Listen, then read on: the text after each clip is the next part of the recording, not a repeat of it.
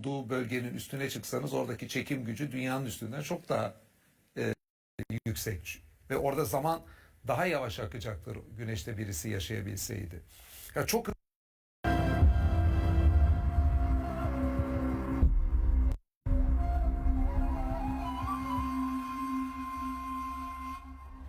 Aklımdaki Sorular Ramazan programımızdan herkese hayırlı geceler sevgili izleyenler. Ramazan ayı boyunca her gece sizlerle birlikte olmaya devam ediyoruz.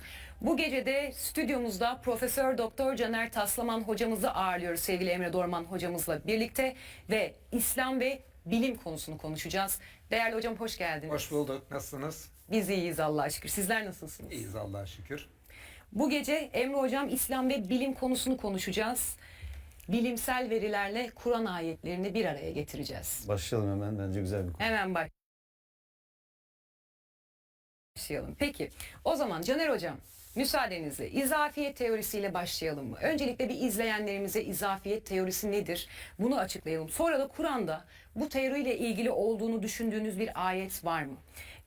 Bu teori dinin anlattıklarıyla ilgili anlayışımızda yeni ufuklar açabilir mi? Şimdi izafiyet teorisi makrofiziğin en önemli teorisidir diyebiliriz. Einstein'ı zaten ünlü yapan da özellikle ününü yayan da izafiyet teorisiyle ilgili söyledikleri oldu. Tam 20. yüzyılın başlarında ortaya kondu ve sarsıcı bir şekilde zihinsel yapımızda değişimler oluşturdu. Evet.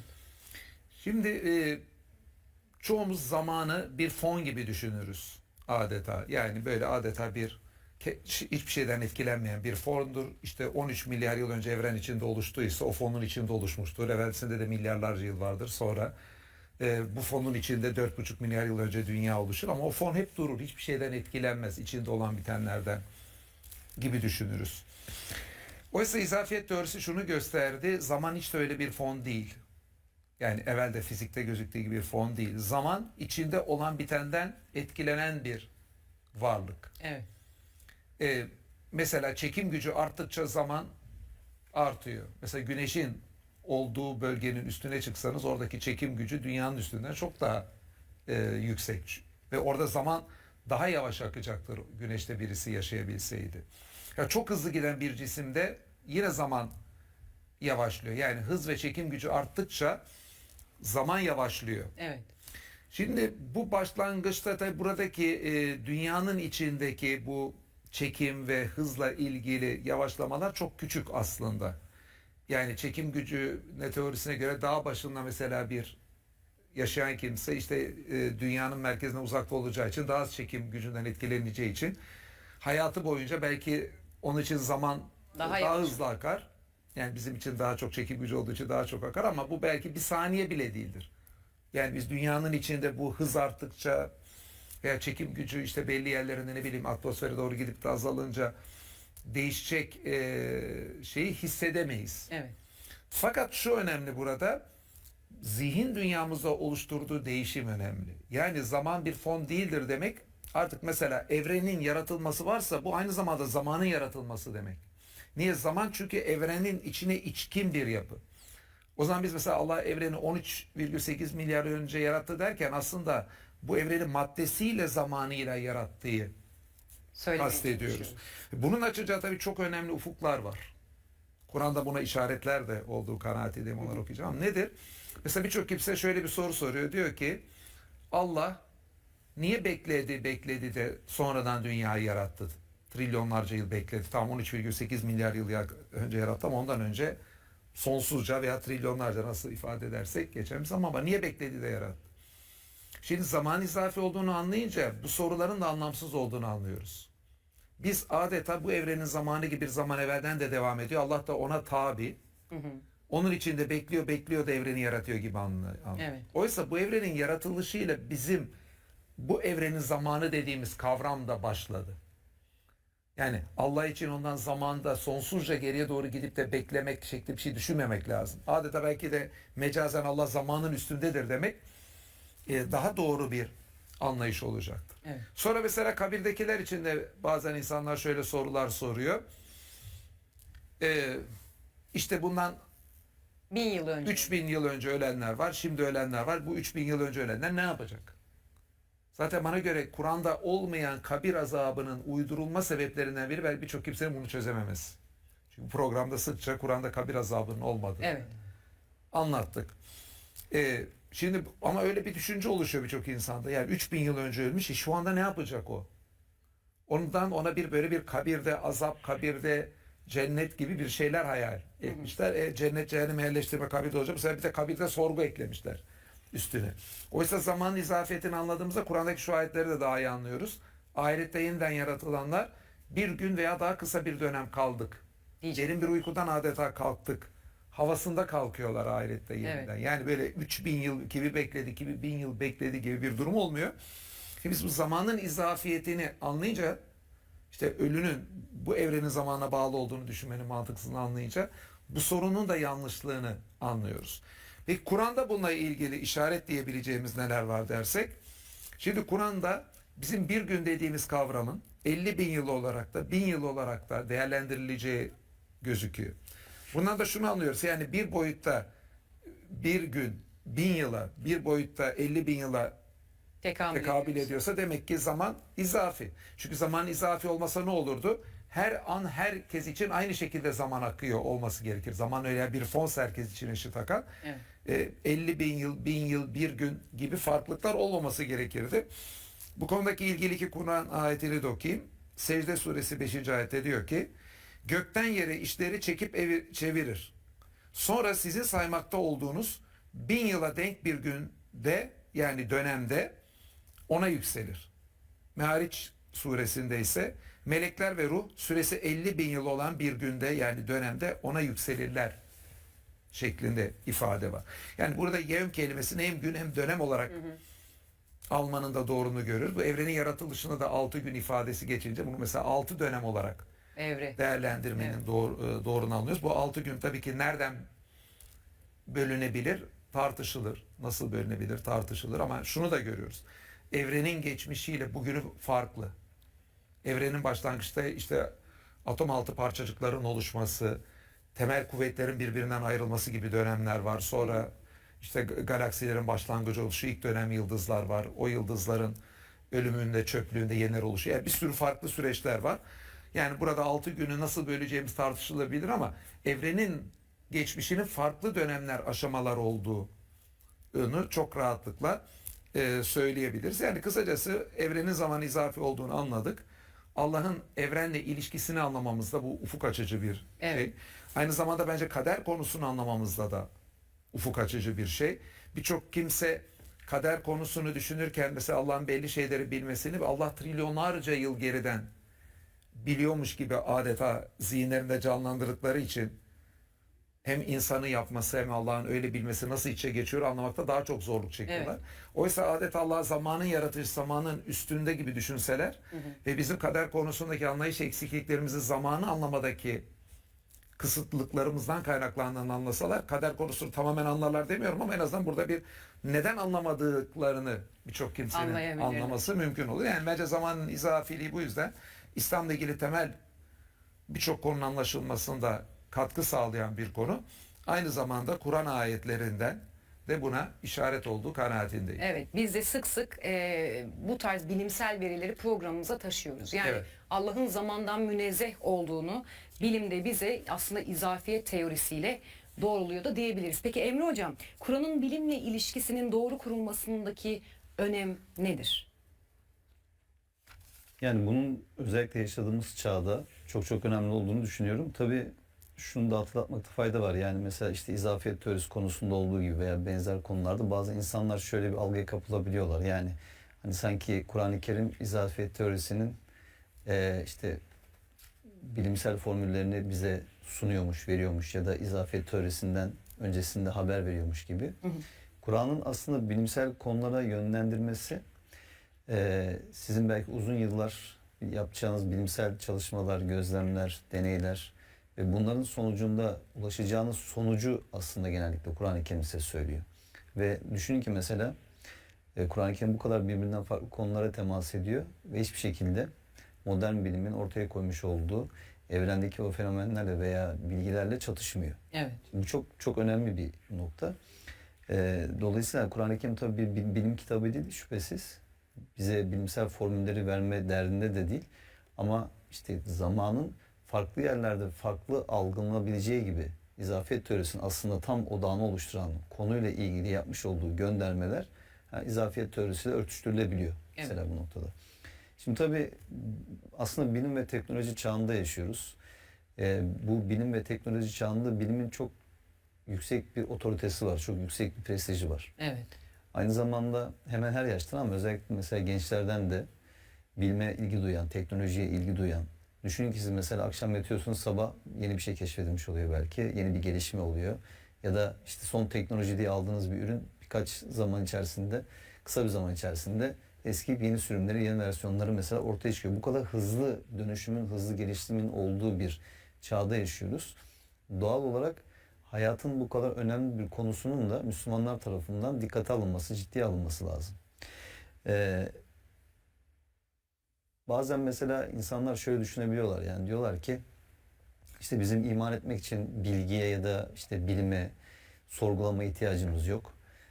Evet, bu da bir iman çeşididir yani kendi içinde, ama insanların şunu anlaması lazım, yani modern çağın beraberinde getirdiği yeni sorular ve yeni sorunlar var.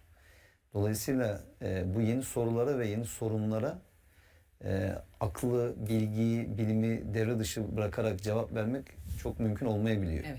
Siz iman sadece bir işte inanma konusudur. İşte Allah'a teslimiyet konusudur. Dolayısıyla işte bunun bir şeyle temellendirilmesine veya bir delile ihtiyacı yoktur diyebilirsiniz. Ama bu anlayışınızla işte bir 15-16 yaşında bir gencin imanla ilgili kuşkularına, Allah'ın varlığı ile ilgili sorularına veya İslam'la ilgili, dinle ilgili kuşkularına cevap veremezsiniz. Evet. O yüzden bu noktada Kur'an'ın bilim ilişkisinin kurulması çok çok önemli.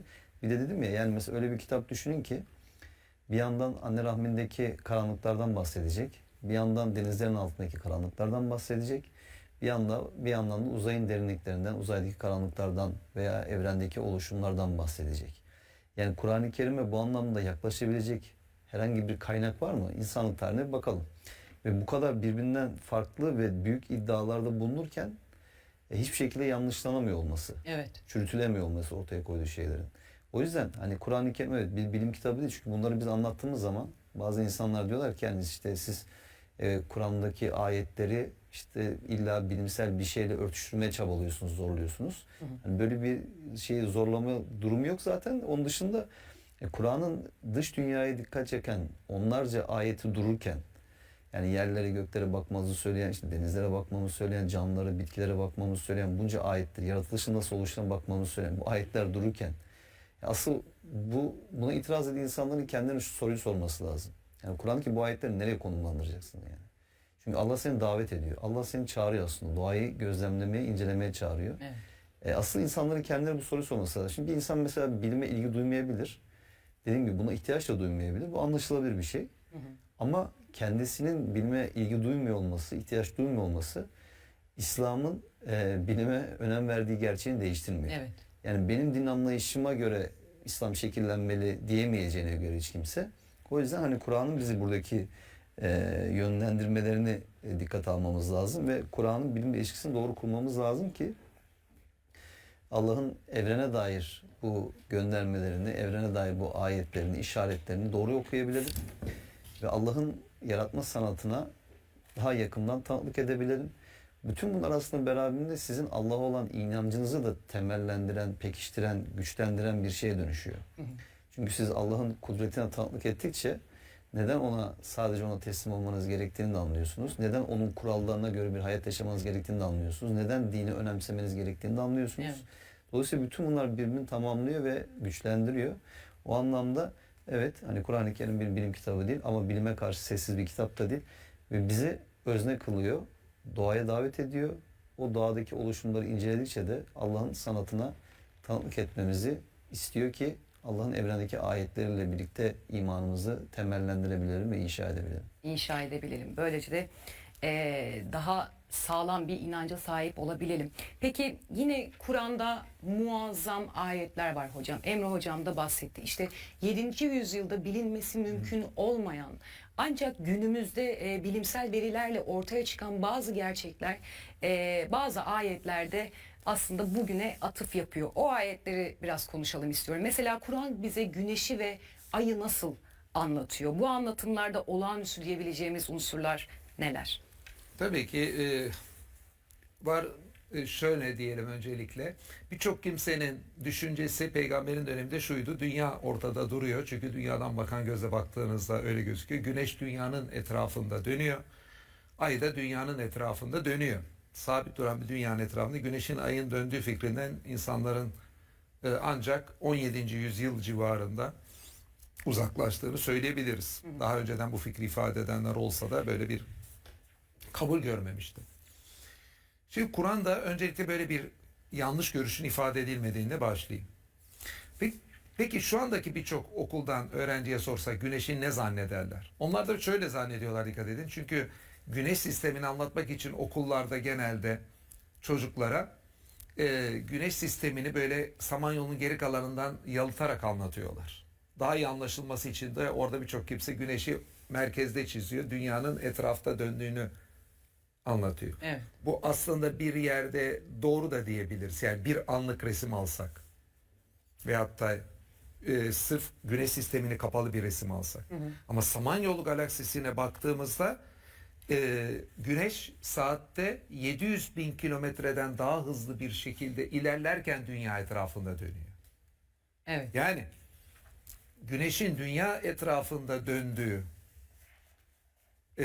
nasıl yanlışsa aynı zamanda sabit duran güneşin etrafında dünyanın döndüğü görüşü de yanlış. Evet. Doğru olan görüşü giden bir güneşin etrafında dünya dönmektedir. Peki Kur'an'da güneşle ilgili ne denmektedir? Bakın, ne dünyanın etrafında kısır daire dönüşü yapan bir güneşe dikkat çekiyor Kur'an. Öyle bir ifade kullanılabilirdi. Evet. Değil mi? Yani etrafında dönüyor şeklinde bir ifade. Veyahut da durduğu da ifade edilebilirdi. Ancak Aksine bir hedefe doğru, bir yere doğru giden güneşten bahsediyor. Yani şu anda olduğu gibi Samanyolu'nda 700 bin kilometre hızla giden güneşi, gayet güzel bir açıklama bu. Yasin suresi 38. ayet. Güneş de bir karar yerine doğru akıp gitmektedir. Bu üstün olan ve bilenin takdiridir. Bir Yani karar duran bir yerine güneş doğru. yok. Dönüp de aynı yere gelen bir güneş yok evvelen zannedildiği gibi. Güneş tabii ki bir yerde duracak. Ama bir yere doğru güneş gitmekte. Samanyolu galaksisinde yer almakta, ne kısır döngü olarak kendi yerinde dünyanın etrafında dönüyor ne de sabit. Peki ay ne yapıyor? Ay aslında güneş sisteminin merkezini, ki o güneş sistemi merkezini özellikle güneş oluşturuyor ağırlıklı olarak, da güneşi takip ederek, dünya güneşi takip ettiği gibi ay da dünya ile beraber güneşi takip ederek Samanyolu galaksisinde 700 bin kilometre hızla beraber ilerliyor. Peki Kur'an'da ne deniyor? Şems suresi 1. 2. ayette 1. ayet diyor ki işte güneş ve onun parıltısı. Güneş ve onun parıltısına dikkat çekiyor. 2. ayet diyor ki ve işte onu izlediğinde ay. Ondan sonra onu izleyen aya dikkat çekiliyor. Bakın ayetlerde güneş de ayı izliyor, ay da güneşi izliyor demiyor. İkisi birbirini izlediğinde. Ayın güneşi izlemesi bir dikkat çekiyor. Gerçekten de Samanyolu galaksisinde hareket eden bir güneşi ay izlemekte. Bunun yanında astronomi ile ilgili kelimelerin Kur'an'da matematiksel bir ölçüyle geçtiklerine de dikkat çekmemiz lazım. İşte evvelden demişizdir. Bir gün kelimesi işte 365 defa geçiyor. evet. Ama güneş, ay ve güneş ay takvimi ile ilgili kelimeler de Kur'an'da belli bir ölçüde geçiyor. Mesela ay dünyanın etrafındaki dönüşünü 27 günde tamamlar. Kamer, gökteki ay. Senenin bölümü olan ayla karışıyor bazen. Kur'an'da 27 kere geçer kamer kelimesi. Güneş takvimi 33 yılda bir aynı yere gelmektedir. Evet. Ve güneş kelimesi Kur'an'da 33 defa geçer. Şöyle mesela biz şu anda 1 Mart'ta orucu açtık. Evvelki sene tam tarih aşağı yukarı 11-12 Mart civarı olması lazım. Çünkü 11'er gün Evet. civarında, 12'şer gün civarında geri gelir. Şimdi aynı yere 1 Mart'ın oraya gelmesi, Ramazan'ın başlangıcı ne zaman olacaktır? Bundan 33 sene sonra olacaktır. 33 tane senenin geçmesi lazım. Yani 33 güneş yılının geçmesi lazım. O da 33 olarak geçiyor. Muazzam Bir gerçekten. de burada tabii güneşle ayın hesap ölçüleri kılındığı geçiyor Kur'an'da. Çok enteresan, Kur'an'ın içinde bir matematiksel uyum var bunda. Şimdi şöyle bir şey diyoruz. Yani 365 tane gün kelimesi var Kur'an'da. Bir gün. Birçok kimse diyor ki ya şu anda biz kameri takvimi kullanıyoruz. Yani işte niye Kur'an'da? Kameri takviminde işte 354-55 gün oluyor 12 ayda. Şimdi anlamadıkları şey şu. 365 astronomik bir şeye denk geliyor dünya ile ilgili. Dünya güneşin etrafında dönerken kendi etrafında 365 defa döndüğü için 365 gün oluşuyor. Peki ay takvimi nedir? Bu oluşurken ay dünyanın etrafında 12 defa dönüyor. Bir ay yıl oluşuyor. Şu anda bizim uyguladığımız ay yılı oluşuyor. Yani Ramazan'ı kutlarken uyguladığımız ay yılı oluşuyor. Geri kalan da öbür takvimi kullanıyoruz. Evet. Peki arada ne kadar boşluk kalıyor? 11 günlük boşluk kalıyor. Kur'an'da ay kelimesi de bu arada senenin bölümleri olan ayda 12 defa geçiyor. Bir de Kur'an'a bakıyoruz. Şimdi Kur'an'da 365 gün kelimesi var ya. Şimdi 12 tane de ay kelimesi var.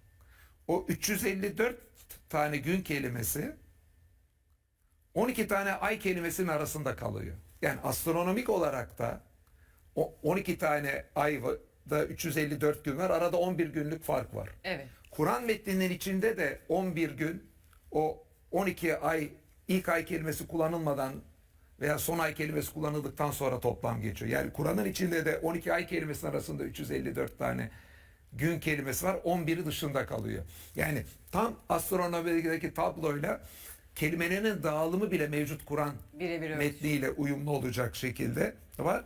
Ve güneş ve ay hesapladır diyoruz. Gökte bunlar bir hesapla. Kepler yasaları gibi yasalara uyuyorlar. Aynı zamanda belli hesapla takvimleri hesaplıyoruz.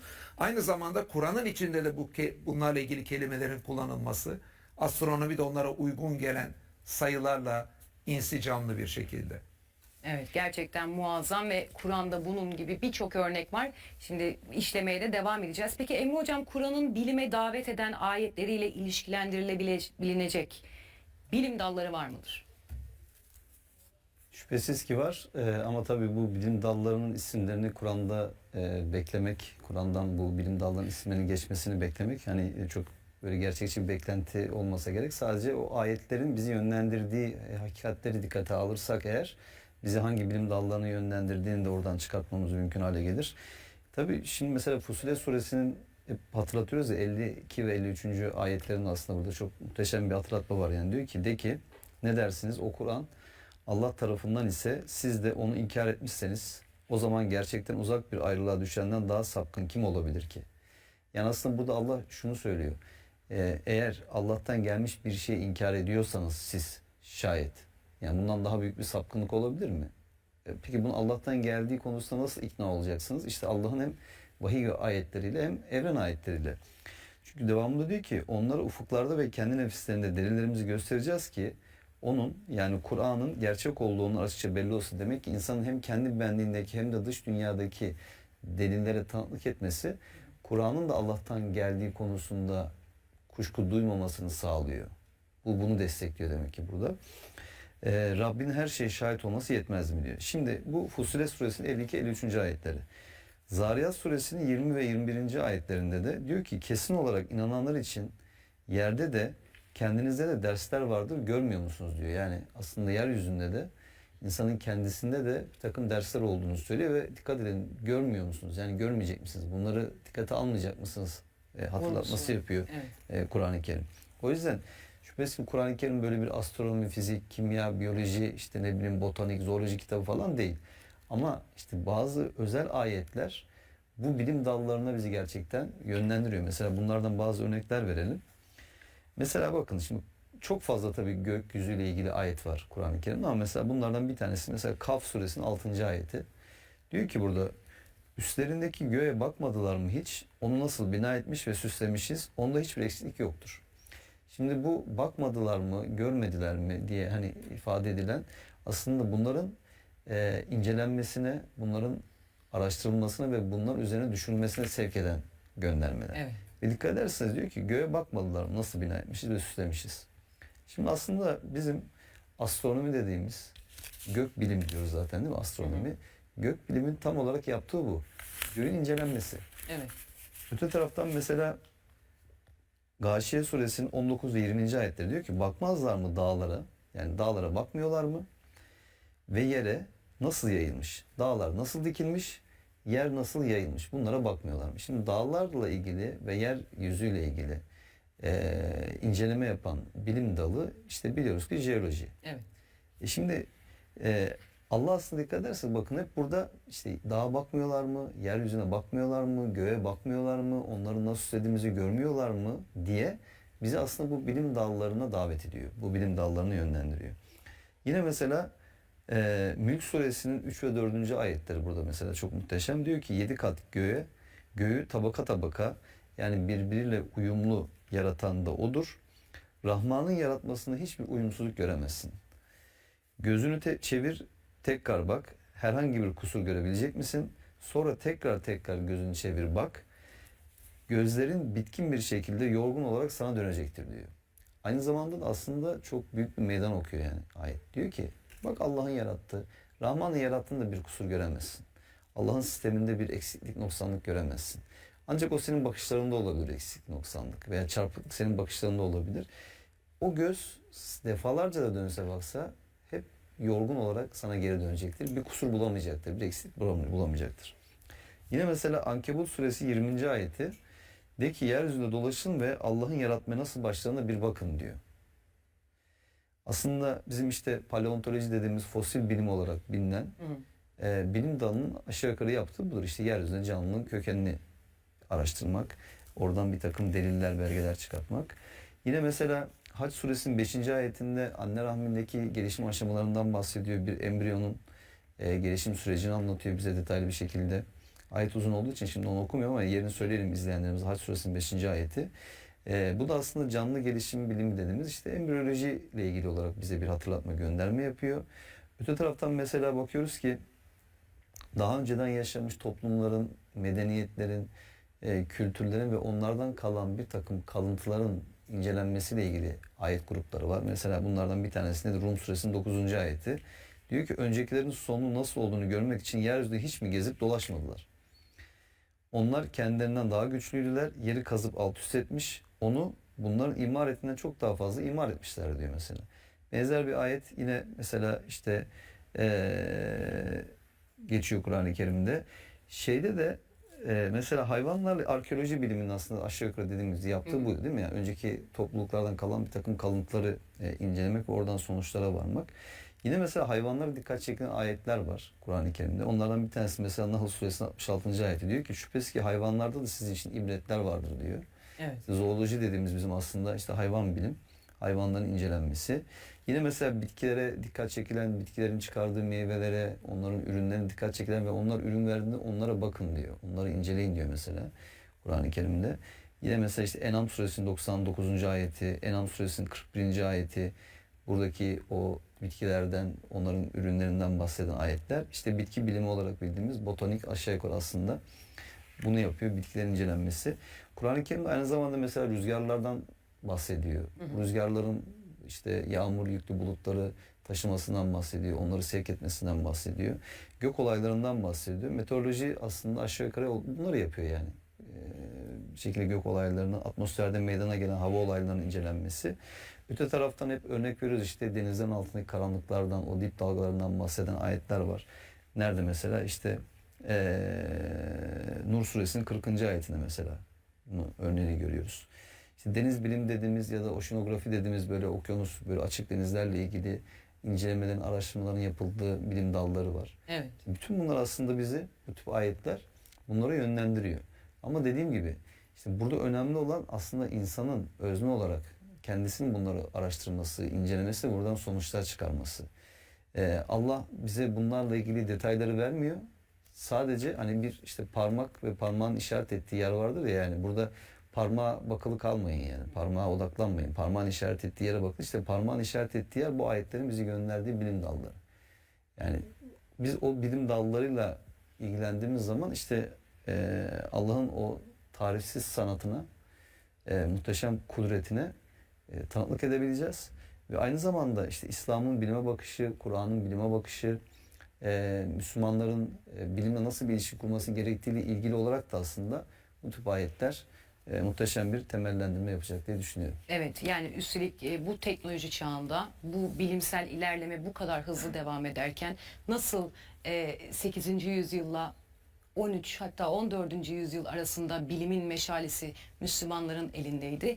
İşte belki de bu ayetler referans alınarak bilim yapıldı. Belki de bu ayetler referans alınarak Tabii. dünyaya bakıldı. İşte jeoloji, işte astronomi, botanik vesaire bilim dalları ortaya çıktı. Şimdi gelişen teknoloji... Dediğin gibi tabii söyleyeyim, zaten onu Müslüman bilim insanlarının birçoğu da Kur'an'ın ayetlerinden ilham alarak bilimsel konulara girdiğini söylüyor. Evet. Battani'nin buna benzer ifadeleri var, Biruni'nin buna benzer ifadeleri var.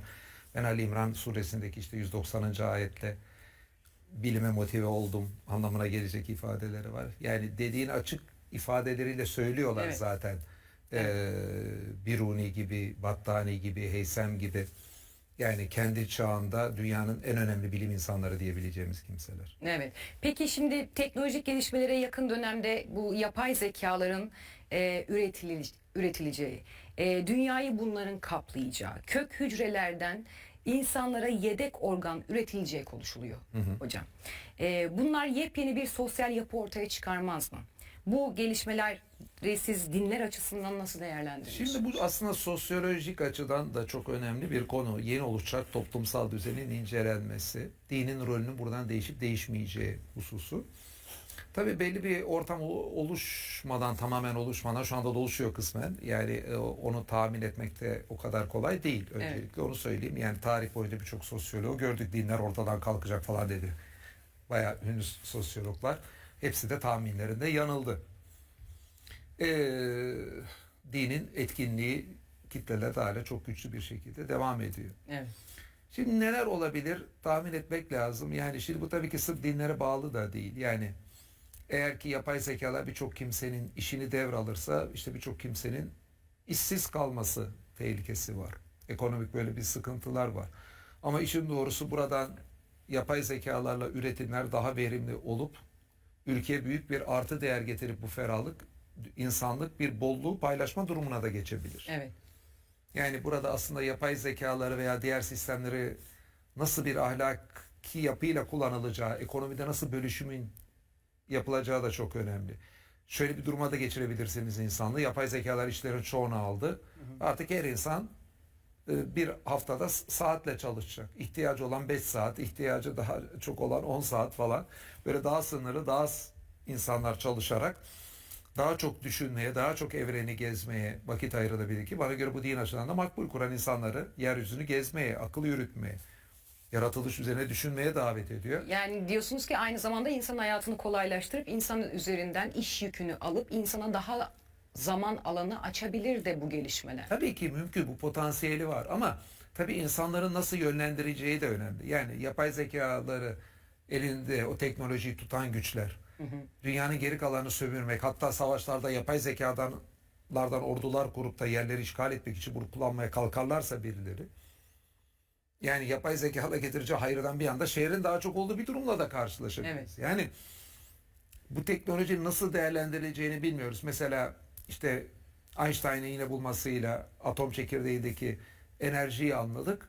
Buradan atom bombası bir iki defa kullanıldı. Evet. Ya nükleer savaş çıksaydı, ya E=mc² bulmamız dünyanın kabusu olabilir. Yani nükleer savaş, Küba krizi gibi krizde dünya direkten döndü.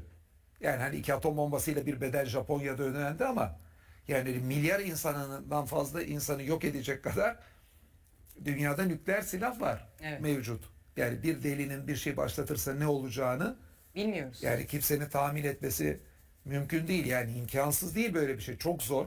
Evet. Herhalde herkes akları peynir ekmekle yemedi diyoruz ama işte dediğim gibi Küba krizi gibi geçmişte direkten döndüğümüz olaylar var. Yani demek istediğim şu, teknolojiyi kullanırken etiğinizin, ahlaki yapınızın nasıl olduğu, onu nasıl kullandığınız da çok önemli.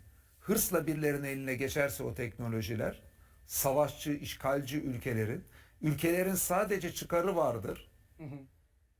Diyen ülkelerin sadece çıkarı var. Bazen bu programlarda ifade ettim. Olabilecek bana göre en ahlaksız ifade. Çünkü Evet. ülkenin çıkarı vardır ne demek? ülkeler ahlaki prensipleri gözetmezler demek. Ama bu niye büyük felaket? Çünkü ülkeler dediğimiz şey, devletler aslında bildiğimiz en büyük güç. Bir merkezi ordular var, polis teşkilatlar var, istihbaratlar var. Gereğinde bu yapının ahlaki hiçbir prensip tanımayıp sadece çıkar tanıyacağını söylemesi, herhangi bir mafya babasının veyahut da işte bir soygun çetesinin menfaati için ahlaki ilkeleri bir kenara itmesinden çok daha korkunç Elbette. sonuçları açacaktır. Sonuçta bir soygun çetesi kaç yeri soyabilir? Ama gördük, bazı terörist devletler, işte siyasi konulara çok girmeyeyim, ülkeleri komple talan ettiler. Evet. Hangi soygun çetesi Suriye'de yapılan şu soyguna benzer bir soygun, bilmem kaç milyonun öldürülmesini, o kadar kaynağın yağmalanması, Irak'ta yapılanlara benzerini bir soygun çetesi yapabilir mi? Yapamaz. Ama çıkarı ahlakın üzerinde gören devletler yapabilirdi, yaptı. Evet. İşte Yani Filistin- yapay zekalarla mevcut teknolojiyle ilgili de aynı sorun var. Yani bunları üreten, bu teknolojiyi elinde tutan ülkelerin ahlaki prensipleri çiğneme ihtimalleri ne kadar? Bunları ne kadar insanlığın hayrına kullanacaklar, ne kadar şerre kullanacaklar? İşte yoksa bunlarda insanlığın lehine olacak da bir potansiyel var. Şimdi sonuçta dinin yeri, yani dinin, yani şöyle bir şey bazıları zannediyor. İşte yapay organlar alınıyor, işte insanların çalışma saatlerini diğeri devralıyor falan. Dinlere hiç yer kalmayacak mı diyor, düşünüyor da. O zaman ben de soru söylüyorum. Dinler, insanlar fazla çalıştığında dinin lehine olan ne? Mesela insanlar sabah 9'dan akşam 5'e kadar çalışıyorlar. Yapay zekaları şimdi devreye soktuk. Haftadaki çalışma saatleri, işte haftada 2 gün 5'er saate indi mesela, 10 saate. Evet. Şimdi bunun dine gelebilecek zararı ne olabilir ki? Veyahut da organlar, demin bahsettiğiniz kök hücrelerden organlar oldu. Dünyada gerçekten çok organ nakli bekleyenler var. Evet.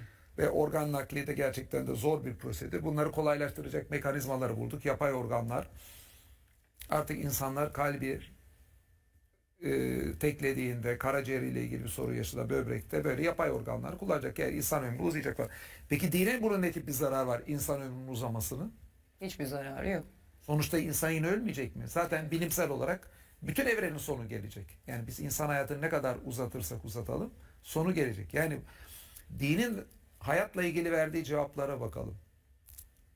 Neden buradayım sorusuna, nereye gidiyorum sorusuna, bu hayatı nasıl yaşamalıyım sorusuna cevap veriyor. Hayata anlam veriyor. Evet. Sizin mesela yapay organları daha iyi yapmanız, nereye gidiyorum sorusuna insanın, hani bu dünyada hayatı uzatmak, bu dünyadaki hayatı sonsuz kılmıyor ki, nereye gidiyorum sorusu yine insanlık için olabilecek en önemli soru. Evet.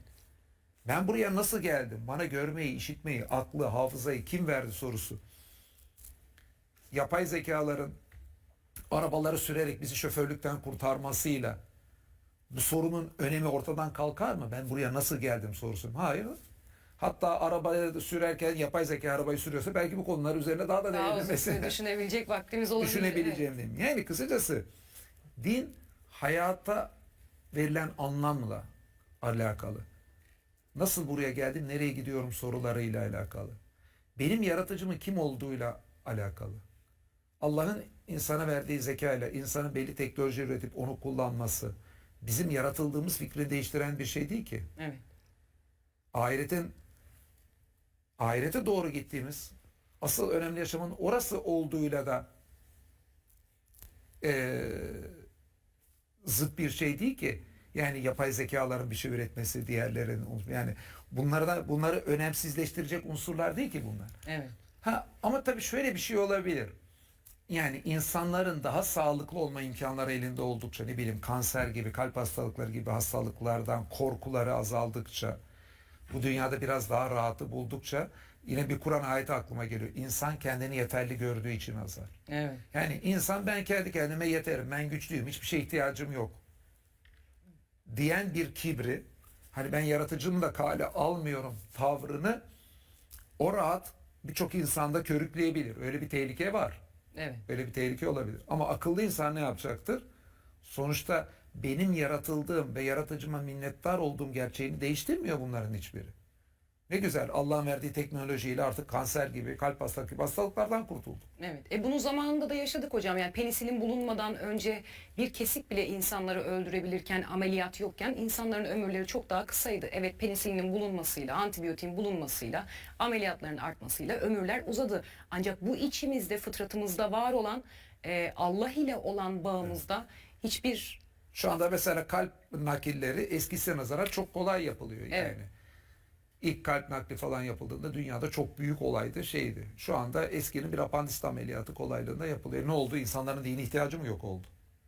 Bu daha da kolaylaşırsa yapay organlar falan filanlarla yine dediğin gibi dinin verdiği hayata anlamın yerini alabilecek hiçbir şey yok. Evet.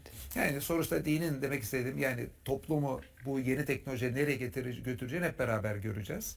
Ama dinin hayata verdiği anlam ve cevap verdiği soruları yerini dolduracak hiçbir şey yok. Yok. O yüzden kimse dinin yok olacağını, dine öneminin azalacağını zannetmesin. Evet, yani aslında bugün günümüzde var olan bilimsel gelişmeler aynı zamanda etik ve ahlak çerçevesi içinde değerlendirildiği zaman, yani bilgi hikmetli bir bilgi olduğu zaman ancak trajediye dönüşmüyor diyebilir miyiz Emre Hocam? Yani tabii bilimin veya bilimsel gelişmelerin kendisinin iyi veya kötü olmasını beklemek zaten çok saf dillik olur. İnsanların elinde ve insanların amaçlarına göre o gelişmeler iyi veya kötü hale gelecektir. Dolayısıyla burada aslında inanan insanlara, iyi insanlara çok fazla iş düşüyor. Neden? Çünkü onların işte bilim ve teknoloji çağında bilim ve teknoloji takip ediyor. Ve hatta etkin bir şekilde onun içinde yer alıyor olması lazım ve yönlendirebiliyor olması lazım ki dünyanın işte kaotik bir ortama dönmemesi için, savaşların çıkmaması için veya ne diyelim işte açlıkların, ölümlerin vesaire bunların yaşanmaması için insanlığın problemlerine çözüm üretebilecek bir irade oluşsun.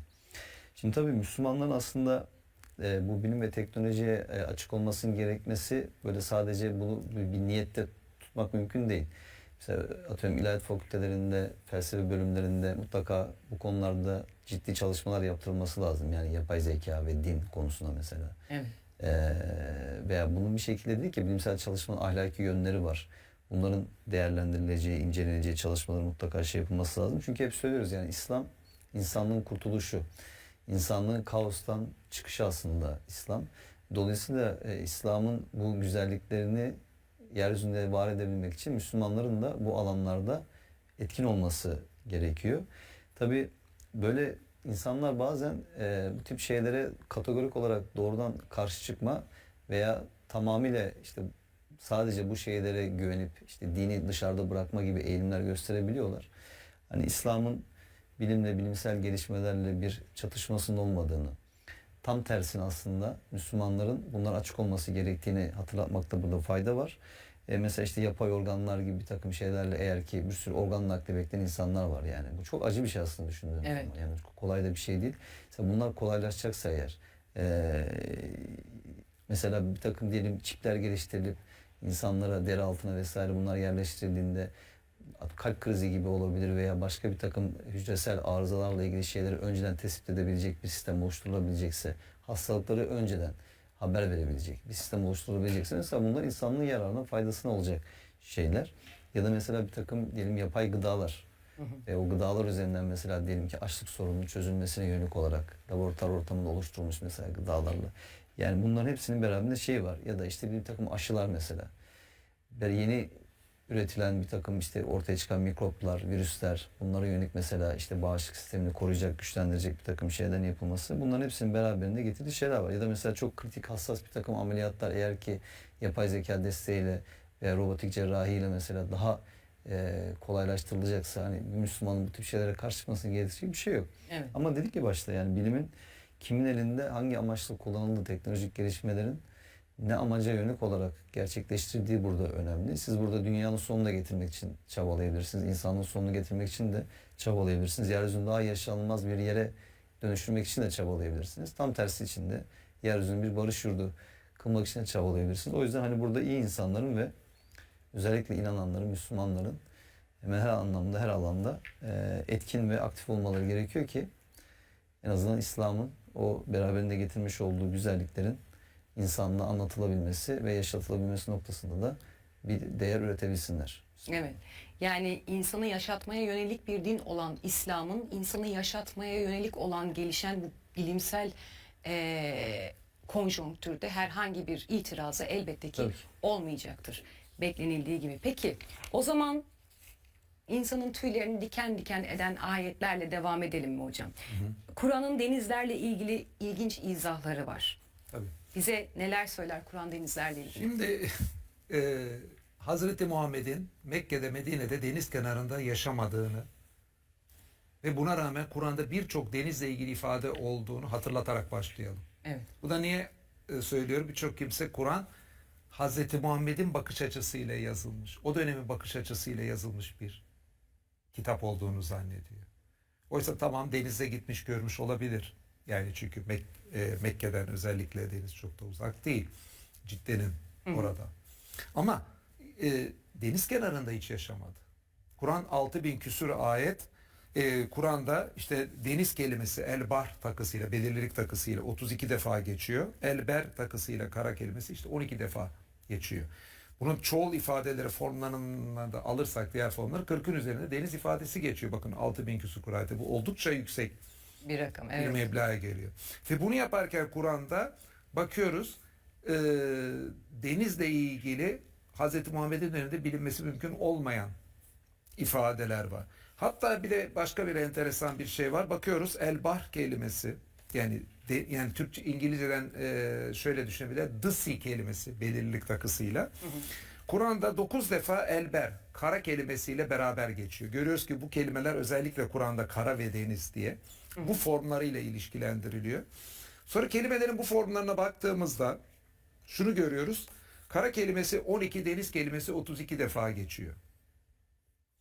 Burada enteresan şekilde 12'yi 32'ye oranladığımızda şunu görüyoruz. Dünyadaki 135 milyon kilometre kare kara, 360 milyon kilometre kare denizin oranıyla aynı. Yani Kur'an'ın içinde kara ve deniz kelimelerinin kullanım oranı dünyadaki şu anda Deniz ve karanın kara oranına şey. Ve işte ancak dünyada bir %15 milyon kilometre kadar bunun dışında kalan bir buzul olduğunu söyleyebiliriz. Yani kara mı deniz mi ayrı bir kategori mi alacak. Enteresan bir şekilde Kur'an'da bir tane de belirlilik takısı olmayan hani dı takısı olmayan si var. Belki de o kelimenin ona karşılık geldiğini öyle eşleştiğini düşünebiliriz. Yani deniz ve kara kelimenin Kur'an'daki kullanım oranıyla dünyadaki oranın bir olması Kur'an'daki o diğer matematiksel uyumları düşündüğümüzde anlamlı. Çünkü Kur'an'da buna benzer çok örnek çıkıyor. Peki denizlerle ilgili ne ifadeler var? Diğer programlarda anlattığımız için detaylı anlatmayayım. Bir mesela işte geçiyor Kur'an denizlerin birbirinin içine girip karıştığını ama aralarında bir engel olduğunu söylüyor. Hatta ayırt etme olarak bunun tuzluluğu farklı, bunun tatlılığı farklı. Yani bu tuzlu, bu tatlı su diyor. Yani birleşmiş olan iç içe geçen sularda tuzluluk oranlarının, tatlılık oranlarının farklı olduğunu Kur'an söylüyor ve dünyanın birçok yerinde bunu gözlemleyebiliyoruz. Bunu evvelden işlediğimiz için uzun durmuyor ama mesela bu sene işlemediğimizi hatırlamadığım bir ayete girip Nur suresi 40. ayette Allah bir örnek veriyor. Diyor ki karanlıklar içinde kalan birine örnek verecek. Yani öyle bir karanlıkta kalıyor ki bu kişiler elini çıkartan bile neredeyse onu göremeyeceği bir karanlık diyor. Şimdi elini çıkartanın bile neredeyse göremeyeceği bir karanlığı Kur'an örnek verirken nereye örnek veriyor biliyor musunuz? Derin denizlerin altını. En karanlık yer olarak. Şimdi biz deniz kenarındayız. Sen de Marmaris'tesin. Biz de İstanbul'dayız. Yani şimdi hep denizinle iç içeyiz. Evet. Karanlık için hangimiz denize örnek veririz? Vermeyiz. Vermeyiz. Niye vermeyiz? Çünkü gündüz ne kadar aydınlıksa denizin üstü içi o kadar aydınlığa benziyor. Biz daldığımızda da denizin içine aynı aydınlığı görüyoruz. Evet. Fakat ne oldu? Kur'an derin deniz diyor. Öyle derin deniz demiyor. Karanlık için derin deniz örneği veriyor. Kur'an'ın vahyinden 1000 küsür sene geçtikten sonra da insanlar denizaltılarla derin denizlere indikleri zaman birkaç yüz metrenin altının aslında kapkaranlık olduğunu gördüler. Evet. Ve dünyanın %71'i denizlerle kaplı. Bunun önemli bir kısmı zaten birkaç yüz metreden daha derin denizler. Yani Kur'an'ın işaret ettiği elini kaldıranın elini bile göremeyecek karanlığa sahip denizler. Şimdi böyle bir ifade atmasyonla tutturulabilir mi? Hangimiz işte karanlık için derin denizin altını veririz? Günümüzde bu bizim için olgusal bir şey. Bazen şöyle diyorlar, canım belki ileride bilim değişir. Kur'an'daki ifadenin farklı çıktığını görürüz. Şimdi birçoğunun anlamadığı şey şu. Kur'an'ın bizim olağanüstü dediğimiz ifadelerin büyük bir kısmı yeni gözlem araçlarıyla gözlediğimiz şeyler. Evet. Mesela biz şu anda derin denizlerin altına indiğimizde Kur'an'ın dediği gibi orada koyu karanlık olduğunu anlıyoruz. Zaten optikten de anlıyoruz o kırıla ışığın niye inmediğini, ama hani onu anlamasak gözlemsel olarak onu görüyoruz. Yani yarın bilimde ne değişirse değişsin olgusal bu konunun değişmesini beklememiz için en ufacık bir sebep yok. Veya anne rahminde bir asılıp tutulma aşaması var. Günümüzde biz onu mikro kamerayla görüyoruz. Yani bilimdeki herhangi bir gelişme gözümüzle artık kamerayla gördüğümüz şey değişmesini beklettirecek bir şey değil. Veyahut da işte gökyüzünü korunmuş tavan kıldık diyor Kur'an. Evet. İşte uzaydaki zararlı ışınları mevcut gözlem araçlarıyla biz artık tespit edebiliyoruz. Dünyanın merkezindeki manyetik alandan kaynaklanan Van Allen kuşaklarının, atmosferin onları süzdüğünde bunların dışında olan zararlı ışının buraya inmediğini, alta inmediğini uzayın dışındaki araçlarımıza pekala tespit edebiliyoruz. Yani Kur'an'ın olağanüstülükte dediğimiz birçok ifade bugün bizim için bir gözlem meselesi. Modern gözlem aletleriyle, deneylerle biz bunları tespit ettik. Evet. Kur'an dişi arıya dikkat çekiyor. İşte kovan yapmakta, bal yapmakta, petek yapmakta. Biz bugün büyük büyüteçlerle bile baksak o işçi arıların dişi arılar olduğunu görebiliyoruz, tespit edebiliyoruz. Evet. Yani burada bu vesileyle de bu bazen bir itiraz olarak bunu söylüyorlar. Bilim değişirse ya bunlar da değişirse diye. Yani bu gereksiz bir şüphe. Yani Kur'an olağanüstülükler olarak anlattıklarımızın çoğu bugün bizim için yeni araçlarla gözlem unsurlarına dönüşmüş vaziyette. Ama 7. yüzyılda bu ifadelerin söylenmesinin olağanüstülüğünü bu ortadan kaldırmıyor. Hatta bunu anlamamızı, daha iyi Sağlıyor. anlamamızı sağlıyor. Geçmişe baktığımız zaman bilimin değiştiği zamanları da görüyoruz Emre Hocam. Yani henüz daha evrenin genişlediği bilinmiyorken de Kur'an evrenin genişlediğini yazıyordu. Halbuki çok yakın bir tarihe kadar insanlık işte evrenin bir başı ve bir sonu olmadığını, ezel ve ebedi olacağını düşünürlerken biz bu genişlemenin bir başı ve bir sonu beraberinde getirdiğini öğrendik bilimle. Bunu bilmiyorken de Kur'an evrenin genişlediğini söylüyordu bize. Yani şimdi tabii Kur'an-ı Kerim'in böyle dedik ya bu dev iddiaları aslında sadece kendi dönemi için inmiş bir kitap olmadığının da en büyük göstergesi. Öte taraftan bir insan veya işte bir insan topluluğu tarafından yazılmasının da mümkün olmayacağının en güzel örnekleri ve göstergesi oluyor. Neden? Çünkü kendi çağında bilinmesi mümkün olmayan şeylere gönderme yapıyor Kur'an-ı Kerim. Neden? Çünkü kıyamete kadar bu kitap geçerli olacak. Ve kıyamete kadar geçerli olacak kitabın her dönemde insanları ikna edecek şekilde bir takım deliller barındırması lazım. Mesela insanlar bazen şunu soruyorlar, işte peygamberimize neden daha önceki peygamberlere verilen tarzda bir takım mucizeler verilmedi? Ayet bunu söylüyor. Ama Allah cevabını da veriyor. Diyor ki onları yalanlamış olmaz. Yani aslında peygamberimize verilen mucize, Kur'an-ı Kerim bizzat kendisi, daha önceki bütün nebi ve resullere verilen mucizelerin hepsini toplasanız hepsinin ötesinde, hepsinin üzerinde. Ve her zaman o geçerliliğini koruyan bir mucize bu.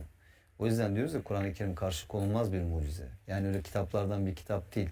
Herhangi bir insan tarafından yazılmış bir kitap değil.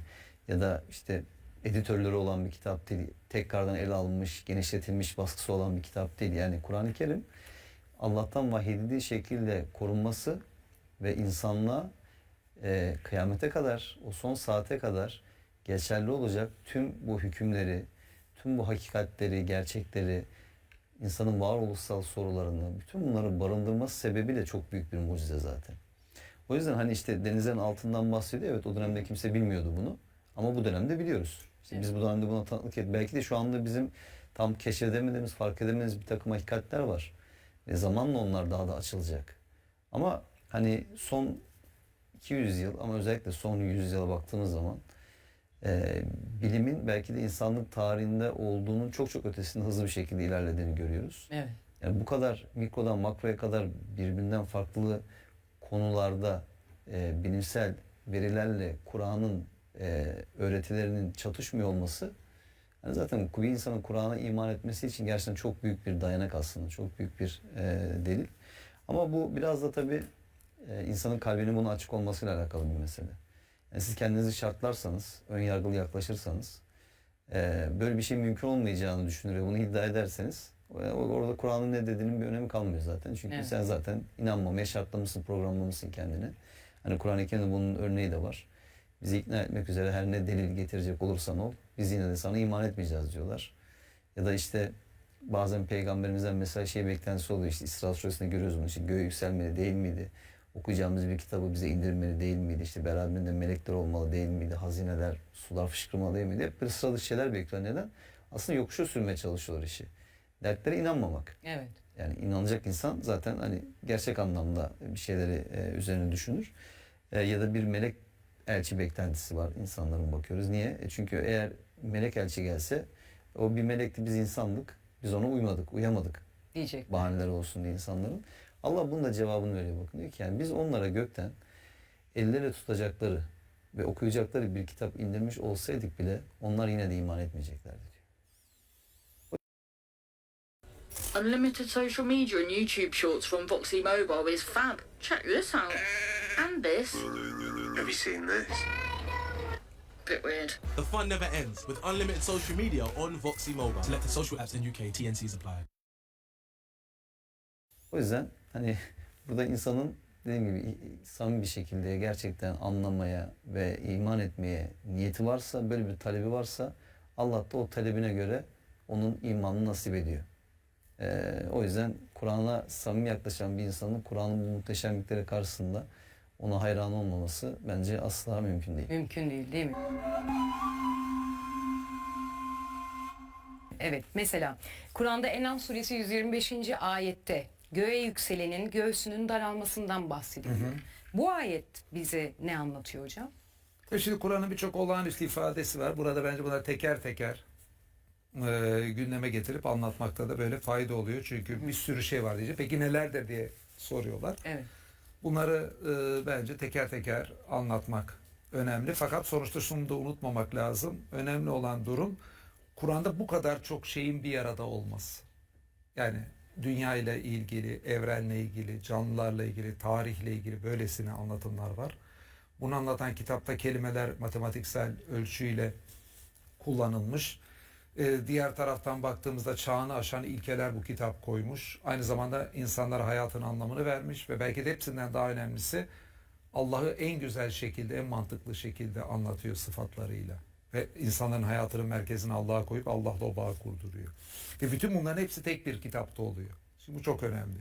Evet. Ve burada nokta olarak bir sürü olağanüstü ifade var. Bunlardan bir tanesi dediğin. Yani En'am suresi 125'te başka bir konuyla ilgili benzetmede bu geçiyor aslında. Yani ana unsur değil göğe yükselme. Yani Allah saptırmayı dilediğini de göğsünü öylesine daraltır ki, sapacak kimsenin göğsü öyle daralır ki diyor. Sanki o göğe yükseliyormuş gibi olur. Yani göğsünde sıkıntı hissetme, daralma hissetme, göğe yükseltmeyle, benzetmeyle anlatılıyor. Şimdi göğe doğru biz yükseldiğimizde böyle bir sıkıntı oluyor mu, ona bakmak lazım. Peygamberimizin döneminde kimse balonla göğe yükselemiyordu. Balon diye bir şey yoktu. Evet. Ya da uçak Yani yoktu. göğe yükseldikçe içinde insanların bir sıkıntı olacağını gözlemlenebileceği bir olay yok. Belki bir ferahlık gelecek, temiz hava gelecek diye düşünebilir. Yani pekala yükseldiği zaman. Oysa gerçekten de şunu görüyoruz. Şimdi göğe yükseldikçe biz basınç azalıyor. Evet. Basınç azaldığı için kan işte kalbi de, vücuttaki organları da, göğüsteki bölgeyi de daha çok zorluyor. Aynı zamanda oksijen azalıyor. Oksijen azaldığı için nefes alıp vermekte de oluşan zorluktan akciğerler zorlanıyor. Evet. Yani basıncın azalması ve oksijenin azalmasından dolayı kalp ve oksijen zorlanıyor. Hatta göğe ne kadar çıkarsanız daha çok zorlanıp hiç yaşayamayacağınız duruma kadar bile bir noktada gelirsiniz. Peki Torricelli ne zaman basınçla ilgili ölçümleri yaptı? 1600'lü yıllar. Kur'an 612 ile 32 arasında vahyedildi. Bundan 1000 küsur yıl sonra Torricelli basınçla ilgili ölçümleri yaptı. Oksijenle ilgili bilgimizin artması da Kur'an'ın vahyinden 1000 küsur yıl sonra oksijenin solunumdaki önemi, atmosferdeki yeri veya bu detayların öğrenilmesi. Kısacası 7. yüzyılda basıncın ve oksijenin azalmasından dolayı göğüste bir zorluk olacağı, sıkıntı olacağına ilgili bir bilgi yoktu. Evet. Ve bunlar gerçekten o göğüste daralmayı oluşturacak unsurlar ve Kur'an'da böyle bir ifade var. Böyle bir benzer. Yani dediğimiz gibi Kur'an'daki bir sürü olağanüstü ifadeden bir tanesi de bu. Yalnızca bir tanesi de bu. Peki çok teşekkür ediyorum. Ayaklarınıza sağlık, ağzınıza sağlık. Teşekkür ederiz. Bugün İslam ve bilimi konuştuk. Konuşmaya da devam edeceğiz. Sevgili izleyenler, bu gece bize ayrılan sürenin sonuna geldik. Yarın tekrar görüşmek dileğiyle.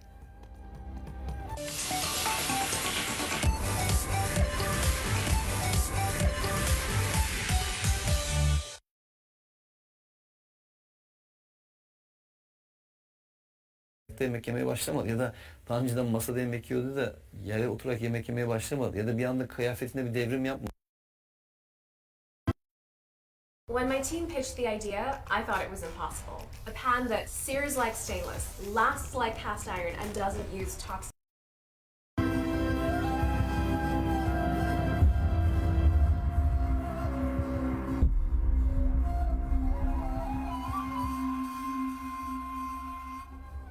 TV8 ekranlarından Aklımdaki Sorular Ramazan programımızdan herkese hayırlı geceler sevgili izleyenler. Ramazan ayı boyunca sevgili Emre Dorman hocamızla birlikte önemli isimleri ağırlamaya devam ediyoruz. Bu gece de stüdyomuzda Profesör Doktor Mehmet Okuyan hocamız bizlerle birlikte olacak. Değerli hocam hoş geldiniz. Teşekkür ederim, hoş bulduk. Sağ olun. Hoş geldiniz. Bu gece çok önemli bir konuyu konuşacağız. Kur'an ve Peygamberimiz Hazreti Muhammed'i konuşacağız. Mehmet hocam dilerseniz hemen başlayalım. Olur. Kur'an ayetleri Peygamberimiz Hazreti Muhammed'i nasıl tanıtır? Sloganik bir şey söyleyerek başlayayım. Bu bazen söyleniyor sağda solda. Duyuyoruz. Yani Kur'an gezen bir insan olsaydı işte Hazreti Muhammed olurdu. Veya işte Hazreti Muhammed yazılsaydı Kur'an olurdu diye böyle ifadeler kullanılıyor. Bu biraz abartılı bir şey elbet ama söyleyeninin niyetine göre de kıymetli bir bakış açısı.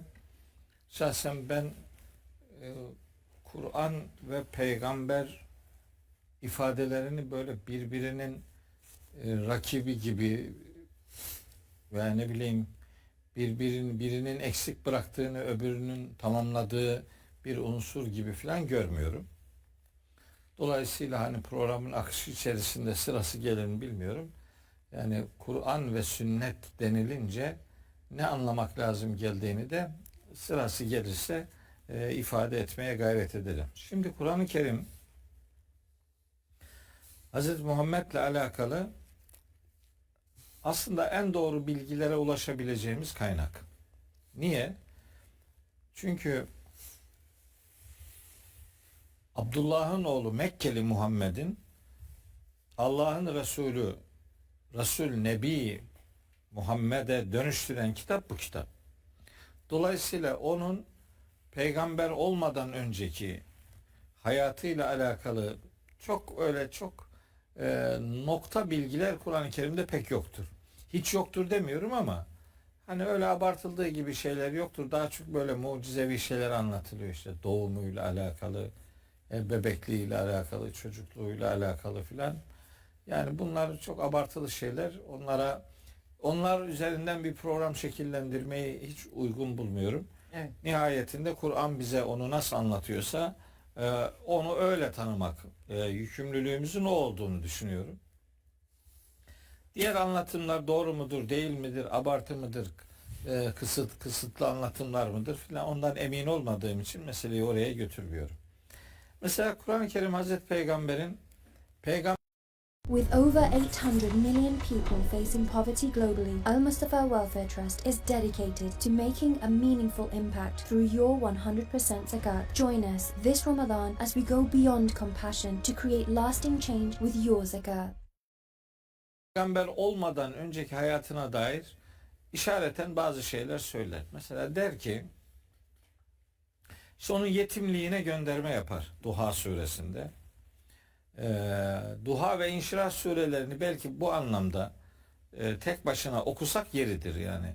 93 ve 94. sureler Hazreti Peygamber'in peygamberlik öncesi, peygamberliğinin ilk dönemleri noktasında onu nasıl inşa ettiğine merak salarsa insanlar o iki sureyi okuyabilirler. Peygamberimizin yetim olduğuna dair gönderme o Duha suresine var. Elem yecidike yetimen, seni yetim bulmamış mıydı? Feava, böylece senin bakımını da sağlamıştı. Sonra ve vecedeke dallen feheda diye bir ifadeyle gönderme yapıyor.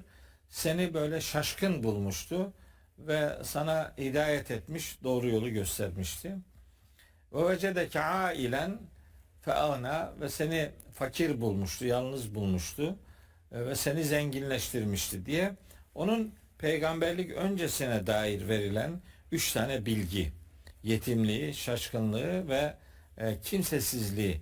Düşünce anlamında kimsesizliği, yoksa yakın akrabası vardı, dostları vardı, işte eşinin, işte Hazreti Hatice'nin ticari işlerini yürütüyordu vesaire, son derece hatırlı biriydi. Ama düşünce olarak inandığı değerler noktasında toplumsal hayatta yapayalnız biriydi. Onun için Hira mağarasına 2'de 1 çıkıyordu. Mesela Peygamberimiz peygamber olmadan önce Kur'an-ı Kerim ona nasıl gönderme yapar? Mesela Kalem suresi 3. ayette onun çok güzel bir ahlak üzere olduğunu söyler. Yani niye böyle diyor Rabbimiz? Çünkü gerçekten Mekke'de hani böyle parmakla gösterilecek bir hayatın sahibiydi. Dürüstlüğü noktasında, çalışkanlığı noktasında, namusluluğu noktasında, hak ve hukuka riayeti noktasında, insan haklarına ne kadar titizlikle saygı gösterdiği noktasında biliyorlardı onu.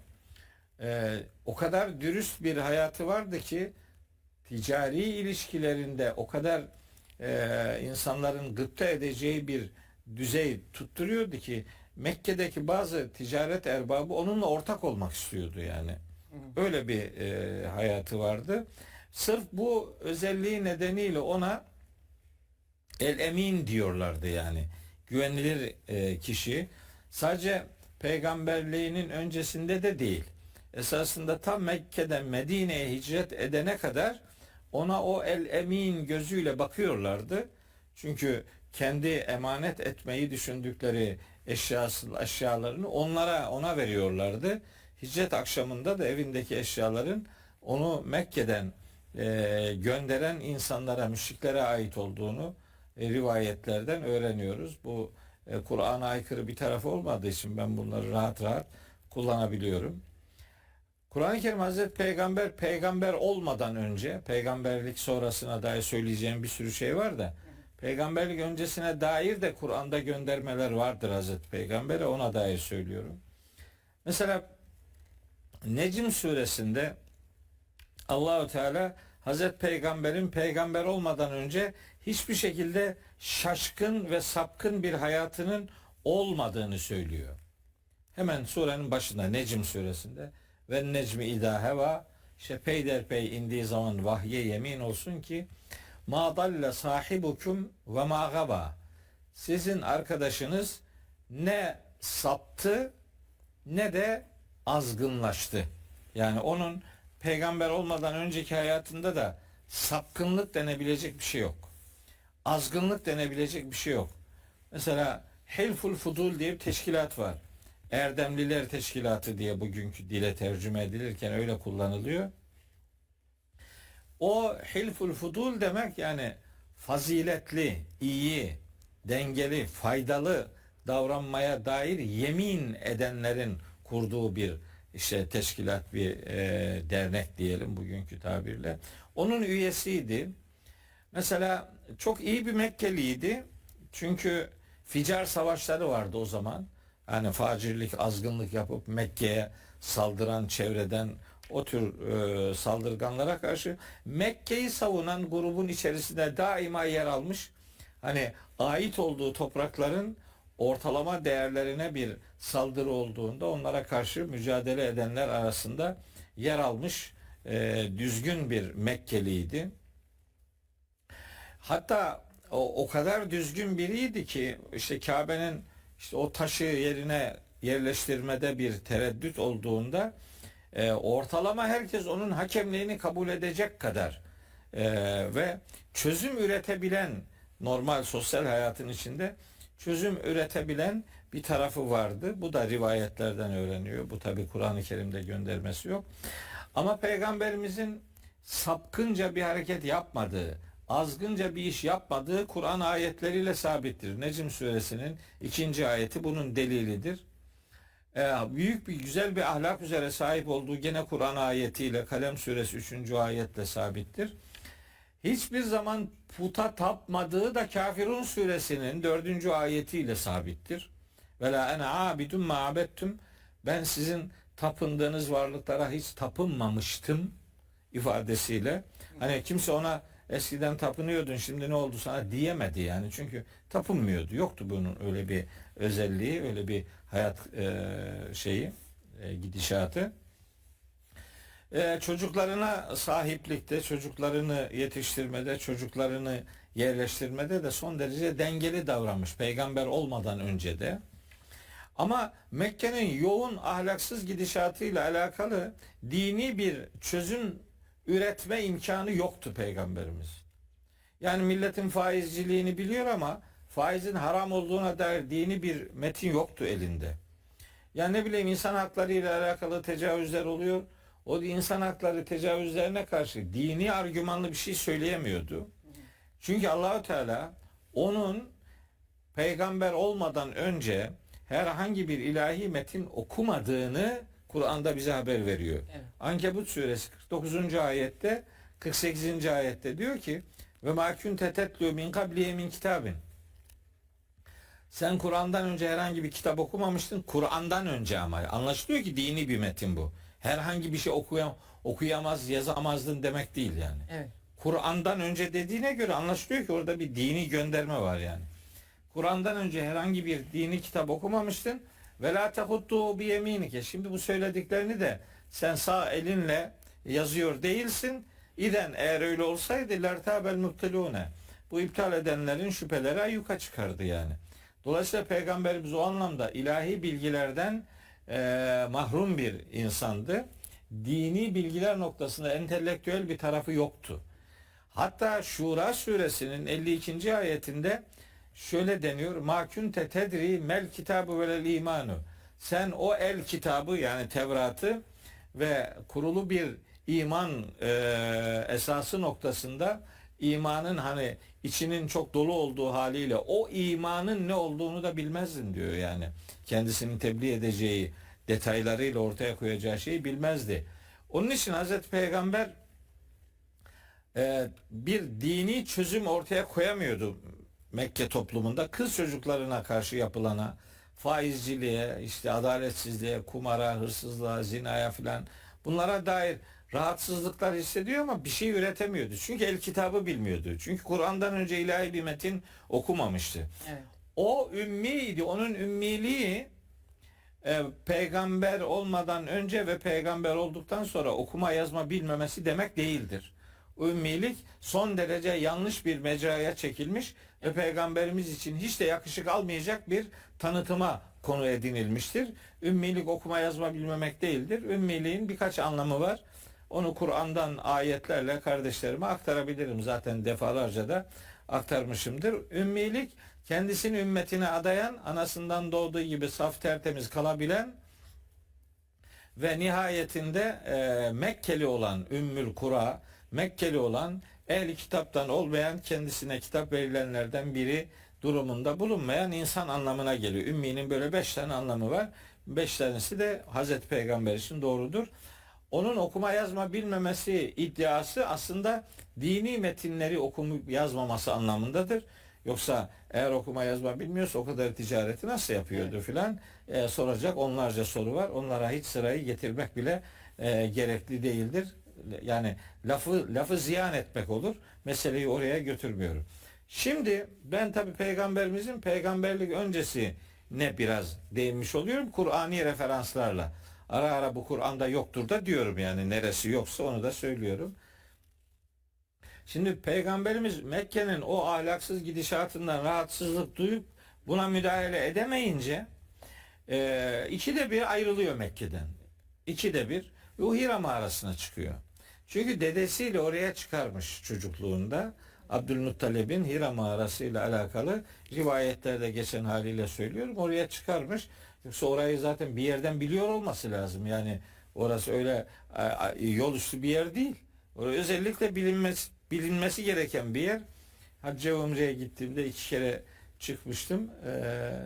Çok da etkilenmiştim yani orada. Mekkeliler Peygamberimiz böyle Hira mağarasına ikide bir çıkarken onu görünce de dalga geçerlermiş.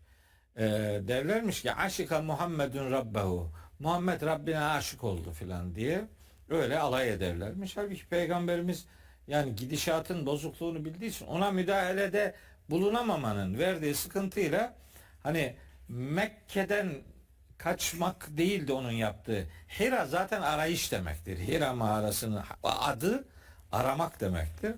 Yani problemlere çözüm aramak üzere Peygamberimizin zaman zaman işte 3 gün, 5 gün, bir hafta, 10 gün işte azığıyla beraber oraya çıktığı, zaman zaman Hazreti Hatice'nin ona o tür azıklar götürdüğüne dair de yine rivayetler yer alıyor. İşte tam böyle bir ortamda hani gidişat çok kötü, 40 sene o toplumda yaşamış, ondan farklı istekler ortaya koyanlara mesela Yunus suresi 16. ayette diyor ki fakat debistü fîküm umuren min kabli.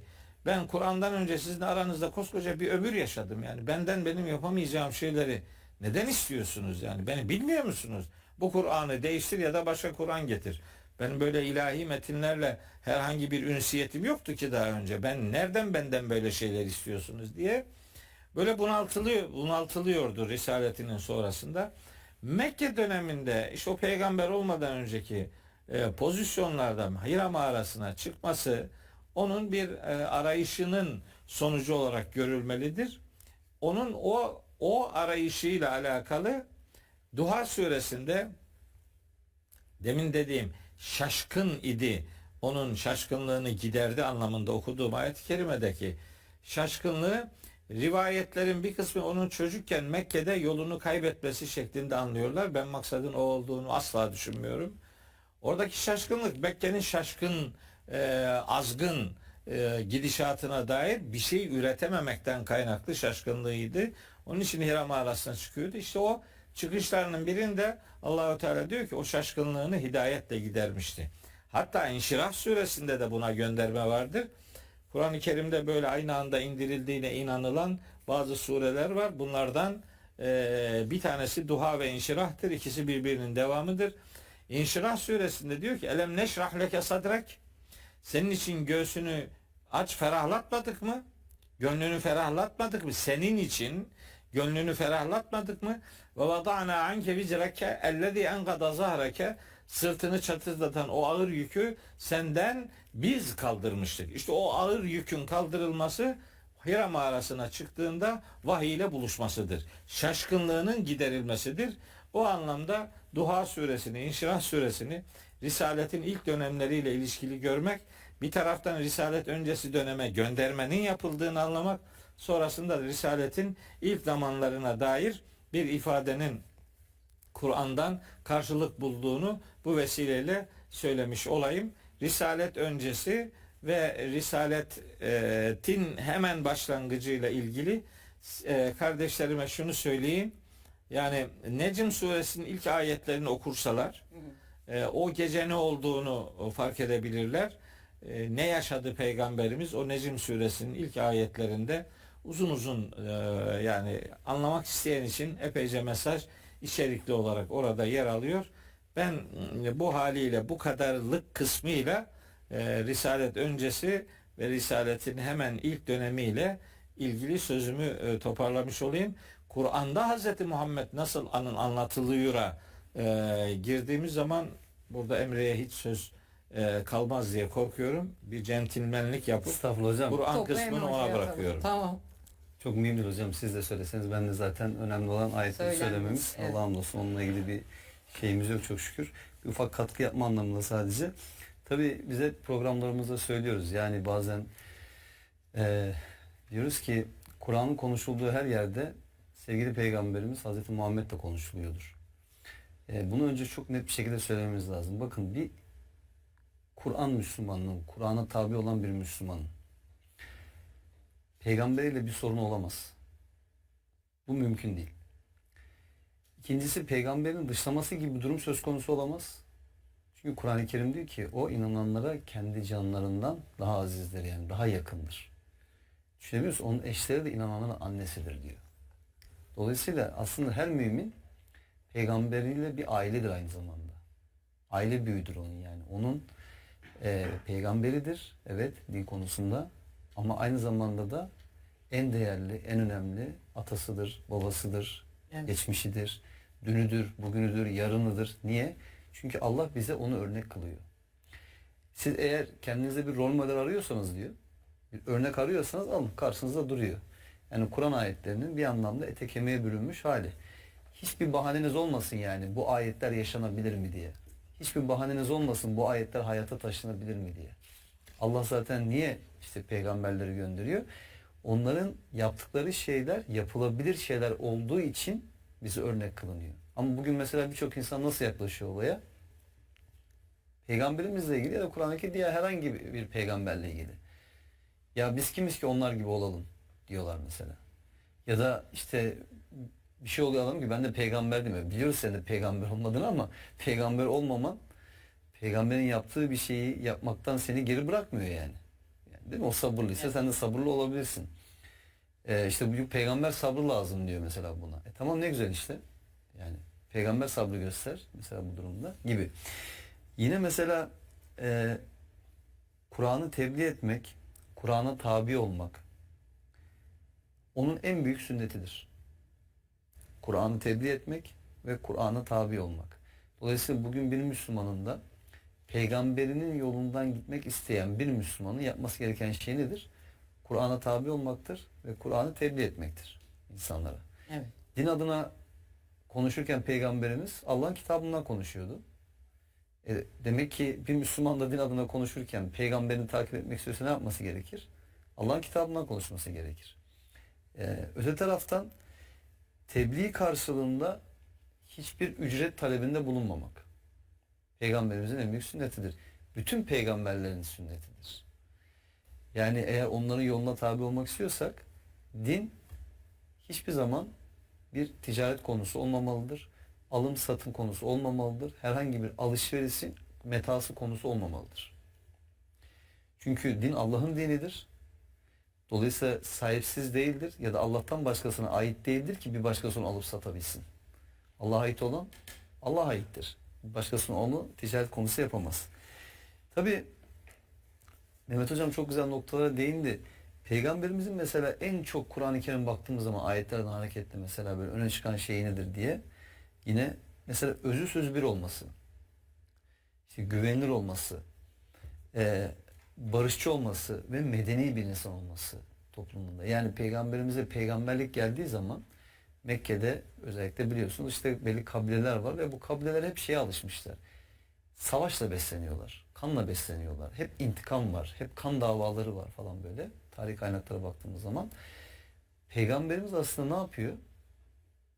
Bu insanları bir araya getiriyor. Barış içerisinde. Yani o kabaca ifadesiyle bedevilikten medeniliğe getiriyor.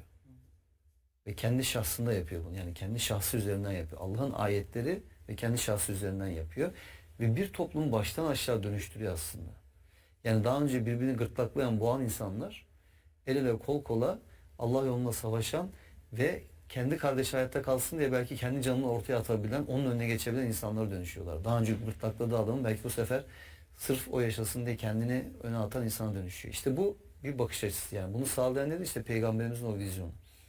Öte taraftan Yine ayetlerden hareketle şunu görüyoruz. Mesela çok nezaket sahibi bir insan ve letafet sahibi bir insan.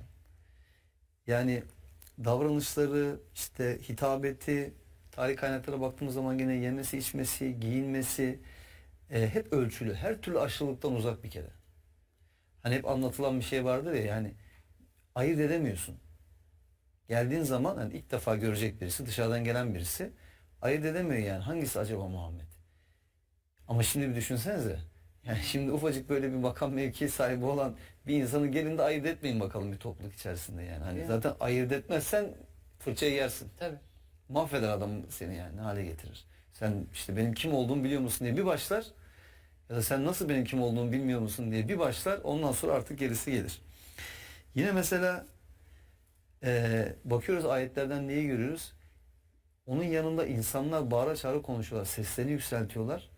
Bu konuda insanları uyaramıyor, kırmamak için ama. Ve ayet geliyor bakın. Yani seslerinizi peygamberin sesinin üzerine yükseltmeyin. Ayet geliyor, Allah uyarıyor. Yine mesela bakıyoruz odaların arkasından, işte değil mi, evin dışından seslenerek böyle bağıra çağıra işte peygamberimize hitap ediyor. Allah onları uyarıyor. Size sabredin diyor, bekleyin diyor. Yine mesela peygamberimizin evine yemek yemek için geldiğiniz zaman diyor, hani yemek yendikten sonra izin verildiyse size yemek yemek için gelmeye, yemek yedikten sonra dağılın, lafı uzatmayın diyor. Eziyet vermeyin ona diyor aslında Allah. Bakın görüyoruz ki peygamberimiz bu konuda bile insanları uyaramıyor. Yani şöyle düşünün, tabii ki şu da anlaşılabilir bir şey. Siz peygambersiniz, hayattasınız ve insanlar tabii ki sizin yakınınızda olmak isterler. Sizin civarınızda, yanınızda olmak isterler. Evet. Bir şey daha duyabilir miyim diye. Ama yani herkes bunu isterse ne olur, hele ki ev halkı, ailesi var peygamberimizin, eşleri, işte diyelim ki belki ibadetle meşgul olacak, o esnada Kur'an'la meşgul olacak, ya da bak belki devletle ilgili özel bir takım görüşmeler yapması gerekiyor, başka konular var. Şimdi herkes bir anda gelip peygamberimizin evinde oturup çakılı kalırsa ve çıkmazsa yani nasıl bu işler yürütülecek? Mahremiyet. Dolayısıyla bunların hepsi aslında bize bir şey öğretiyor. Bazı insanlar eleştiriyorlar, ya işte bazı ayetlerde peygamberin aile hayatıyla ilgili yok, evine girdiği zaman bilmem ne. Ya bunların hepsi insanlara sosyal hayat içerisinde insan ilişkilerinde nasıl davranmamız gerektiğiyle ilgili muhteşem ölçüler veriyor. Evet. Yani Allah orada peygambere özel bir şeyden bahsetmiyor ki, peygamberimiz üzerinden insanlığa bir mesaj veriyor aslında baktığı zaman. Tabii peygamberimiz aslında Allah'tan almış olduğu o görevi en güzel şekilde yerine getirirken öyle kolay bir şartlarla karşılaşmadı. Birçok zorluklarla karşılaştı, mücadele etmek durumunda kaldı. Baskılara uğradı, iftiralara uğradı, hakaretlere maruz kaldı. Yani peygamberliği öncesinde az önce de Mehmet Hocam dedi, mesela güvenilirliğiyle, nezaketiyle, zekasıyla, kabiliyetiyle, hoşgörüsü, erdemiyle insanlar tarafından sevilen, takdir edilen bir insandı. Ama peygamberliğiyle birlikte aslında o aynı insandı, değişmedi ki. Hatta daha da iyi bir insan oldu. Vahyin ona belirlediği rotada. Ama ne oldu da daha önce başların üzerine koydukları, yere göre sığdıramadıkları Muhammed, Hazreti Muhammed olunca, Peygamber Muhammed olunca ne oldu da bu kadar tepki gördü? Bununla ilgili Kur'an-ı Kerim'de Hazreti Salih'in toplumuna yönlendirdiği bir söz var. Çok güzel. Diyor ki Araf suresinin 79. ayetinde. Nihayet Salih onlardan yüzünü döndürüp şöyle dedi. Ey toplumum, yemin olsun ki Rabbimin mesajını size tebliğ ettim. Size öğüt verdim ama siz öğüt verenleri sevmiyorsunuz. O kadar güzel oturuyor ki, yani peygamberimizin öncesi ve sonrasıyla ilgili insanların bu kadar değişimin o kadar güzel oturuyor ki bu ayet. Evet. Peygamberimiz onlara öğüt vermekten başka ne yaptı? Allah'ın ayetlerini onlara hatırlatmaktan başka ne yaptı? Onların oradaki çarpık düzenini, o yozlaşmışlığı, o bozulmuşluğu, işte kadının toplumdaki o durumunu veya işte bu kan davalarını, insanların bu sayıyla övünmesini vesairesini, bütün bunlarda adaletsizlikleri, haksızlıkları, hukuksuzlukları, o kölelik sistemini, insanların ezilmesini, adaletsiz gelir dağılımını, yani bir toplum için olmazsa olmaz değerler her neyse onları hatırlattı topluma. Ama niye birilerinin işine gelmedi? Çünkü her çarpık sistemin o çarpıklığından beslenen, nemalanan, o köşeleri tutmuş gruplar, kesimler, o toplumun ileri gelenleri zaten oradan besleniyorlar. Yani onlar insanların adaletle yönetilmesini istemiyorlar ki. Onlar insanlara eşit muamele yapmak istemiyorlar ki. Onlar kendi konforları için insanların bir kısmının köle yapılmasını zaten kendileri hak olarak görüyorlar. Evet. Dolayısıyla Mesela yine şeyde görüyoruz bunu. Ali İmran Suresi 159. ayette bakın. Diyor ki Peygamberimiz o nezaketin letafetinden bahsetti ki Allah'ın rahmeti sayesinde sen onlara yumuşak davrandın diyor. Ama eğer onlara karşı katı yürekli olsaydın, davransaydın kesinlikle senden uzaklaşırlardı. Şu halde onları affet, affedilmeleri için de dua et diyor. Ve yönetim işlerinde de onlarla istişare devam et yani. Bırakma onlardan yüz çevirme. Artık kararını verdiğin zaman da Allah'a güven çünkü Allah kendisine güvenenleri sever diyor. Ya da mesela bakın yine Hucurat Suresinde görüyoruz 17. ayette. İman etmelerine bile Peygamberimizin başına kakıyorlar. Kur'an gerçekten çok muhteşem bir kitap. Yani şimdi buradan aklıma bir şey getirdi de. Şimdi diyorlar ki sefere çıkılacak, savaşa çıkılacak. Diyorlar ki bu sıcakta sefere çıkmayın. Allah o kadar güzel bir cevap veriyor ki diyor ki hararet bakımından cehennem daha zorludur. Yani siz bugün şu anda bu sıcaktan dolayı insanları sefere çıkmaktan, savaşa çıkmaktan alıkoymaya çalışıyorsunuz ama emin olun bilin ki cehennem daha zorludur. Mesela onlar Müslüman oldular diye senin minnet altına almaya kalkıyorlar. De ki Müslüman olmanızdan dolayı benim minnet altına alıp bana lütfettiğinizi sanmayın. Eğer hakikaten sadıksanız size doğru yol yönelttiği için asıl Allah size lütufta bulunmuştur diyor mesela. Yine mesela Peygamberimizin sesleri yükseltmesiyle ilgili örneği verdik az önce. Every donation you make helps to save lives, empower communities, and strengthen future generations. This Ramadan, your zakat and sadaqah has the power to change lives, to transform communities, and uplift those most in need. Donate now to provide food, education. Mesela diyor ki Hicr Suresi 88. ayet. O halde hakkı inkar eden bir takım kimselere verdiğimiz dünyevi zenginliklerden yana gözünü çevirme. Yani onlara göz dikme. Ve seni umursamıyorlar diye de üzülme. Fakat inananlara kol kanat ger diyor bak. Onlara karşı mütevazı ol ve onlara şefkatli davran. Yani o şefkat kanatlarını, merhamet kanatlarını indir diyor inananlar üzerine. Yine Şuara Suresi 215'te de geçiyor. Seni izleyen inananlara kol kanat ger diyor. Onlara karşı şefkatli ol, mütevazı ol diyor. Kalem Suresi 4. ayette de ve gerçekten sen çok büyük bir ahlak üzerindesin diyor. Asıl tam da böyle hani Peygamberimizin bize örnek olmasıyla ilgili çok muhteşem bir ayet. Şunu anlamamız gerekiyor. Tekrar başa dönecek olursak Kur'an-ı Kerim'in bize tanıttığı Hazreti Muhammed. Bakın Mehmet Hocam dedi Peygamberimizin çocukluğuyla ilgili, aile hayatının detaylarıyla ilgili, seyahatleriyle ilgili, ne bileyim yeme içme alışkanlıklarıyla ilgili, kıyafet tercihleriyle ilgili detaylar vermiyor bize. Evet. Ve bizim aslında bu anlamda Peygamberimize örnek almamız gereken şeyler bu şeyler değil zaten. Çünkü Peygamberimiz kendi döneminde, şartlarında ortalama olarak toplumda ne yapılıyorsa onu yapıyordu. Yani putlara tapmak dışında ya da işte onların yaptığı azgınlıklar dışında sosyolojik anlamda toplumda kültür neyse, alışkanlık neyse, neyi kastediyor? Mesela yeme içme alışkanlığı neyse, yerde oturarak mı yeniyordu? Yerde oturarak yiyordu. Kıyafet ortalama alışkanlığı neyse o kıyafetlerle zaten dışarı çıkıyordu. Peygamberlik kendisine geldikten sonra bunları değiştirmedi. Yani yerde yemek yiyordu da işte ayakta yemek yemeye başlamadı ya da daha önceden masada yemek yiyordu da yere oturarak yemek yemeye başlamadı ya da bir anda kıyafetinde bir devrim yapmadı. Çünkü Allah bunlarla ilgili bir düzenleme getirmedi. Ama gerçek anlamda Peygamberimizi örnek almak istiyorsak, onun yoluna tabi olmak istiyorsak işte Kur'an-ı Kerim'de onlarca ayet var. Evet. Yani onun nasıl medeni bir insan olduğu ile ilgili, nasıl üstün ahlaklı bir insan olduğu ile ilgili, nasıl örnek bir şahsiyet olduğu ile ilgili, işte edebiyle ilgili, nezaketiyle ilgili, güzel söz kullanmasıyla ilgili, insanlara, inananlara kol kanat germesiyle ilgili muhteşem ayetler var. Zekasıyla, o kararlılığıyla, duruşuyla ilgili, yılmazlığıyla ilgili yani muhteşem ayetler var Kur'an-ı Kerim'de. Eğer gerçekten peygamberi örnek almaksa bir insanın derdi, Kur'an-ı Kerim bu konuda yeterli bilgiyi veriyor. Bunun dışında peygamberimiz özelinde bize verdiklerinin dışında zaten Kur'an'ın tamamı peygamberimizin uyguladığı şeyler. Evet. O yüzden onlara bakarak da zaten hani peygamberimiz nasıl bir hayat yaşadığını, neleri öncelediğini, hangi konularda nasıl davrandığını diğer ayetlere bakarak da anlamak gayet kolay yani. Kolay. Peki Mehmet Hocam şimdi Peygamberimizin sırtındaki o yük kalktı, Hira Dağı'nda peygamberlik geldi. Bundan sonra ne yaşandı? Kur'an bize ne anlatır? Emre'nin anlattığı şeylerden Hazreti Salih ile alakalı bir ayet-i kerime okudu.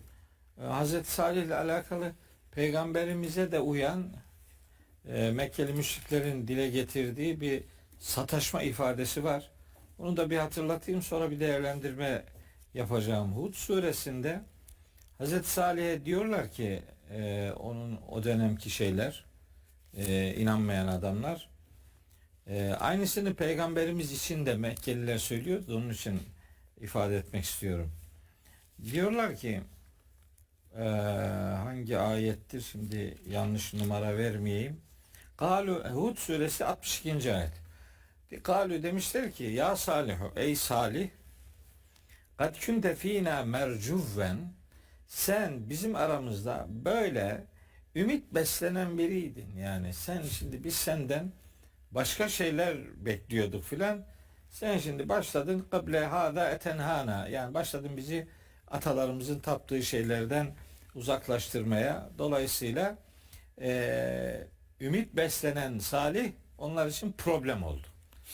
O nasihat etti. Onlar da nasihat edenleri sevmiyordu. Araf suresindeki ayet okudu. Bu Hud suresi 62. ayet Mekkeli müşriklerin peygamberimizle ilgili tutumuna çok benzetiyorum Hazreti Salih'e söylediklerini. Ben Mekkeli müşriklerin Hazreti Peygamberle ilgili tutumlarını özetlemek için şöyle bir ifade kullanıyorum. Bilmem izleyici kardeşlerim yanlış anlamasınlar. Aradan Hazreti Muhammed'in tebliğ ettiği Kur'an'ı alın, çekin. Yani tebliğ ettiği Kur'an'ı ayırın peygamberimizden. Mekkeli müşriklerin Hazreti Peygamberle hiçbir problemi kalmaz. Onların bütün derdi vahiy iledir. Şimdi peygamberimiz, mesela onu anlatan ayetler var. Ben onlara girmedim. Yani diyor, inanmıyorlar diye kahroluyor peygamberimiz. Lealleke bâki'un nefseke ellâ yekûnû müminin. İnanmıyorlar diye neredeyse kendini perişan edeceksin diyor. Kehf suresi 6. ayette, Şuara suresi 3. ayette, Fatır suresi 8. ayette. Yani uyarıyor, yapma. Bu inanmıyorsa inanmıyor filan diye. Hatta Yasin suresinde, herkes bildiği için oradan söyleyeyim. Ayet-i kerimede Allahu Teala peygamberimize diyor ki fela yahzunke kavluhum. Ya onların sözleri seni hüzünlendirmesin. İnna na'lemu ma yusirrune ve ma yu'linune. Onların gizlemekte oldukları ve ilan etmekte oldukları şeyleri biz gayet iyi biliriz. Demek istiyor ki senin duyduğun ne ki? Daha duymadığın nice şeyler var bunların içlerinde. Onu dışlarına vurmuyorlar diye moral vermek istiyor. Yasin suresinin 76. ayetinde benzer bir ifade Yunus suresinde de var vesaire. Şimdi bu morali çok bozuluyor peygamberimizin. Hatta şimdi bu moralin bozukluğunu doğru anlamak lazım. Bu bir de Şirazi'yi kaçırıyor insanlar. İşte bazen diyorlar ki işte peygamberimiz o kadar morali bozuldu ki işte intihara kalkıştı ya. Allah Allah. Bu nereden uydurup duruyorsun kardeşim ya? Böyle bir şey olabilir mi? Peygamberimiz için bu nasıl bir yakıştırmadır? Ayıptır yani. Yani ümmeti, etrafındaki insanlar ona yeterince itibar etmiyorlar. Bu o kadar üzülüyor ki üzülüyor, ne çareyi nerede buluyor? İntiharda. Haşa, yani böyle bir şey kesinlikle yok. Akla ziyan bir şey. Şimdi Rabbimiz peygamberimizi rahatlatmak için çok üzüldüğünü biliyor ve ona yönelik bir ayette şöyle bir ifade kullanıyor. Diyor ki En'am suresinin 33. ayeti. Ben de bazen bu ayeti hatırlayıp da yani benim çektiğimde ne ki diyorum kendi kendime, yani bir şey değil ki. Allah-u Teala peygamberimize moral veriyor. Diyor ki kad na'lemu, biz biliyoruz. Biz biliyoruz. İnnehu le yahzunukellezî yekulûne. Onların dedikleri sözlerin seni hüzünlendirdiğini biz biliyoruz. Fe innehum, ama onlar la yukezzibûneke, aslında seni yalanlamıyorlar. Velakinne zalimine, bu zalimler bi ayatillahi yechadûne. Onların problemi Allah'ın ayetleriyle. Onlar Allah'ın ayetlerini inkar ediyorlar. Aradan ayeti çıkarsan Mekkelilerin Hazreti Muhammed'le hiçbir problemi kalmayacak yani. Hatta işte ona o Kalem suresinde anlatılıyor. 4. ayette onun büyük evrensel bir ahlak üzere olduğu söylendikten sonra diyor ki Allahu Teala veddu, istiyorlar Mekkeliler için, lev tudhinu feyudhinune. Sen böyle ne bileyim yani kelimeyi kullanmak da istemiyorum ama hani onu kullanmadığında nasıl diyeceğim bilmiyorum. Yani senin taviz vermeni istiyorlar. Gevşeklik göstermen. Gevşeklik göstermen, onun tam Türkçesi o değil aslında. Yani söyleyeyim, ne olacak? Senin yalakalık yapmanı istiyorlar. Yalaka davranmanı istiyorlar. Onlar da öyle yapacaklar. Taviz ver yani. Değerlerinden. Diyorlar ki işte bir sene bizim dediğimiz gibi yapalım. Bir sene senin dediğin gibi yapalım. Hangi sene işimiz daha güzel de söyle devam ederiz. Peygamberimizden taviz koparmak için böyle teklifler ortaya koyuyorlar. Allahu Teala da onu uyarıyor. Fela tut'il mukezzibin. Bu yalancılara asla itaat etme diye. İşte ondan sonra böyle 8 tane madde sayıyor. Şu özellikte olan hiç kimseye sakın ha itaat etme, aldırış etme, boyun bükme diye böyle beyanları var Allahu Teala'nın peygamberimizi hem inşa eden. Tabi belki bu programda aslında peygamberimizi inşa eden ayetleri de konuşmak lazım. Yani Müzzemmil suresinin ilk ayetlerini okumak lazım. Müddessir suresinin ilk ayetlerini okumak lazım. Onlar peygamberimizi inşa eden ayetlerdir. Risalet yolculuğunun ilk fişeklendiği konu başlıklarıdır. Harika konulardır o Müzzemmil ve Müddessir'in ilk grup ayetleri. Cidden muhteşem ayetlerdir. Ama neyse, ben oralara girmeyeyim. Şu kadarını söyleyeyim. Bu ümmetin peygamberini Kur'an'dan anlamak, Kur'an'dan tanımak gibi bir görevi var. Ümmetin peygamberine karşı bir takım görevleri sayılır. Ben o sayılanlara da öyle çok fazla itiraz etmem. Bir kısmı çünkü ayetlerden desteklidir. Onlar onu ayetlerle söylemezler ama ben onların ayetlerini biliyorum yani. Hangi ayetlerden nasıl besleniliyor. Bu ayetlere bakarak peygamberimize yönelik ümmetin 6 tane görevi olduğuna inanıyorum ben. Bu görevleri şunun için dillendirmek istiyorum. Mekkeli müşrikler peygamberimize karşı 10 tane suçlamada bulunmuşlar. Evet. 10 tane. Yani ya akla ziyan suçlamalar. İşte o suçlamaların bir kısmını yani Müslüman dünyanın bazı çevrelerinde o suçlamalara hizmet edecek algılar, düşünceler de bazen gündeme gelebiliyor. Mesela peygamberimize diyorlar ki büyü yapıldı. Hatta Felak ve Nas surelerinin öyle bir büyü olayı üzerinden hareketle indirildiği iddia edilir. Asla bu doğru değil. Niye doğru değil? Çünkü Mekkeli müşriklerin peygamberimize yönelttiği o suçlama ifadelerini dinlerse bir adam böyle bir sonuca varmaz. Ne demişler? Mesela ben söyleyeyim şimdi. Peygamberimize Mecnun demişler. En çok bununla suçlamışlar onu. Tabii bizim literatürümüzde mecnunluk daha çok delilikle karşılanır. Evet. Yani tercümelerde de genellikle öyle yazılır. Bu o delilik demek değil. Yani Mecnun deli demek değil. Çünkü Mekkeliler peygamberimize hem deli deyip hem de ona eşyasını emanet eder mi? Böyle bir şey olur mu yani? Onunla alışveriş yapar mı yani? Onunla aile hukuku, kız alma, kız verme noktasında bir ilişkisi olur mu? Deli dediğine böyle bir şey demezsin. Mecnun demek aklı cinlerin kontrolüne girmiş adam demek yani. Mekkeliler o dönemde böyle sıra dışı ya da dini içerikli ya da vahiy iddialı bir şeyler söyleyen olduğunda onu cinler etkisi altına aldı diye ona mecnun derler. Mecnun aklı kapanmış ya da cinlerin kontrolüne girmiş kişi demek. Birinci suçlamaları bu. Bu suçlamayı reddediyor Kur'an-ı Kerim tabi. Çeşitli ayetlerde reddediyor. İkinci suçlama, peygamberimize şair diyorlar. Kur'an'a da şiir diyorlar tabi. Yasin suresinde Allahu Teala bu iddiayı da reddediyor. Ve ma allemnahu şi'ra ve ma yenbaghi. Biz ona şiir öğretmedik, zaten gerekmez de diyor. Bu şairlik ikinci suçlama. Üçüncü suçlama kahin. Böyle yani kendi insanların makul olarak üretemeyecekleri bir yerlerden etkilenerek, kehanette bulunarak söz söyleyene kahin diyorlar. Üçüncü suçlama bu. Dördüncü suçlama, peygamberimize diyorlar ki bu adam sahir. Sahir demek büyücü demek. Büyü yapan adam. Bu dördüncü suçlama. Beşinci suçlama, peygamberimize meshur diyorlar. Bunlar hep ayetlerde var. Evet. Meshur büyülenmiş kişi. Şimdi bizimkiler ne diyor? Peygamberimize büyü yapıldı. Onun için Felak ve Nas suresi geldi. Olur mu öyle şey? Bu Mekkeli müşriklerin suçlaması. Buna nasıl haklı çıkartacak bir yaklaşım ortaya koyarsın? Hayır. Peygamberimiz sahir de değil, meshur da değil. Yani büyücü de değil, büyülenmiş de değil. 5. 6. Peygamberimize müfteri diyorlar. Bu müfteri ne demek?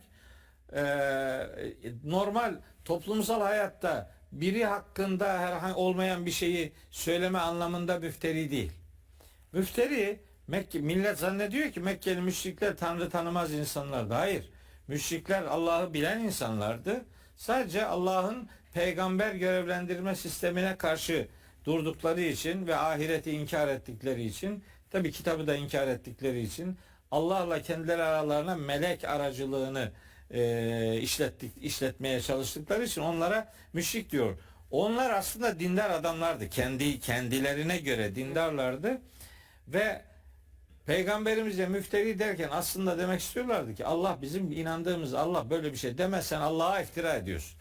Onların müfteri suçlaması Allah'ı sahiplenmek için dile getirdikleri bir suçlamadır. 6. suçlama müfterilik. 7. suçlama, hani bazen diyorlar ya, müşrikler peygamberimize her şey dedi ama yalancı diyemedi. Yalancı da dediler. İşte açsınlar Saat suresi 7. ayet okusunlar. Sahirun kezzabun. Sahir ve kezzab, büyücü ve yalancı. Kezzab da hem çok yalan konuşan, hem her türlü yalanı konuşan ve hem sürekli yalancılıkla anılan kişi demek. O da o yalancılık normal insan ilişkilerinde yalan konuşması değil. Yani Allah adına yalan konuşuyor. Allah'a iftira ediyor. Dolayısıyla Allah adına yalan konuşuyor ve ona kazip demiyorlar. Kezzap diyorlar. Yani abartı kalıbını kullanarak söylüyorlar. Bu 7. suçlamaları. 8. suçlamaları Peygamberimize muallem diyorlar. Muallem. Bu Duhan suresi 14. ayette geçiyor. Muallem demek kendisine bu bilgiler birileri tarafından öğretilen kişi demek yani. Yani Peygamberimize birileri bir şey öğretiyor. İnsanlar tarafından öğretilmiş kişi, işte Nahl suresi 103. ayette ve Furkan suresinin 4. ayetinde buna dair işte onların dile getirdiği suçlamalar var. Bu 8. suçlama. 9. suçlama bütün o dönemin müminlerini de içerecek şekilde ama özellikle de Peygamberimiz için dallun diyorlar. Dal, sapkın yani. Sapkın bu Mutaffifun suresinde geçiyor. Bütün müminleri içerecek şekilde ama şeyde Furkan 32'de galiba. Mutaffifin 32'de evet. Bu Furkan suresinde de buna benzer bir ifade var. Onu bulmak ve kardeşlerimle paylaşmak istiyorum. Furkan suresi 42. ayette diyor ki Mekkeli müşrikler İnkâde le yudilluna an alihetina levla an sabarna aleyha. Biz eğer ilahlarımızı savunmaya devam ediyor olmasaydık Peygamberimiz için diyorlar ki az kalsın bizi ilahlarımızdan saptıracaktı. Yudilluna dalalete düşürecekti. Çünkü Peygamberimize sapkın diyorlardı. Bu onların 9. suçlaması. Ve nihayet 10. suçlaması da bu da Sebe suresinde geçiyor. Peygamberimize milleti atalarının yolundan engelleyen adam diyorlardı. Böyle 10 tane suçlamaları var. Evet. Hepsinin ayetlerden karşılıkları var. İşte bu 10 suçlamaya karşılık bu ümmetin peygamberine karşı son derece önemli 6 tane görevi var. 1. Onu tanıyacak. Önce tanıyacak. Tanımadan sevmek platonik aşktır. Tanınmadan sevilmez yani. Tanıyacak. 2. Tanıdığı için sevecek, zaten sever. 3. Ona iman edecek, tanıyacak, sevecek ve iman edecek yani. Tanımadan, sevmeden neye iman ettin? İnanıyor musun peygamberimize? İnanıyorum. Tanıyor musun? Yok. Tanıyor musundan maksat böyle biyolojik bir tanımadan ibaret değildi söylediğimiz, ona imkan yok. Yani onun misyonunu, davasını anlıyor musun? Ne kadar onu tanıyorsun? O anlamda o tanımadan, sevmeden sonra şey de gelecek. Ona iman etmek gelecek. Onu çok sevmek gerekiyor. Şunun için bunu söylüyorum. Allahu Teala Halik olarak sadece Allah'ın en çok sevilmesi gerektiğini söyler. mahluk olarak da bu ümmetin sevgisinin zirvesine Hz. Muhammed'i yerleştirmesini ister. Nerede? Tevbe suresinin 24. ayetinde. Bunun şakası yok. Yani bir insan Hz. Muhammed'i birini kadar veya birinden az seviyorsa Allah'ın azabının getirilme gerekçesi olarak sayılır bu. Tevbe suresi 24. ayette. Hani yani iş oraya doğru evrilsin istemiyorum ama orada 8 tane madde sayıyor Allah-u Teala. Tevbe 24'te. İşte babalarınız, çocuklarınız, eşleriniz, kardeşleriniz, aileniz, kazandığınız ticaret malı okup gitmesinden korktuğunuz eşyanız, içinde huzurlu durduğunuz işte meskenler vesaire vesaire. Eğer bunları Allah'tan, Resulünden ve Allah yolunda fedakarlıktan bunları daha çok seviyorsanız Allah'ın azap emrini getirmesini bekleyin diye. Böyle sevginin zirvesine beşer olarak onu yerleştirmek mecburiyetindeyiz. Niye? Çünkü en-nebiyyü evlâ bil müminîne min enfusihim. Nebi müminlere kendilerinden daha ileridir yani. Ve Nebi bize bizden daha ileri bir pozisyondadır. Biraz önce Emre ayete gönderme yapmıştı. Tevbe suresi 128. ayette diyor ki size ağır gelen şeyler onu üzer. Size çok düşkündür. Harisun aleyküm. Haraset böyle aşırı düşkünlük demektir. Size o kadar düşkündür. Bil müminine raufur rahimun. Müminlere karşı rauf, şefkatlidir ve merhametlidir. Rauf ve rahim aslında Allah'ın sıfatlarıdır. Hazreti Peygamber'in ümmetiyle ilişkisini düzenleyen o ayette bu sıfatlar sadece o ayette Hazreti Peygamber'in bu ümmete duyduğu muhabbetin ifadesi olarak yer alır. Aynı zamanda Tevbe suresi 61. ayette ve rahmetun lillezine amenu minkum. O peygamber içinizden iman edenlere bir rahmet halesidir diye tarif edilir. Bu bizim için öyledir. Onun için onu çok sevmemiz lazım. Bu yani hani biraz önce Emre söyledi, çok da hoşuma gitti. Hani onun eşleri bizim annemiz ise o da bizim onlar bizim manevi annelerimizdir. Efendimiz Aleyhisselam da bizim manevi babamızdır. O zaman demek ki ailemizin bir ferdidir. Yani ben mümin kardeşlerime bazen söylüyorum. Evinizde 24 saat Hazreti Peygamberle hayal edebiliyor musunuz? Evin büyüğü diyelim geldi. Yani mesela Peygamberimizle bir dizi seyredebilir misiniz? Mesela ya Resulallah gel seninle bir dizi seyredelim. Seyredemez. Ya Resulallah gel seninle bir tartışma programı seyredelim. İzleyemezsin yani. Onun konuşma stiline uymuyor bu. Ya Resulallah gel seninle işte filanca caddede bir yürüyeyim. Yürüyemezsin. Çünkü sen onu evinin bir ferdi gibi görmüyorsun. Seninki platonik aşk. Onun hayata yansıyan bir tarafı yok. Sen onun için öyle uzaktan sevmek hoşuna gidiyor. Yakından sevemiyorsun. Onu yanı başında hayal edemiyorsun. Ama ayette Allahu Teala diyor ki ona tabi olun. 3 tane ayette söyler bunu. Ali İmran 31, Araf 158 ve Zuhruf 61. ayetler ona uyacaksınız ki yolunuzu doğru yol olarak belirleyin der. Bu 4. görev. 5. görev onu rol model alacaksınız. Allah aşkına şimdi böyle sokakta bir araştırma yapsın kardeşlerim. Herkes burada kameramanlar dahil hepimiz bir araştırma yapalım. Kimin rol modeli kimdir? Ne çıkar biliyor musun? Spordaysa Ronaldo, Messi çıkar. Şarkıcılıktaysa bilmem ki, sinemadaki başka biri, ekonomideki bir başka biri. O sıralamaya peygamberimiz giremez yani. Niye? Çünkü rol modelin yani idolda gençlerin idolü var. Bu idollüğün için Hazreti Muhammed yok. Niye? Tanımıyor onu kardeş. Evet. Bir kısmı da öyle bir peygamber anlatıyor ki zaten o tanınmaz. Lazım değil. O anlatım lazım değil yani. O peygambere iyilik değil ki, peygamberi bitiriyor yani. Peygamberleri öldüren Yahudilerden söz eder Kur'an-ı Kerim. Peygamberleri biyolojik öldürmek değil o aslında. Peygamberlerin davasını, misyonunu öldürmek, onları öldürmek. Evet. Ve onların da peygamberimizin davasını öldürüyor bazı tipler. Öyle bir peygamber anlatıyor ki o sevilmez zaten. Evet. Ona tabi olamazsın. O rol model olmaz. Mekkeliler onun için peygamberimizin uçmasını istiyorlardı.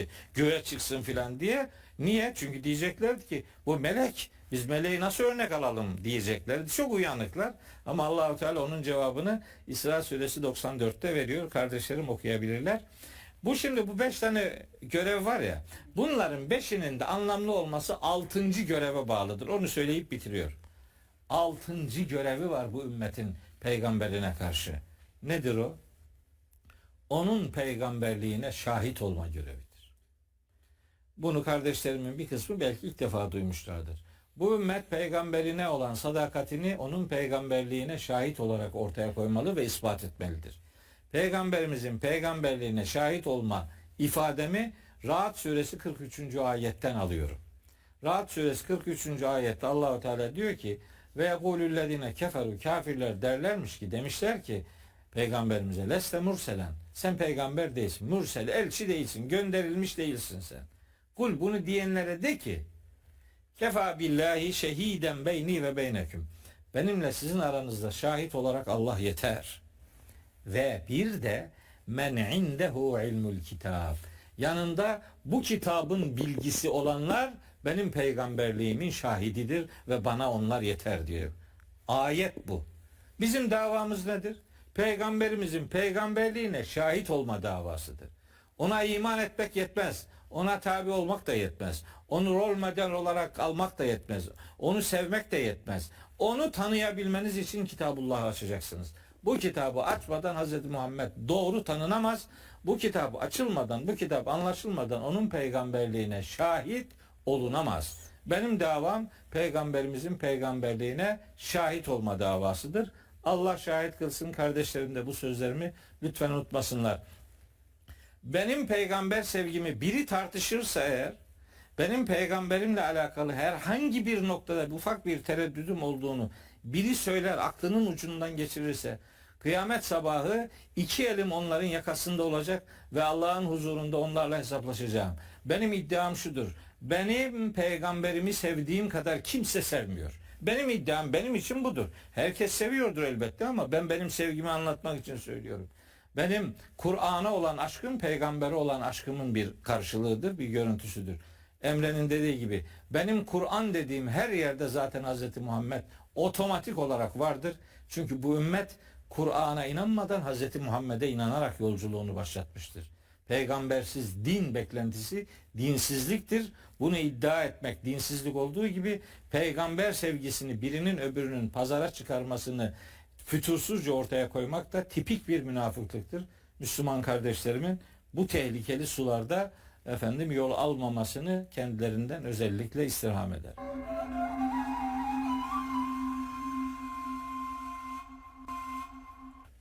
Peki, aslında çok şey söylemek isterim ama hiç söyleyebilecek durumda değilim hocam. Ben hemen Emre hocama döneyim. Ya burada tabii şöyle bir şey var. Hani bu zaten çok yakışıksız bir şey. Yani düşünsenize, şimdi bir insan hayatını, Kur'an'ı anlatmaya adıyor. Sen kalkıp onun peygamber sevgisini sorguluyorsun yani. Hani bu insanlığa, vicdana, ahlaka sığacak bir şey değil. Ama tabii onlar bunu farkındalar aslında yani. Niye yapıyorlar? Çünkü biz Kur'an-ı Kerim'i ölçü alarak peygamberimize ait olması mümkün olmayan bir takım söz ve davranışların karşısında durunca, bunlar Kur'an'a aykırıysa Allah Resulü bunları söyleyemez. Bunlar Kur'an'a aykırıysa Allah Resulü bunu yapmaz. Çünkü Allah Resulü Rabbi ile çatışmaz. Allah'ın ayetleriyle çatışmaz dediğimiz zaman tabii buna verecek cevapları olmadığı için ne yapıyorlar bu sefer? Peygamberimiz üzerinden saldırmaya, hedef göstermeye çalışıyorlar. Peygamberimiz üzerinden bu ortaya koyduğunuz şeyleri kargaşaya getirmeye çalışıyorlar. Yani aslında onlar peygamberimize isnat edilen her şeyi toptancı bir şekilde alıyorlar ve o şeylerin içerisinde Kur'an'a uygun olmayan, akla, mantığa, fıtrata uygun olmayan, peygamberimizin örnek yaşantısına uygun olmayan, peygamberimizin, yani az buçuk peygamberimizi biraz tanıyan bir insanın ya bu benim peygamberim ağzına asla yakışmaz diyeceği bir takım şeyleri onun ağzına yakıştırıyorlar. Evet. Buna itiraz ettiğiniz zaman siz haşa sanki peygambere itiraz ediyormuşsunuz gibi hava oluşturuyorlar. Bu hava üzerinden de peygamber düşmanları peygamberi yok saymakta veya peygamberi siz bir din iddiasında bulunmakla itham ediyorlar. Allah neyin ne olduğunu biliyor. Yani bizim noter huzurunda insanlara Allah sevgimizi, Kur'an sevgimizi, peygamber sevgimizi ispat edecek halimiz yok. Allah herkesin kalbini biliyor. Bu zaten böyle pazara çıkartılacak bir şey de değil, yani yarıştırılacak bir şey de değil. Gerçek anlamda peygamberin yoluna tabi olmak için Kur'an'a uymaktan başka bir çare olmadığını bu ümmetin anlaması lazım. Başka türlü bu ümmetin ayağa kalkması mümkün değil. Evet. Yani Müslüman dünyanın bugün Allah tasavvurunu, din tasavvurunu, peygamber tasavvurunu gözden geçirmesi lazım. Ve gerçek anlamda o ayarlarına bir bakması lazım. Yani o fabrika ayarlarına, fıtrat ayarlarına dönmesi lazım. Çünkü bakın peygamberini gerçekten çok seven bir ümmetiz. Hatta bizim toplum özellikle mesela gerçekten peygambere çok düşkündür. Evet. Ama şunu hatırlatmakta fayda var. Yani biz acaba peygamberimizi sevdiğimizi iddia ettiğimiz kadar veya peygamberimizi andığımızı söylediğimiz veya andığımız kadar onu gerçek anlamda anlıyor muyuz? Bakın bu sadece böyle bir afiş sloganı değil. Yani peygamberimizi sadece anmak değil ve aynı zamanda anlamak demekle olmuyor. Yani bunu hayata taşımak lazım. Çünkü bunun pratikte bir karşılığı olmuyor. Adam diyor ki evet, anlıyoruz diyor. Nasıl anlıyorsun? Ne anlıyorsun peygamberle ilgili? Yani ortalama sokakta bir insan çevirsen, bana peygamberini anlat desen ne anlatabilir size? Gerçekten soruyorum. Hani ne anlatabilir? Hazreti Muhammed'le ilgili ne anlatabilir size? Çok çok söyleyeceği şeyler işte din kültürü ahlak bilgisi dersinde 3 aşağı 5 yukarı duyduğu bir takım şeylerdir yani. Bu kadar. Yani bu ümmetin peygamberi bu kadar bir tanınmayı mı hak ediyor? Bu kadar bir bilgiyi mi hak ediyor yani? Sonra Kur'an-ı Kerim hani ondan bize kalan en büyük miras nedir diye sorsan, yani ne olur Kur'an'dan başka ne olabilir mesela en büyük miras? Hani onun mirasına sahip çıkmak isteyen bir insan, onun yoluna tabi olmak isteyen bir insan, yani Kur'an'ı alıp en iyi şekilde anlamak ve hayatına taşımak ve insanlığa anlatmayı kendine görev edinmedikten sonra nasıl bir peygamber yolundan gidiyor olabilir? Yani hangi peygamberin yolundan gidiyor olabilir? Peygamberimiz ayetler okuduğu zaman hani diyorlar ya, kargaşa yaygara yapın, yani ses çıkartın ki şey olsun, hani o ayetler dinlenmesin, yani insanlar duymasın o ayetleri. Ya bugün de yapılan aynı şey. Yani adamın senle benle başkasıyla bir derdi yok aslında. Yani Allah'ın ayetleriyle derdi var. Hani hep şunu söylüyoruz, diyoruz ki söylediğin şeyin neye karşılık geldiğine dikkat etmesi lazım bir Müslümanın. Ya bir müşriğin ağzından konuşmaması lazım Müslümanın. Bir dönüp baksa birçok insan gerçekten utanması lazım. Yani bu söylediği şey ortalama bir Mekkeli müşrik söylüyor ya Kur'an-ı Kerim'de. Allah bize bundan kaçınmamız için örnek veriyor. Ama sen aynı şeyi ağzına alıyorsun ve söylüyorsun bugün. Yani hesap günü ahirette Allah'ın huzuruna çıktığımız zaman peygamberimizle de görüşme imkanımız olursa şayet bir insan nasıl bakabilir Allah karşısına, nasıl hesabını verir? Peygamber yüzüne nasıl bakabilir? Yani bu kadar şey üretilmiş, bu kadar şey uydurulmuş ve bakın dikkat edin, İslam karşıtlarının, işte İslam düşmanlarının bugün en fazla peygamberimize ve İslam'a saldırdıkları şeyler hep Kur'an dışı belli kaynaklarda olan ve peygamberimize iftira unsuru olan meseleler. Evet. Hep buradan saldırıyorlar. Aile hayatıyla ilgili vesaireyle ilgili. Ve dikkat ederseniz bunların hiçbirinin Kur'an'a baktığınız zaman bir karşılığı yok. Ama günün sonunda ne oluyor? Bu malzemeyi siz veriyorsunuz onlara. Bu din diyorsunuz ve o verdiğiniz malzemeyle, o dinle onlar da al sizin dininiz bu. Bakın peygamberiniz de bu diyorlar. Yani bu kadar muazzez bir peygamberin insanlık alemi tarafından bu kadar az tanınması, bu kadar yanlış tanınması, bu kadar yanlış anlaşılması. Yani peygamberimizle ilgili işte o yapılan yakışıksız karikatürler, o hakaretler, bir takım böyle videolar, onu böyle bir barbar gibi, bir bedevi gibi, böyle bir vahşi bir insan gibi. Buna karşılık Müslümanlar ne yapıyorlar? Vahşet yapıyorlar. Yani ona tırnak içerisinde sanat diyor insanlar, özgür düşünce diyor ki asla böyle bir şey mümkün değil. Sen bugün bir Buda'yı bile bu şekilde eleştirme ahlaksızlık olur. Sen ki bir dinin, inancın peygamberini böyle eleştiriyorsun. Bu düşünce özgürlüğü falan değil. Bu düpedüz ahlaksızlıktır. İnsanlık dışı bir şeydir. Yani vicdansızlıktır. Ama biz peygamberimizi insanlığa ne kadar tanıtabilmişiz, ne kadar anlatabilmişiz ki dönüp onların yaptıkları karşısında bir cevap veremiyoruz. Bizim utanmamız lazım bunun karşısında. Öyle. Yani bugün mesela düşünün, işte sanatın en önemli araçlarından bir tanesi dizi ve filmler. Yani düşünün ki mesela Hz. Musa'nın hayatıyla ilgili, Hz. İsa'nın hayatıyla ilgili, onların kendi kaynaklarından hareketle öyle başyapıt filmler var ki, yüzlerce yapıt var, yüzlerce film yapılmış ya, düşünebiliyor musunuz?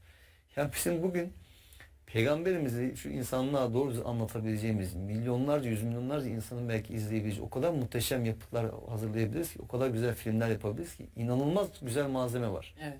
Ama bir tane çağrı film var.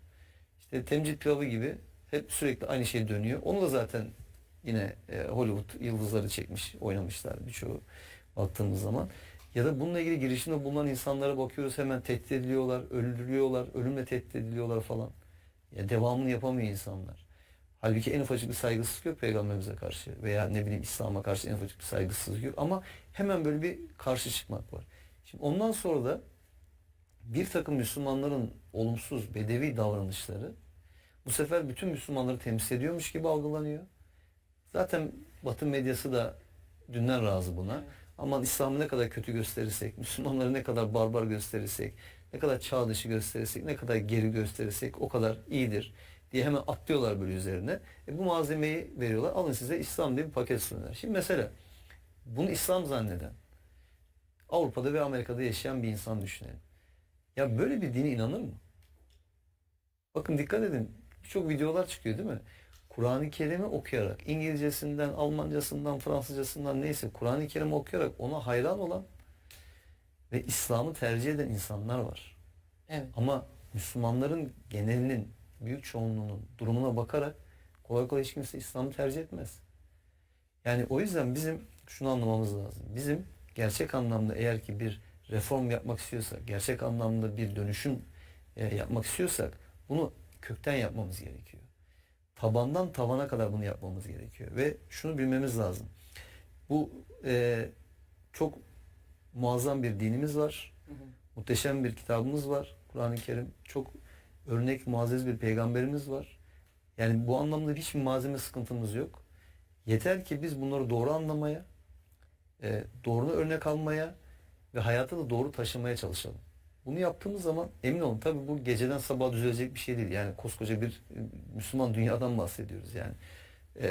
Ucu bucağı olmayan bir dünyadan bahsediyoruz yani. Evet. İşte 1.8 milyara ulaşmış dünyanın hemen her yerinde ama az ama çok bir şekilde görebildiğimiz bir topluluktan bahsediyoruz. Ama en azından bu farkındalık ateşi yakılırsa, o fitil ateşlenirse eminim ki zaman içerisinde çok daha güzel gelişmeler olacaktır. Çok daha örnek alınacak gelişmeler olacaktır.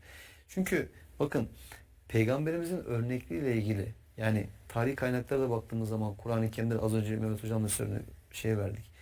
Şimdi insanları nasıl kazandı Peygamberimiz? O gönülleri nasıl fethetti? Şimdi bir kere bakın Peygamberimiz kendisine yapılan kabalıklara kabalıkla karşılık vermeyen bir insandı. Ha bu şu demek değil, kendini kalkıp da toplum içerisinde rencide ettirmiyordu, kalkıp da ezdirmiyordu, ittirip kalktırmıyordu belki. Ama bir insanda bazen öyle bir duruş olur ki size karşı hani en aşağılıkça, en olumsuz, en kötü şeyi yapmaya çalışan bile orada bir sınırı olduğunu bilir. O asil duruş vardır ya. İşte mesela o asalete sahipti Peygamberimiz. Ve hiçbir zaman intikam alıcı olmadı mesela Peygamberimiz. Ya yapabilirdi, kısas hakkı var. Evet. Öyle değil mi? Kendisi yapılan kötülüklere karşı da yapabilir ya da Mekke'yi fethettiği zaman neticede fethettir veya işte savaş ortamıdır zaten. Kılıçtan geçirebilirdi herkesi. Yapmadı. Niye? Çünkü Allah'ın saygıya en layık kıldığı şeyin can olduğunun farkındaydı. Ve o zaten yaşatmak için vardı. Yani hani okuyoruz ya hep ayeti. Allah ve Resulü size hayat verecek olan şey sizi çağırdığı zaman diyor ya yani gerçek anlamda, biyolojik anlamda değil ama manevi anlamda yaşatmak için vardı. Ve o toplumu diriltmek için vardı. Ve belki de hani bazı yine tarihi kaynaklarda söylenen bir şey yani Allah'ım bilmiyorlar. Bilmiyorlar yani. Hani bilmedikleri için yapıyorlar bunu. Şundan bile korkan bir peygamber ya düşünebiliyor musunuz? Yani Allah gazap eder falan yani. Allah belki de onun için diyordu ki sen onların içindeyken Allah onları azap edecek değildir. Belki de Allah onları helak edecek diye korkuyordu. Yani o müşrikleri bile Allah helak edecek diye belki peygamberimiz endişe duyuyordu. Allah'ım biraz daha belki zaman ver bana. Belki ikna ederim, belki yola gelirler, belki düzelir der. Çırpınıyor ya düşünebiliyor musun? Bak kendisine hakaret eden, eziyet eden, süren yani 10 tane temel iftiradan bahsetti işte Mehmet Hocam. O iftiraları atan. Bak çok güzel ayette okudu. Diyor ki onların sözlerini seni hüzünlendirdiğini biliyoruz. Ya düşünsene. Hani insanlık için bir örnek kılınmışsın. Bu kadar özel kılınmışsın. Ve sana ağza gelmeyecek hakaretler ediyorlar. İftiralar atıyorlar. Ve sen biliyorsun bunların iftira olduğunu yani. Ve insansın. Ne kadar insani bir şey. Üzünleniyorsun, üzülüyorsun. İmanın değerini en çok kim bilir? En başta peygamberler bilir. O yüzden Hazreti İbrahim'e de Allah uyarıyor ya. Yani kendini helak edeceksin neredeyse. Ya. Çok yufka yürekli diyor. Herkes için ahvah ederdi. İbrahim vazgeç bundan diyor Allah'ın sonunda artık. Vazgeç bundan. Şimdi peygamberimiz için Mehmet Hocam okudu.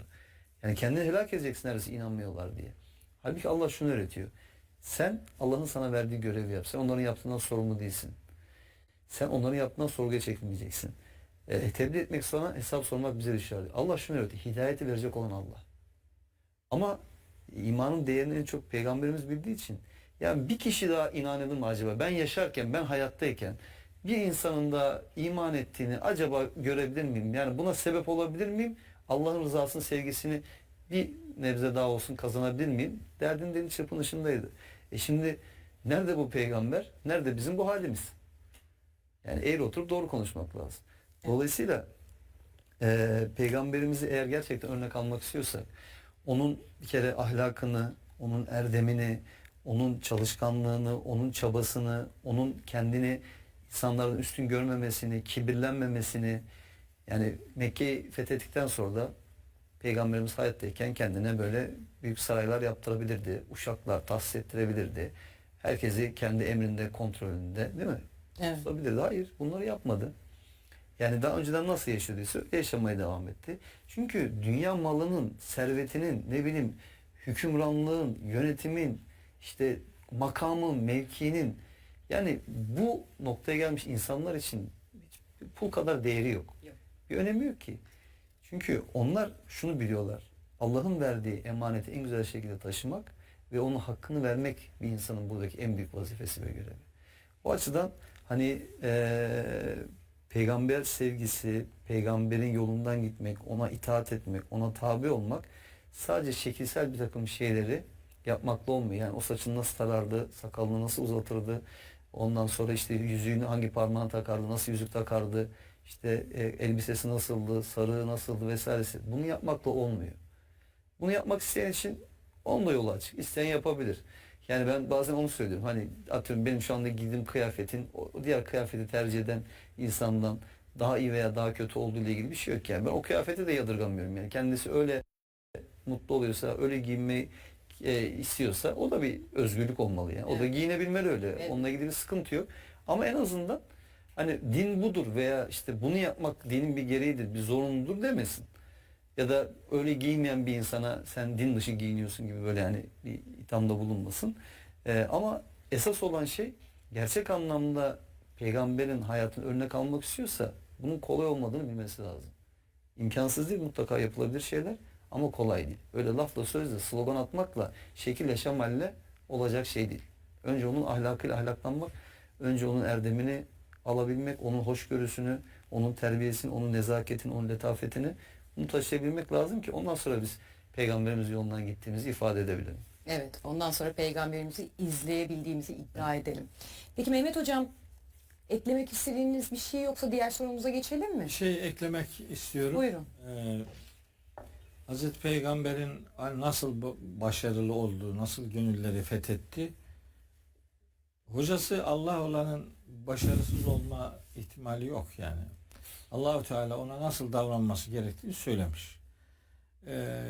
Tebliğinde neleri nasıl öncelemesi lazım geldiğini söylemiş. Hatta onun bir takım özelliklerini sayarken gönderme yapıp hani nereye doğru bir rota takip etmesi gerektiğini bildirmiş.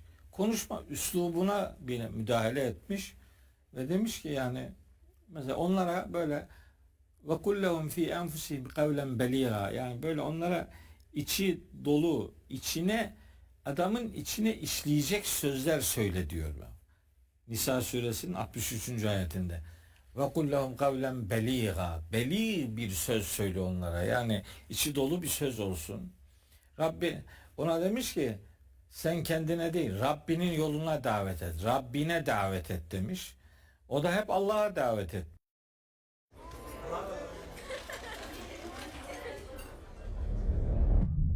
This is how we make time stand still. Ahzab suresinde anlatıyor, Allahu Teala onun görevlerini anlatıyor. Diyor ki ya eyyühen nebiyyü inna arsalnake şahiden ve mübeşşiren ve neziren ve da'iyen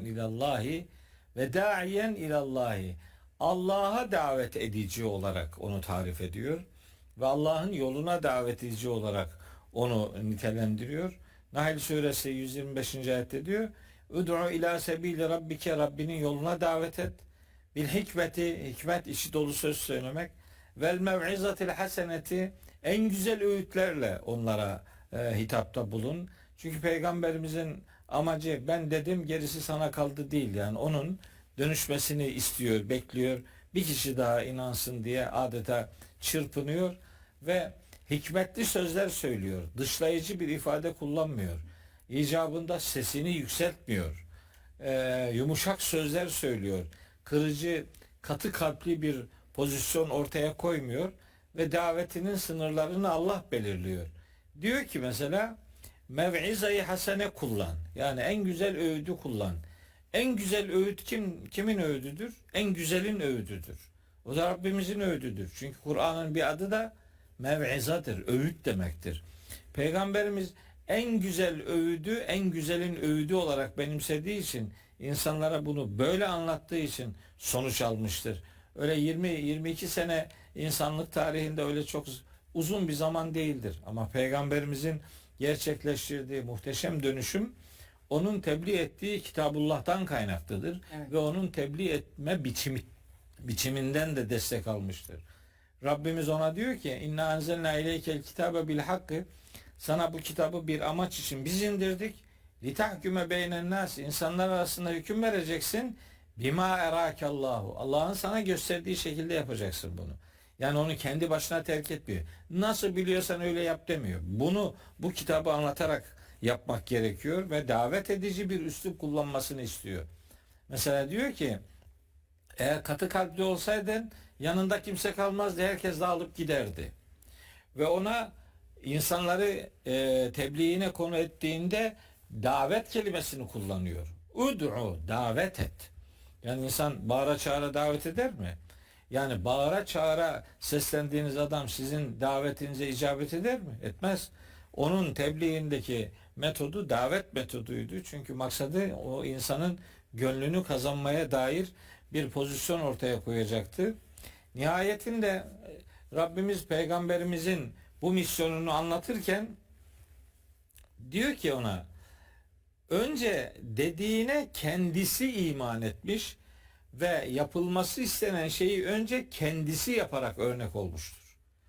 Ve Rabbimiz onu inşa ederken yapmayacağı şeyi başkasına söylememesi gerektiğini ona ve onun şahsına bütün müminlere hitaben bir tebliğ prensibi olarak ortaya koymuş. Peygamberler Hazreti Nuh örnekliğinde biz biliyoruz. Bazen sesli, bazen kısık sesli, bazen kalpten söylenir ama tebliğin en etkili olanı davranış olarak ortaya koyduğunuzdur. Yani siz kendi sözünüzü kendiniz uygulamıyorsanız, kendi yapmayacağınız şeyi başkalarına söylüyorsanız bu atmosferde buharlaşıp gider. Bu hiçbir sonuç vermez. Hatta böyle davranmayı Allahu Teala aklını kullanmamak diye tarif eder. Bakara suresinin 44. ayetinde. Peygamberimizin sonuç almasının en kıymetli tarafı onun tebliğinde Allah'ın kitabını tebliğinin konu başlığı olarak belirlemesi ve insanlara bu kitapla hitap etmesidir. Çünkü bu kitap kainatın sahibinin kitabıdır. Kainatın sahibi gönderdiği bu kitabı insanın fıtratıyla eşitleyerek göndermiş. Bu kitabın anlattığı dini fıtrat diye ilan etmiş. Bu kitabı Allah'ın gönderdiği şekilde insanlara iletirseniz çok inatçı ve inkarcı insanlar olmadığı sürece karşıdaki bunu kabul eder. Nefsine mağlup olur, dediklerini yapmaz vesaire. O başka bir şey. Evet. Ama Kitabullah'ın söylediğini Allah'ın söylediği gibi aktarırsanız, kendiniz ilavelerde bulunmazsanız ve onun dediklerini fazla bulup da kısmak gibi bir edep dışı bir tavrın içerisine girmezseniz, Ya da az bulup da eklemek gibi veya çok bulup kısmak gibi, hani bazen öyle diyor. Bunları deme şimdi diyor, çok tehlikeli bugün. Ne zaman dememi buyuruyorsun? İşte bir süre sonra. O süre sonranın geleceği ne malum? Allah hakikati gizleyenleri en zalimler diye tarif etmiş ve peygamberimize de taviz vermemesi lazım geldiğini ona öğretmiştir. Evet. Mühim olan hakikatin dillendirilmesidir ve peygamberimiz de bunu muhatabı kazanma duygusuyla yaptığı için kaba saba değil, dediğini önce kendisi uygulayan bir fert olarak, bu dinin ilk inanırı o olduğu için, inandığı değerleri yaşayarak insanlara örnek olduğu için çok kısa sürede büyük hedefleri başarmış ve cahiliye dönemini asr-ı saadetin ismiyle anılması gereken bir düzeye getirmiştir. Hocam peygamberlik öncesinde de fıtratını koruyabildiği için yine Allah'ın lütfuyla Kur'an gelince de onunla bir çatışma yaşamamıştır zaten. Çünkü Peki. zaten Kur'an ve fıtratı örtüşmüştür. Çok teşekkür ediyorum. Çok güzel bir konuyu konuştuk. Sevgili izleyenler, inşallah bu Ramazan peygamberimiz, sevgili peygamberimizi Kur'an'dan tanıma için bir vesile olur. Bu gece bize ayrılan sürenin sonuna geldik. Yarın tekrar görüşmek dileğiyle.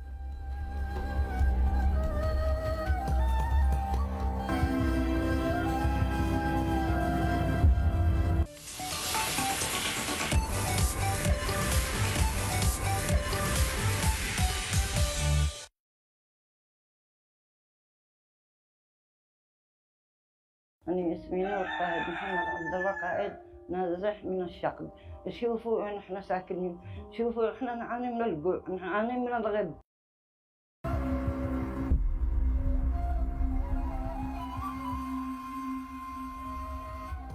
Aklımdaki Sorular Ramazan programımızdan herkese hayırlı geceler sevgili izleyenler. Ramazan ayı boyunca sevgili Emre Dorman hocamız ve stüdyomuzda ağırladığımız önemli konuklarımızla sizlerle birlikte olmaya devam ediyoruz. Bu gece de Profesör Doktor Şabaneli Düzgün hocamız bizlerle birlikte olacak. Değerli hocam hoş geldiniz. Hoş bulduk. Hoş geldiniz hocam. Hoş bulduk. Bu gece hasarlı yaşamları nasıl onarırız konusunu konuşacağız. Emre hocam. Yani şimdi Şaban hocamızla yaptığımız her programın başlığı hakikaten her biri Efsane. birbirinden güzel oluyor. Evet. Çok şükür. Efsane çünkü Evet. Kur'an ayetlerinden Evet. alıyoruz. Evet. Evet. Allah'a hamdolsun çok şükür. Çok keyif alarak konuşuyoruz bunu. Hakikaten aslında insanın şu hayattaki varoluş anlam ve amacını sorguladığımızda bunun ne olması gerektiğini bununla ilgili cevap aradığımızda hakikaten hüsrana uğratılmaması gereken bir anlam olması gerektiğini görüyoruz. Birçok insan farkında olarak veya olmayarak hep bir şekilde bir şeylerin peşinden koşturuyor. Sonra geriye dönüp baktığında yani bunca yıl nasıl geçti? Ya da ben böyle bir hayat yaşadım, böyle bir hayat yaşamak için mi acaba var olmuştum gibi sorular sorabiliyor kendine. Derin bir pişmanlık hissi duyabiliyor. Yatırımlarını hep dünyaya, eşyaya ve etrafındaki insanlara yaptığı için, en çok da çocuklarına yaptığı için, tabii Allah hepimizin işte hayırlı evlat nasip etsin hepimize, ama en büyük hayal kırıklıkları da en yakınlarındakiler oluyor insanların. Evet.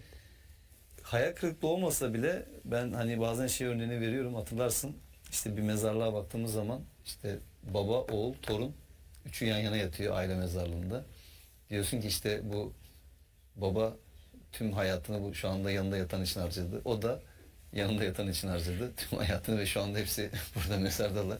O yüzden bu hayata neden geldiğimizi, nasıl bir hayat yaşamamız gerektiğini, bizi yaratana karşı görev ve sorumluluklarımızı, daha iyi bir insan olmak için neler yapmamız gerektiğini, kötülükten nasıl uzak kalabileceğimizi, bütün bunların sorgulaması ve muhasebesidir aslında hayatın özeti günün sonunda. O yüzden yani bu hasarlı yaşamları ortadan kaldırabilmek ve hasarlı bir yaşam sürmemek için neler yapmamız gerektiğini hocamızdan dinleyeceğiz. Dilerseniz öncelikle hasarlı yaşamları bir tanımlayalım hocam. Hasarlı yaşam nedir? İnsan nasıl hüsrana düşer? Evet, Türkçe'de kullandığımız herkesin bildiği kelime hüsran. O hüsran kelimesinden hareket ederek hasarlı yaşamlar diye bir tamlamayı kullanalım istedim.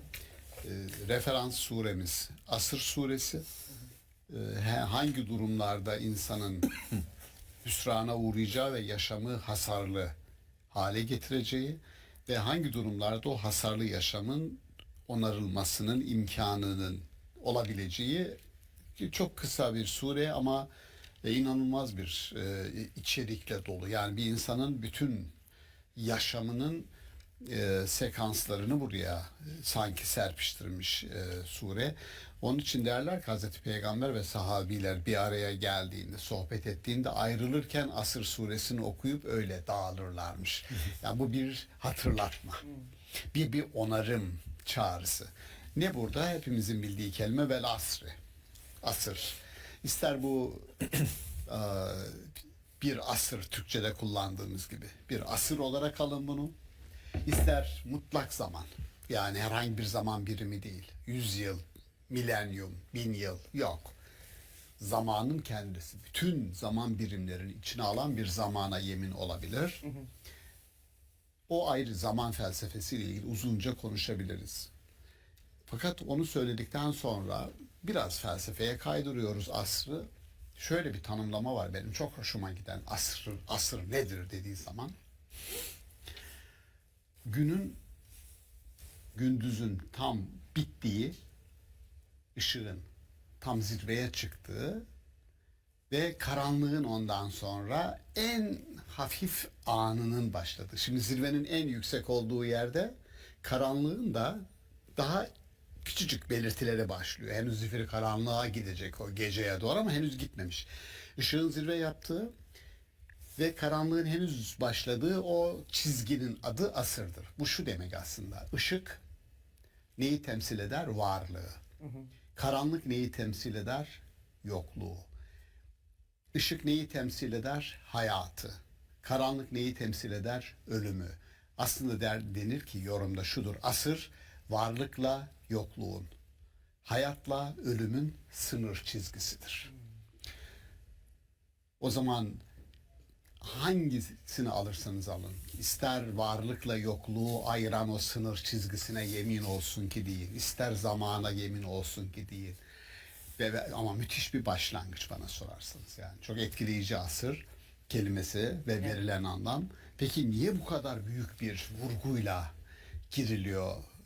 İşte bunu söyledikten sonra bir şey bekliyorsunuz. Ayet diyor ki öyle görünüyor ki insan varlığı, varlıktaki insan inne kelimesi orada ister tekit için alın edat olarak ister inne kelimesi aynı zamanda varlık ifade eder felsefede inniyet, enniyet denir.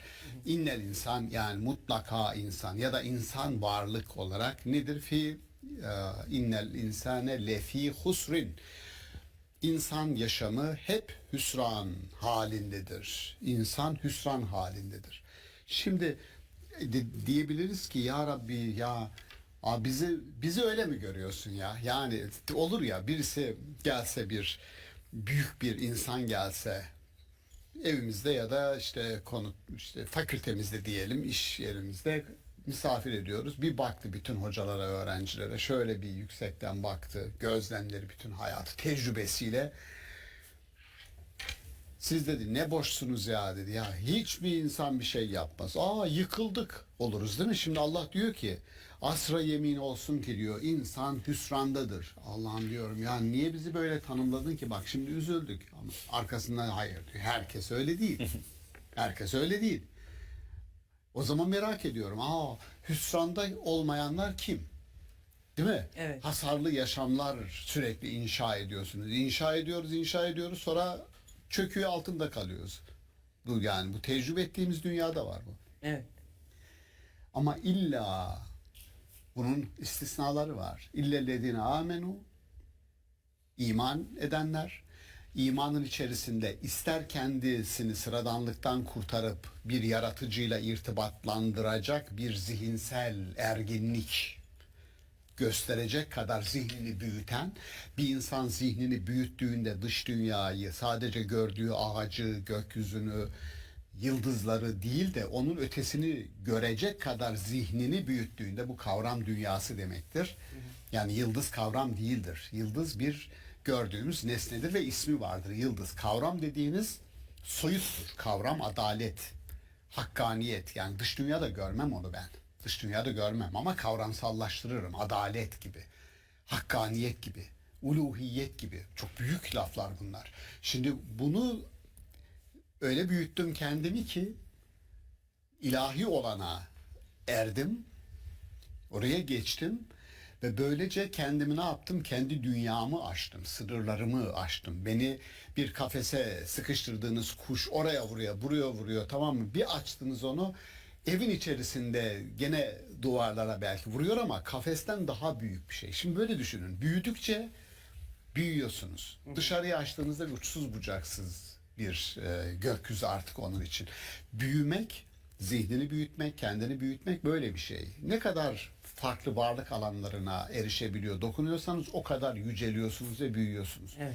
İman dediğimiz şey, iman, Allah'a iman kişiyi kendi sınırlı dünyasından bir sınırsızlığın sınırına doğru yol almadır. Şimdi bu büyük bir özlem, bu büyük bir başarıdır. Dolayısıyla bir adamın dünyasına Allah inancının dahil olması Öyle sıradan bir olay değil. Çok büyük bir olaydır. Yani birisine inanıyor musun dediğiniz zaman tabii ki inanıyorum ya. Yani ne demek yani? Soru mu? Böyle bir şey değil bu. Yani inananla inanmayan kişi arasında çok büyük bir fark olması lazım. İnanılmaz bir fark vardır. Diyorum ya, yani kendi sınırlarını kıran, fiziki dünyanın, sadece gördüğün varlıkların, insanların ötesine geçen bir dünyayla irtibat kurma arzusu zihnen, gönül olarak, ufuk olarak, beklenti olarak sizi siz olmanın çok ötesine taşır. Yani bu dolayısıyla Allah'a ondan sonra muhatap olmak, o dili anlamaya çalışmak, o dil sadece Kur'an dili değildir. Allah her an bir iştedir ve her an insanlarla iletişim halindedir. O iletişim halinde olmaya hazır olmak, o bilinci, takva diyoruz ona, o sorumlulukla yaşama, bu inanılmaz bir dünyaya adım atmaktır. Yani burada İllellezine amenu, iman edenler deyince, iman edenler demekten ne anlıyorsun? La ilahe illallah Muhammeden Resulullah diyorum işte, tamam yani bitti, iman ettim. Allah kabul etsin. Sana diyeceğim odur. İnşallah. İnşallah yani. Bu o kadar. Tamam, sen onu diyorsan odur. Fakat bu öyle değil. Çok büyük bir dünyanın kapılarını açmaya ben talibim. Ve o dünyanın içerisinde Allah var, melekleri var, ayrı bir dünya var. Büyük büyük görevler, sorumluluklar var. Kendimi aşıyorum yani. Öyle bir talep bu. Şimdi bu bir uluhiyet. Bu dikey ilişki. İkincisi, böyle bir varlıkla irtibatı olan, herkesi yaratan, siyahi, beyaz, sarı ırk, esmer, engelli, güzel, çirkin fark etmez. Hepsinin yaratıcısı olan bir Allah'la bu dikey ilişki, yatay ilişkide, insanlarla aramdaki ilişkide şöyle bir erdem geliştirmemi sağlayacak. Bir adamın dini, ırkı, mezhebi, coğrafyası, meşrebi, kabulleri, fiziki durumu ne olursa olsun bu adam benim için çok değerlidir. Hem insan olarak hem de Allah'ın kendisini yarattığı, muhatap aldığı bir tür olarak saygındır ve başımın üstünde yeri vardır. Birinci kimlik bizim için insandır. Ondan sonra adamın ırkına bakarım. Dinine bakarım, mezhebine, meşrebine en son bakarım. Bu erdem, bu çok büyük bir diyorlar ki bu büyük bir işte hümanizm. Hümanizmin ne alakası var dinlerle? Bana sorarsanız en büyük hümanizma dinlerden geliyor ve tevhidden geliyor. Bir olan Allah'ın kullarını bir göremediğin zaman büyük bir sorunun içindesindir demektir. Yani tevhidin bir ucu, buna biz lahut, ilahi olan ve nasut, dünyevi olanın buluşması diyoruz. Eğer o ilahilik, Allah'la ilgili konuşma, onun kullarına senin muameleni değiştirmiyorsa o zaman iletişimin kopuk. İletişimin kopuk. Orada bir yayın var ama senin frekans uyumun yok. Uyum gösteremediğin için alamıyorsun o yayını. İlahi olan sana hiçbir zaman kötülük emretmez. İlahi olan sana hiçbir zaman zulmetmeni emretmez. İlahi olan hiçbir zaman git bir bombayı 100 kişi sivilin yaşadığı bir yere bırak. Bomba patlat git. Orada Şii var, Sünni var, şu var, bu var. Böyle bir eylemi ilahi olanla sen eğer irtibatlandırıyorsan yanlış dalga boyunu açmışsın demektir. Dolayısıyla buradaki iman kelimesi güven veren bir insana dönüşmediği zaman antropolojik zemin, insani zemin yok demektir. Yani biz bir çorak toprakta bir şey ekmeye, yetiştirmeye çalışıyoruz. Mümkün değil, olur. O zaman diyoruz ki buradaki iman etme. Yani hasarlı bir yaşamın olmasını istemiyorsan iman edeceksin. Şunu diyebilir bir adam, yani hocam iman etmeyen bir adamın iyi bir yaşamı olmayabilir mi?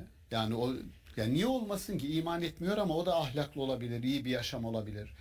Ben başka bir şey diyorum. Diyorum ki o adamın iyi bir yaşam olabilir, ahlaklı olabilir iman etmeyen. Ama iman eden kişinin neye talip olduğuna dair bir farkındalık ve bilinçten bahsediyorum.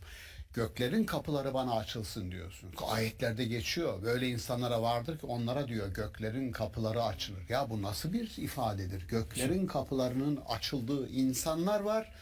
Bir de adam diyor ki ben gideyim diyor, işte bana verin oradan 2 kilo sucuk, 3 kilo pastırma, gidip yiyeyim. Ya sen, biz ne yapıyoruz, sen ne yapıyorsun? Ya orada ayrı bir dünyadan bahsediyor, tamam mı? Ve bu bir İbn Arabi'yi düşün ya, bir Mevlana'yı düşün. Adamın dilinden dökülenlere bak, nasıl bir dünyada yaşıyor. Bir de öbürüne bak, o nasıl bir dünya. Tamam, senin kadrin bu kadar, kıymetin bu kadar, ama şunu söylüyorum. İman dediğiniz şey Allah'ı kendi yaşamına davet etmek, dahası o halkaya eklenme konusunda Allah'ın davetine ne demek ya Rabbi? Ben oradayım demek, bir daveti kabul etme, müthiş bir şey. Ama daha da önemlisi Allah olan irtibatın, imanın aynı kökten gelir, güven. Burada yaşarken bütün insanların elinden, dilinden güvende olduğu bir kişi olarak görülmek. Neden? Çünkü bu adam Allah'la irtibatlıdır. İman bu, ki arkasından işte diğeri geliyor. Eğer iman eder ve amilus salihat. Çünkü iman zorunlu olarak salih ameli getiriyor. Salih amel, bu Hannah Arendt yapar o ayrımı, çok güzel ayrım yapıyor. Fiil değildir bu. Amel yani eylem, fiil değildir. Fiil bizden istemli istemsiz doğar. Mesela kalbin fiilleri vardır. Sever, nefret eder diyor. O da fiildir. Gözün fiili vardır. Farkında bile değilsindir. Gözümüzü kırpıyoruz. Akciğerimizin fiili vardır. Hiç farkında bile değilizdir. Nefes alıp veriyor. Kalp hakeza. Bunlar istemsiz fiiller. Fiilden bahsetmiyor Kur'an-ı Kerim. Eylem, amel, Hareket. amel, hareket. Bu şu demek, bir amaca yönelmiştir. İçinde bir niyet taşır. Çünkü ben niyet eyledim nefes almaya ya Rabbi. Aldım, tuttum içimde. O ne güzel oksijen işte falan. Egzersiz yaptım. O değil. Bu fiil değil. Eylem. Arkasında da amelus salihat. Salih amel. Salih amel, salih işte ıslah eden, onaran demek. Yani hasarlı bir yaşam varsa, hasarlı bir yaşamı bir eylem meydana getirmiştir. O zaman o hasarı onaracak da bir eylemdir. O eylemin kökünde iman vardır. Yani Allah'la irtibatlı olan kişinin irtibatlı olduğu bütün insanların yaşamında güven unsuru olarak görülmesi. Yeri gelmişken bunu devam ederiz, açarız konuşuruz. Çok büyük bir konu. Hazreti Peygamber'in peygamberlikten önceki sıfatı hep vurgulanır bizim İslam tarihi kitaplarında. Doğulusu batılısı herkes şunu söyler. Peygamberimizin biyografisini yazanlar. Yani 40 yıl halkın içinde yaşamış ve herkes ya çok güvenilir bir adamdır derlerdi. Az bir şey değil bu. Çok büyük bir şey, güvenilir bir adam. Çünkü güvenilir bir adam, yalan söylemeyen, aldatmayan, üçkağıt olmayan hayatında birisi bir gün kalkıyor sizi şok edecek bir şey söylüyor. 40 yıl sanki o hazırlık yapılmış. Dün beraberdik, oturduk, yemek yedik, ayrıldık, değil mi? Evet. Sabah geldi arkadaşlar dedi. Buyur Muhammed diyor. Ve size o vahiy tecrübesini anlatıyor. Allah Allah ya, benim bildiğim, ben yalan söyleyecek desem bunu Söylemez. yapmaz. Ha ne oldu şimdi yani, değil mi? Hazreti işte Ebu Bekir için söylerler ya, o söylüyorsa doğrudur. Bitti. Biz tasdik ederiz yani, o kadar. Şimdi o kadar. Şimdi emin, güvenilirlik, emin olmak iman ile aynı kökten geliyor. Bunu hepimiz biliyoruz Hazreti Peygamber'in hikayesini, ama daha başka bir şey daha var. Yusuf Peygamber Mısır'ın azizine, yani yöneticisine, sultanına, kralına, ne derseniz deyin, diyor ki beni diyor hazineden kastımız daha önce konuşmuştuk. 14 yıllık bir açlık, hububat, silo kültürünü geliştiriyor Musa. Herkes açlıktan kırılırken, yani bu hazine, şimdi altın diyoruz da 1860'lı 1800 yıllarında İrlanda'da kıtlık oluyor. Yüz binlerce kişi ölüyor. Evet. Diyeceksiniz ki şaka mı yapıyorsunuz? Nasıl kıtlık oluyor? İrlanda'da patates ekiliyor ve patates üzerinden her şey dönüyor. Ve patates yetişmiyor. İnsanlar ölüyor. Osmanlı gemiler dolusu patates gönderiyor. İrlandalılar hala bizim dostumuz ve çok büyük bir muhabbet beslerler sırf oradan dolayı. Kıtlık az iş değildir. Ve evet. Mısır'da kıtlık 7 yıl bolluk olacak, 7 yıl kıtlık olacak. O 7 yıllık kıtlığı nasıl idare ederim? Diyor ki beni diyor bu işin başına getir. Benim güvenilir bir adam olduğumu göreceksin. Yani emniyet, emin kelimesini Yusuf peygamber de kullanıyor. Peygamberler peygamber olmadan önce güvenilir insan olduklarını beyan ediyorlar. Hazreti Muhammed Aleyhisselam için de böyle, Yusuf peygamber için de böyle. Dolayısıyla şunu hızlıca söyleyeyim, sonra üzerinde yoruma geçeriz. hasarlı yaşamı meydana getiren güvensizlik, hasarlı yaşamı meydana getiren salih olmayan eylemler, yani kişinin kendi bencilliğini odağa koyduğu eylem dünyası. Arkasından da hasarlı yaşamı önermek için diyor ki ve tevasav bil hakki ve tevasav bis sabr. Hakikati birbirine öneren karşılıklılık var burada. Hakikat hepimizin peşine düşeceği ana odak olsun. Ve tevasav bil hak ve tevasav bis sabr. Bir zorlukla karşılaştığımızda ona göğüs gereceğimize de söz verelim. Karşılıklı, hemen bırakıp da geri dönmeyelim. Yani sabır kategorilere bakın. Sabır kategorisi, hayatın zorluklarına direniş göstereceğiz. Hakikat kategorisi, hakikat hepimizi hizaya getirecek olan yegane unsur olacak. Ne senin gücün, ne öbürünün parası, ne öbürünün statüsü. Bütün sembol, statü sembollerini hizaya getirecek olan hakikat olacak. Ama bir zorlukla karşılaşırsak bunu yaparken sabır göstereceğiz, direniş göstereceğiz, ona söz veriyoruz. Ve diğer kategoriler iman, güven kategorisi ve herkesin hayatına dokunacak niyetli, iyilikle yoğrulmuş eylem dünyası yaratacağız. Bunu koy, hasarlı yaşam yok. Ortadan kalkacak. Evet, şimdi Şabaner Hocam peygamberlerin güvenilir olmasından bahsedince not almıştım. Mesela şeyde de Hazreti Nuh'la ilgili de aslında kavmiyle diyaloğunda şöyle geçiyor. Şuara suresi 106-107'de diyor ki kardeşleri Nuh onlara şöyle demişti. Takvalı olun, duyarlı olun. Hatta duyarlı olmaz mısınız yani? Onlar çağırıyor. Duyarlı olmayacak mısınız? Ben size gönderilmiş güvenilir bir elçiyim diyor.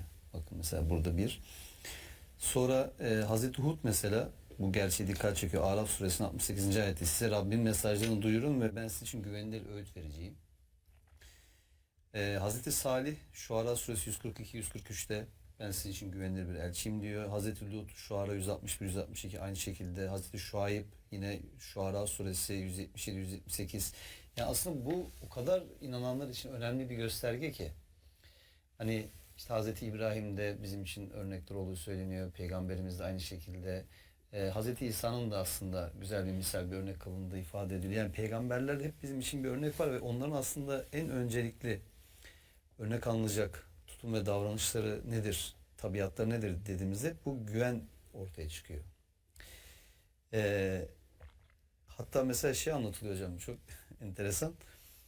Müşrikler işte peygamberliği öncesinde de mesela peygamberimize eşyalarını emanet ediyorlar değil mi? Yani işte karavanlar, ticaret falan biliyorlar ki yani işte evet, o güvenilirdi yani. O asla bizim işte malımıza bir zarar getirmez. Olası bir zarar durumunda bunu tazminatın karşılar yani bir şekilde bunu yerine getirir. Sonrasında o peygamber olduktan sonra aslında daha da iyi bir insan oluyor. Hani daha öncesinde erdemler grubu içerisinde yer aldığı kabul ediliyor falan. Hani yine duyarlı bir insan ama kendi halinde duyarlı, pasifi diyebileceğimiz, kendi halinde duyarlı, kimseye zarar olmayan bir insan. Sonra hayata aktif dahil oluyor. Bu sefer insanları da o duyarlı olmaya çağırıyor, o kötülükleri haykırıyor. Bu sefer dikkatleri üzerine çekiyor, tepkileri üzerine çekiyor. Onun peygamberliğini onaylamayan müşrikler peygamberliği sonrasında bile yine eşyalarını ona teslim ediyorlar. Yani sen peygamber değilsin diyor. Belki yalan söylüyor. 10 tane iftira var değil mi? Peygamber mesela yalancı diyor işte. Evet. Büyücü diyor falan. Muallim falan diyor. Böyle 10 tane iftira var. Bakın güvenmiyor şey olarak peygamberliğini onaylamıyor ama insan olarak güveniyor. Yine eşyasını teslim ediyor mesela ona. Şimdi bakın böyle olması. Ben bazen diyorum yani mesela öyle bilinmeniz lazım ki hepimiz insanız, hepimiz hataları var, noksanlıkları var, kusurları var. Bunlarla öğreniyoruz. Ama mesela birisi sizinle ilgili birine bir şey söylediği zaman o insanın şunu diyebilmesi lazım ya yok lan asla öyle bir şey yapmaz yani. Değil mi? Evet. Size yakıştırmıyor olması lazım yani. Şimdi böyle olabilmek burada önemli. Hani siz böyle olmaya çalışsanız da yine birileri bir şey der yani ona engel olabilecek bir durum yok ama o güveni burada sağlayabilmek. Şimdi iman ve salih amelin beraber geçişiyle ilgili hani Şaban Hocam hatırlattı ya. Şimdi aslında iman büyük bir iddia. Şeyde Hucurat Suresi'nde mi geçiyordu hocam işte Bedevilerle ilgili değil mi? Şöyle Araplarla yani diyor ki iman ettik demeyin İslam olduk deyin yani hani kimlik aslında o kimliği aldık evet ama iman daha kalplerinize yerleşmedi diyor. Şimdi demek ki imanın kalbe yerleşmesi gibi bir olay var. İmanın kalbe yerleştikten sonra hayata taşınması gibi bir süreç var. O süreç işte salih amel. Yani iman bir iddiadır. O imanın içini dolduracak olan şey sizin eylemlerinizdir aslında. Hani işte genelde bu hasenat ve salihat olarak değil mi ikili bir ayrım yapılıyor. Yani hasenat daha çok işte kişinin kendine yönelik iyilikleri gibi. Salihat kendi dışındakilere yönelik iyilikler gibi değerlendiriliyor. Dolayısıyla aslında sizin imanınızın ölçüsünü, değerini, kalitesini, niteliğini ortaya koyan şey sizin iddianız değil, eylemleriniz. Çünkü herkes zaten iman ediyor sorduğunuz zaman. Yani Allahu Ekber deyip birinin kafasını kesen de onu Allah İman için ediyor. söylüyor ve Allah'tan alıyor cesaretini kendince. Yani öyle değil mi? Öyle bir Allah yaratmış kendi kafasında. Adını Allah koymuş ve o cesareti oradan alarak yapıyor. Allah adına onu işlediğini düşünüyor. O da iman ettiğini ifade ediyor. Belki de en çok o iman ettiğini düşünüyor mesela. O kadar fedakarlık yapıyor kendince. Mesela canını ortaya koyuyor gibi düşünüyor. O yüzden önemli olan insanın iddiası değil, onun Allah katındaki karşılığı ve yeryüzündeki eylem boyutu. Bu imanı şekillendirecek olan. Şimdi şeyle ilgili de, zamanla ilgili de aslında insan böyle hazır bulduğunun kıymetini bilemez derler ya hocam. Yani zaman çok hazır bulduğumuz için, içine doğduğumuz için zamanın en fazla kıymetini bilmediğimiz ve çok kolay tükettiğimiz bir sermaye aslında zaman. Evet. Yani bir an sonrasını geri getiremiyorsun.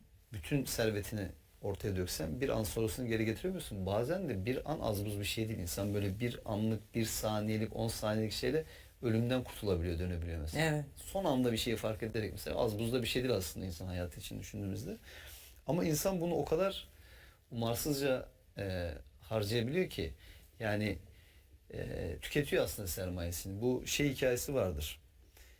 Güneşin altında buz satan bir adamın hikayesini anlatırlar hocam. Hatırlarsınız.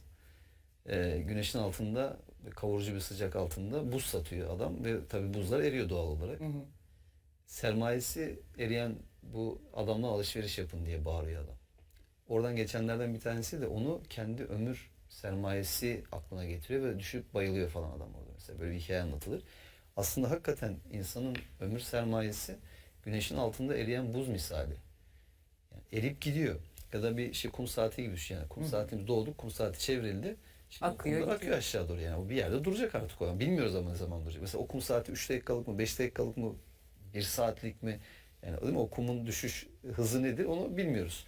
Ne zaman o son an gelecek onu bilmiyoruz. O yüzden insan elindeki en değerli olan bu şeyi en verimli şekilde geçirmesi önemli olan. Allah o yüzden işte diyor ya insan bakın burada şey de demiyor mesela hani tamam hani el insan hani insan takısı kullanılıyor, el takısı kullanılıyor ama hani Allah burada mesela müşrikler demiyor, kafirler demiyor, münafıklar demiyor.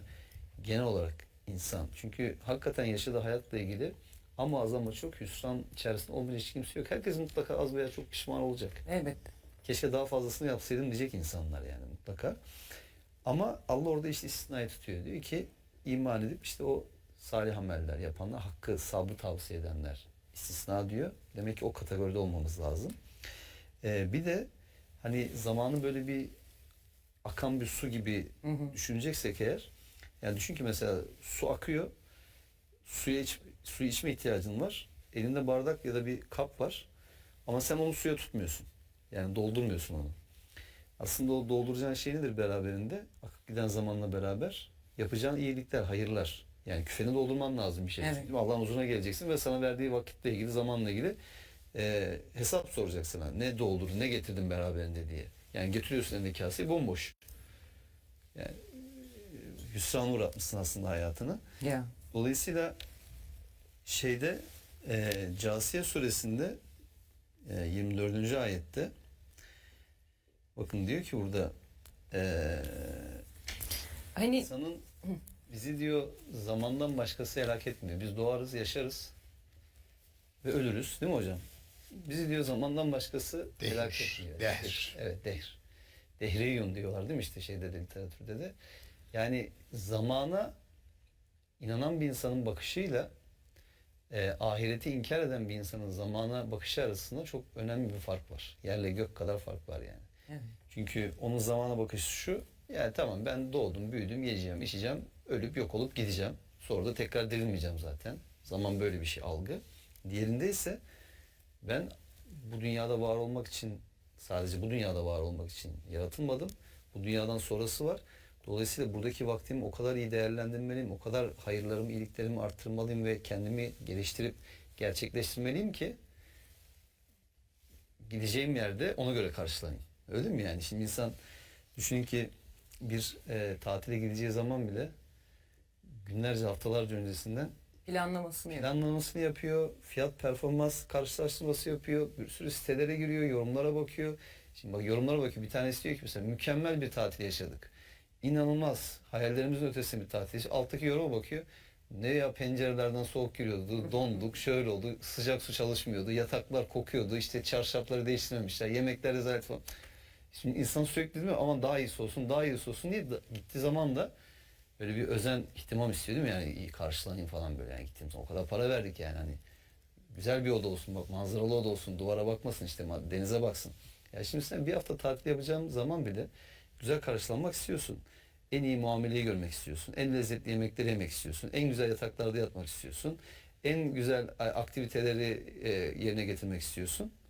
Bir tarafta da yani senin akıbetini, ahiretini belirleyecek bir şey var. Bir karşılama var orada. Bakalım orası nasıl karşılayacaklar. Bunu hiç umursamıyorsun. İşte bunu umursamayanlar hüsrana uğratanlar hayatlarını. Evet. Yani şuradaki bir haftalık tatille ilgili bu kadar önem verip ya da yeni bir telefon alacağı zaman günlerce, haftalarca hangisini almasıyla ilgili internette araştırma yapan insan ahiretteki durum ile ilgili eğer hiç önemsemiyorsa, işte tam ayetlerin ifadesiyle o zamanı helak ettiği insanlara dönüşüyorlar ve Yani. değersizleşiyorlar aslında zaman karşısında. Ya hani Allah diyor ya hocam, hakikati anlamak için size yeterli bir ömür, o zaman, ömür zamanını vermedik mi? İşte zamanın değerinden bahsediyoruz, değerini konuşuyoruz, ne kadar önemli olduğunu konuşuyoruz. Adama soruyoruz, saatlerce telefonuyla oynamış, ne yapıyorsun arkadaşım? Ne yapayım, zamanı öldürüyorum. Ama zamanı öldürmek, zamanı yaşatman lazım.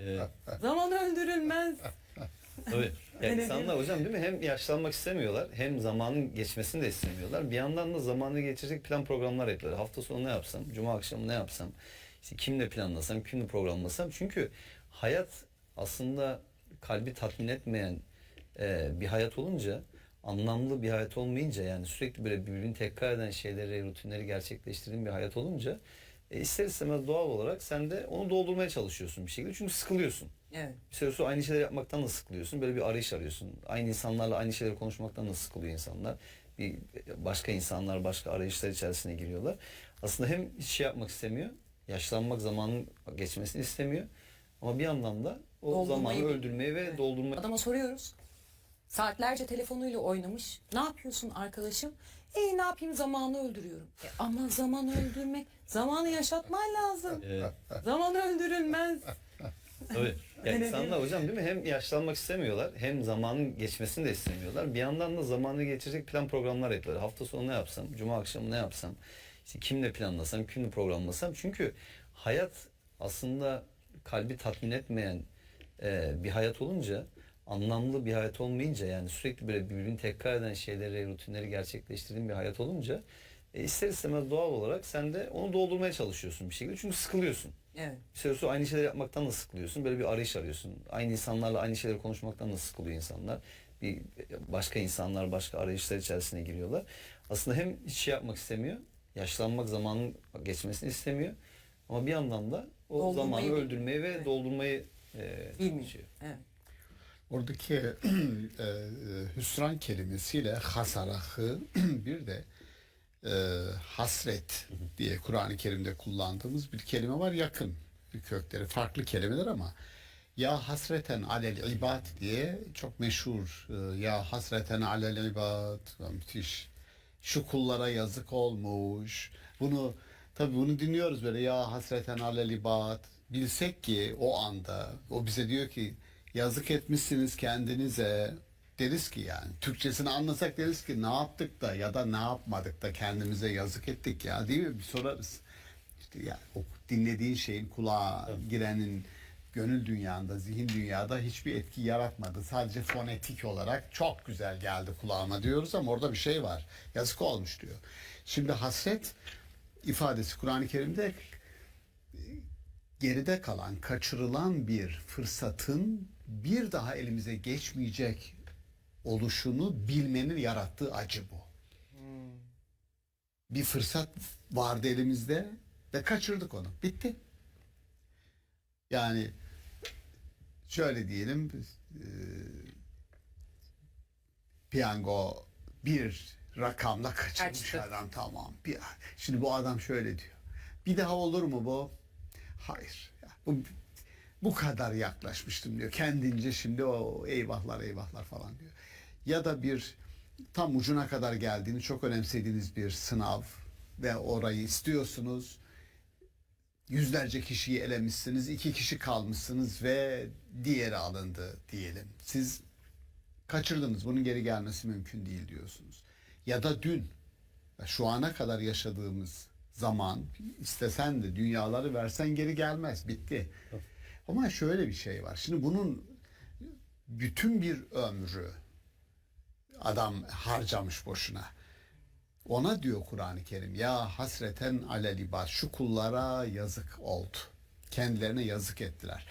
Şimdi bunu o zaman soru şu, yani bu hasret çekmeyecek olan, keşke demeyecek olan nasıl bir dolulukla, nasıl bir tamlıkla yaşamı sürerse böyle bir hasret çekmez ve hüsran hissine kapılmaz. Mümkün olduğu kadar dolu yaşamak bir. Yani şimdi bunu dolu dolu yaşamak. Yani şöyle diyelim. Mesela belki daha önce konuştuk, kaygıdan bahsederken kaygının kaynağı şuymuş, esas kaygı, büyük kaygı. Ya hayat ölümlü, insan ölümlü bir varlık ve sınırlı bir senem var, yılım var. Fakat yapmak istediklerin çok fazla. Şimdi bir hesap kitap yapıyorum, ya ben diyelim insanlığın hafızasında yer edinmek istiyorum. Bir ağaç gibi, bir ot gibi kurudu, öldü, çekti gitti olmak istemiyorum. Peki ne yapacağım? Çok büyük işler yapmam lazım. Peki yazmam lazım, çizmem lazım, konuşmam lazım, insanlarla buluşmam lazım, hafızada kalacağım diyecekler ki. Şimdi bir bakıyorum, bir şey kalmamış şurada, patlasa 10 yıl, 20 yıl. Ama bu kadar şey, o zaman benim gece 3 saat, 4 saat yatmam lazım. Gündüz şu kadar vakit ayırmam lazım, şu kadar insanla bir etkileşime girmem lazım vesaire vesaire. Bir network yaratmam lazım kendime, o network'ü büyütmem lazım. Kaygı yaratıcılığı tetiklermiş. Yani yaratıcılığı tetikleyen bu kaygıymış. Niye insanlar kaygı duyuyor? Diyor ki sınırlı zamanım var, şunu yapmam gerekiyor fakat vakit daraldı. Ölüm korkusu kaygıyı artırıyor, yaratıcılığı da artırıyor. Şimdi bu diyorum ya, Allah enteresan bir denge kuruyor. İnsanın içerisine, sonlu varlığın içerisine sonsuzluk hissini, zaman konusunda sonsuzluk hissini yerleştirerek çalıştırıyor da çalıştırıyor. İyi mi? Diyorum ki ya Rabbi sen ne yaptın ya? Bizim içimize koydun bunu. Çalış. Ya çok yorulduk diyorum. Bunu koy ama hayatı bu güzelleştiriyor ve geliştiriyor. Evet. Ya, bilmez mi insan yani milyarlar kazanacağım ya da dünyanın işini yapacağım ya kardeşim ben ölüp gideceğim ne uğraşıyorum falan dese olmaz. Bak hayat bunu kaldırmıyor. Niye kaldırmıyor? Çünkü hayatı salih, sulh, ıslah kelimesi üzerine planlayan ilahi irade öyle planlamış. Ve ömrü, bakın insan ömrü, ömür kelimesiyle imar, mimar aynı kökten geliyor. Ömür sürdüğün sürece imar etmek ömrünün bir parçası. Şuraya bakar mısınız? Ömür süren imara uğraşır diyor. Ömrün olduğu süre. Onun için diyorum 90 yaşındaki adam o ağacı ben oraya dikerim. 3-4 sene sonra da meyvesini yerim diyor. Belki yarın ölecek. Önemi yok. Ömrü olduğu zaman imarı otomatik olarak kendisine geliyor. Şimdi ömür sürdüğü sürece imar etme insanın dokusuna, doğasına işlendiğine göre bu herkese sirayet eden bir iyilik olarak. Bakın hayatın kendi kendini onarma gibi bir refleksi var. Tıpkı vücut derler ya, karaciğer kendi kendini onarıyor. Yeter ki sen ona süre tanı. Bir izin ver. Yani insan vücudu, biyolojisi kendisini onaran bir mekanizma. Hayat da öyle kodlanmış. denir ki her şey kaosa eğilimli. Yani entropik ilkede her şey kaosa eğilimli. Doğa varlıklar da öyle, insan da öyle. Kendi başına bıraktığınız zaman herkes kaos çıkarmak üzere sanki. İyi de kaos çıkmıyor. Peki niye? Biz diyoruz ki bu entropi ilkesini tartışırken. Çünkü diyoruz bu düzenin bir sahibi var. Kaos çıksın istemiyor. Yani şöyle kanadını çırptığı zaman bir kelebek etkisi denilen olay. Burada kanadını çırptığı zaman diyelim 10.000 kilometre ötede fırtınaların kopması lazım. Büyüyen dalgalarla. Tamam. Fiziksel olarak. İyi de olmuyor. Hiç de fırtınalar çıkmıyor. Kaos çıkmıyor. Sebep? Diyoruz ki bu düzenin bir sahibi var ve onu koruyor. İnanmayan bir fizikçiye soruyoruz. Niye hocam? Bu iş öyle diyor yani. Ya bu iş öyle diyor. Ya bu iş öyle. Ya bu iş öyle diyor ya. Ya bu iş öyle demekle o iş olmuyor hocam yani. Şimdi diyor hayatın da kendini onaran hasarlı yaşam diyorum ya. Mesela antroposen çağ diyoruz biz. Son 200 yıl için kullanılır. İnsanın tam odağa, merkeze yerleştiği son 200 yılda çevre, atmosfer mümkün olduğu kadar daha önce olmadığı kadar yani hasar aldı.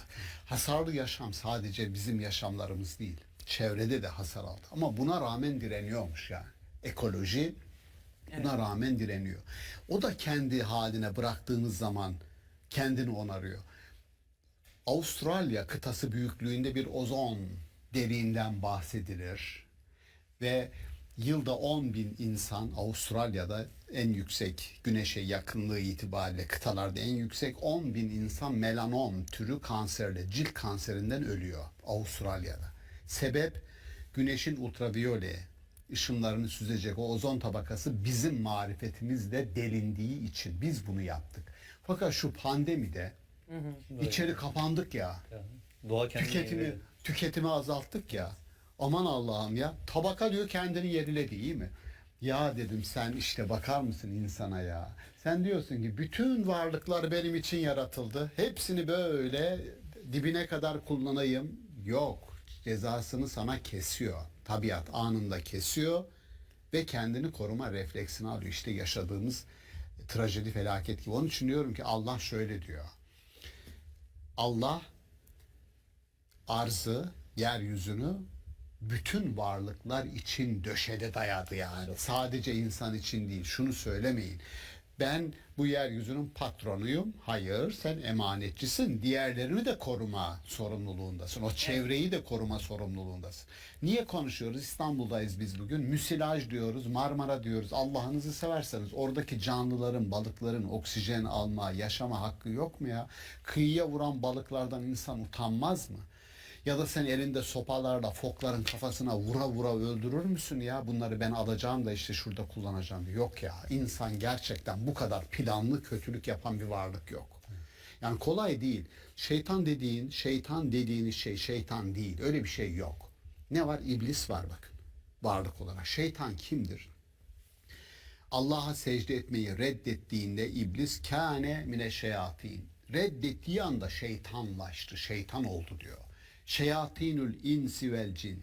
İnsan şeytanlar diyor. Ya sen bir ülkeye müdahale edeceksin. 1 milyon masum öldüreceksin. Ondan sonra ben diyeceğim ki şeytan işte şeytan orada duruyor ya. Bağırıyor buradayım diyor. Dolayısıyla kiminle mücadele edeceğin stratejin şeytanla strateji geliştireceksin mücadele. Anlıyorsun ki şeytan dediğin şeytani eylemler yapana diyor şeytan Kur'an-ı Kerim. Çok teknik olarak ilerlemek istemem ama Arap gramerinde kuraldır. Bir isim eğer fiilden türemişse o fiili yapanın ismi olur. Şetane kötülük yapmak, bozgunculuk yapmak demektir. Şeytan kimdir? Bozgunculuk yapan, dünyayı fitne fesada uğratandır. O zaman şeytan kimdir dersen karşına tipolojisi anında geliyor bugün olduğu gibi. Hocam ayeti geldi aklıma da siz Rahman suresini hatırlattınız yani bütün canlılar için aslında yarattı Allah. Çok muhteşem bir ilke bence. Vel arda vada'aha lil edam. Şeyi düşüneceğim yani aslında insanoğlunun çevre duyarlılığı çok yeni bir şey düşündüğümüzde. Yani bundan belki bir 100 yıllık, belki 150 yıllık bir şeyi var, geçiş var. O da neden? Çünkü o kadar denizleri, havayı, işte sanayi devrimiyle beraber fabrikalar vesaire, atıklar o kadar kirlettiler ki o kirli havadan, denizlerden o kadar çok insan öldü ki beraberinde bir yani ne oluyoruz ya, bu nereye gidiyor falan diye böyle bir duyarlılık oluşma durumu söz konusu oldu. Avrupa'da da mesela bunun çok örnekleri var. Şimdi bakın 7. yüzyıl Mekke şartlarında diyelim ki inen bir kitaptan bahsediyoruz. Ve Rum suresinin 41. ayetinde çok muhteşem bir hatırlatmada bulunuyor aslında. Diyor ki bakın, insanların elleriyle kazandıkları yani yapı ettikleri yüzünden karada ve denizde bozulma meydana geldi. Fesat çıktı diyor Allah. Ve bakın devamı çok önemli. Böylece bu yanlıştan belki dönerler diye ya da dönsünler diye Allah onların yaptıklarının bir kısmını onlara tattıracak diyor. Yani inanılmaz güzel bir, o kadar önemli bir ayet. Yani karada ve denizde. Bakın şimdi mesela düşünün. Gerçekten yeryüzünü hem insan için hem de diğer Allah'ın yarattığı canlılar için yaşanmaz hale getiren kim? İnsan. Şimdi bu yaşadığımız şehirleri bir düşünsenize. Hani zaten mimari demek bile zaten ayıp olur yani. Hani mimarlara ayıp olur yani. Gerçek mimarlara ayıp olur. Beton yığını. Hiç nefes alacak yer yok. Gökyüzünü, güneşi, ayı göremiyorsun neredeyse. O koca koca binalar, şeyler ve biz bunu gelişmişlik zannediyoruz. Ayağın toprağa değdirebileceğin, elektriğini boşaltabileceğin bir imkanın yok. Sürekli gerginsin. Nereye dokunsan elektrik yüklüsün. Niye? Çünkü insanın doğal ortamı insan elinden alınmış. Bir tek insan değil ki yani bütün yani canlılarında ve hala da yapılmaya çalışılıyor bu. Şimdi insanın bu gezegene karşı da bir sorumluluğu var. Çevreye karşı bir sorumluluğu var. Allah'ın yarattığına karşı bir sorumluluğu. Allah bunun hesabını sormayacak mı zannediyoruz? Yani bu şey var hocam, işte böyle 70'li yıllardaki böyle kamera görüntüleri falan var İstanbul Boğazı'ndan. Çıkan balıklar, o palamutlar meşhur yani, biliyorsunuz. Palamut zaten boğazın böyle şeyidir, incisidir. İncisidir. İnanılmaz böyle bir ağlardan, teknelerden balıklar çıkıyor. Bir de şimdi gidin arada bir şu şeyde köprüden bir yürüyüp bakın orada balık tutanlara yani. Parmak boyunda balıklar ancak çıkıyor. Yani ağır metaller, denize dökülen o gemilerden ağır metaller, onların o canlıları şey yapmayı sonra biz yiyoruz o balıkları yine. Yani yine insan vücuduna geliyor aslında o ağır metaller dönüp dolaşıp baktığın zaman. Dolayısıyla insana aslında dönüyor bunun zararı. Ya da çevre aynı şekilde. Yani ağaçları, ormanları vesaire katlettiğin zaman o işte erozyona neden oluyor. İşte başka çevre kirliliklerine neden oluyor. İşte madenler yapıyorsun orada vesaire. Yani dolayısıyla bu dönüp dolaşıp yine insanın o doğal yaşam ortamlarını yok ediyorsun burada. O yüzden Allah işte bu kadar aklımızı kullanmaya, fıtratımıza uygun davranmaya Allah'ın bizi davet etmesinin esprisi bu aslında. Temelde baktığınız zaman. Çünkü sen fıtratına aykırı yaptığın her eylemin bedelini ödüyorsun. Sen ödüyorsun ve senden sonraki nesiller bir şekilde aslında o bedeli ödemiş oluyor. O yüzden hani bu açıdan düşündüğümüzde insanın sadece kişisel hayatını hüsrana uğratması için bazen mesela diyorsun ki bir aile diyelim çok yani işte zorbalıkla bir çocuk yetiştiriyor diyelim. Fiziksel ve psikolojik şiddet uyguluyor sürekli falan bilmem ne. Ya ne yapıyorsun diyorsun. Ya çocuk benim çocuğum diye. Kardeşim çocuk senin çocuğun değil. Çocuğu sen biyolojik olarak dünyaya getirmen onun senin kölen olduğu veya senin onun efendisi olduğun anlamına gelmiyor. Sen o çocuk senin çocuğun da sen onu evde tutmuyorsun ya, topluma karışıyor bu çocuk yani. Evet. Oradan çıkıyor okula gidiyor. Benim çocuğumla aynı okula gidiyor. Oradan çıkıyor otobüse biniyor. Benim evladımla çocuğum aynı otobüse biniyor. Sokakta geziyor. Benim çocuğum aynı sokakta geziyor. Toplumun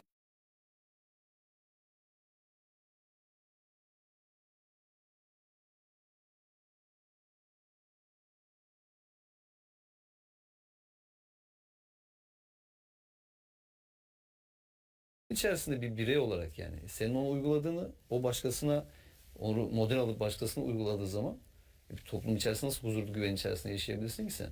O yüzden hani insanın sadece kendisini üstüne uğratması değil, kendisini üstüne uğratması bir de etrafına bunu yansıması gibi bir durum da söz konusu. O 5 temel hak diye bizim İslam'da Müslüman alimlerin ilk dönemde insanın 5 temel hakkı vardır, dokunulmazdır ve bunlar Allah tarafından garanti altına alınmıştır. Bu adam kim olursa olsun, dini, imanı, rengi, ırkı ne olursa olsun 5 temel haktan bir tanesi yani nedir onlar? Canı koruma altındadır. Hiçbir şekilde dokunamaz. Malı, mülkiyet hakkı saklıdır. Aklı dediği düşünce özgürlüğü saklıdır. Din özgürlüğü vardır ve son şimdi Emre Hocam'ın söylediği nesep ya da neslini sağlıklı bir ortamda yetiştirme hakkı. Şimdi yani öyle bir toplumda yaşama talebi olmalıdır ki adamın, benim evladım öyle bir çevrede ya da ben öyle bir çevrede yetişmeliyim ki o çevre beni hasarlı hale getirmeyecek, bana zarar vermeyecek. Bunu sağlama kamu otoritesinin görevleri arasındadır.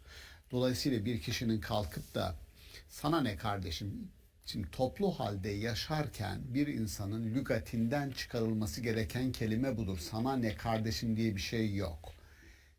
Sembiyotik ya da simbiyotik yaşam dediğimiz şey, biz bu yaşamdan yararlanıyoruz ve onun karşılığında bir şey veriyoruz. Kolektif olarak bunu inşa ediyoruz, bu yaşamı, ve herkes bir şekilde birbirine bağlı burada. Vatandaşlık bağıyla bağlı olmak, sadece kanun bana ne hak veriyorsa onu alırım, ne sorumluluk veriyorsa onu yaparım diyor. Ama din aynı zamanda için içerisine girince, benim çok sevdiğim bir ifade Maturidi'den, diyor ki toplu halde yaşarken, bakın bu felsefeyi, belki o hasarı önlemek için önce bu felsefeyi herkese vermek lazım. Toplu halde yaşayan insanlar biyolojik olarak aynı rahimden çıkan kardeşler değildir. Bunu biliyoruz. Aynı rahimden çıkmadık ama aynı rahim olan Allah'ın kulları olduğumuzu biliyoruz diyor. Şimdi bunu dedikten sonra bir adam kötülüğe meyleden, kötülük yapan birisine ne yapıyorsun ya kardeşim, sana ne ya? Hayır, öyle değil. Sen benim kardeşimsin, ben de senin kardeşinim desem, ya git falan diyor. Hay bak şimdi, ya cidden samimi olarak söylüyorum. Bir dünya kurulmak isteniyor, ilahi olan bir dünya kurmak istiyor. Şuraya bakar mısın? Elhamdülillahi Rabbil Alemin. Ne demek Emre Hocam? Elhamdülillahi Rabbil Alemin.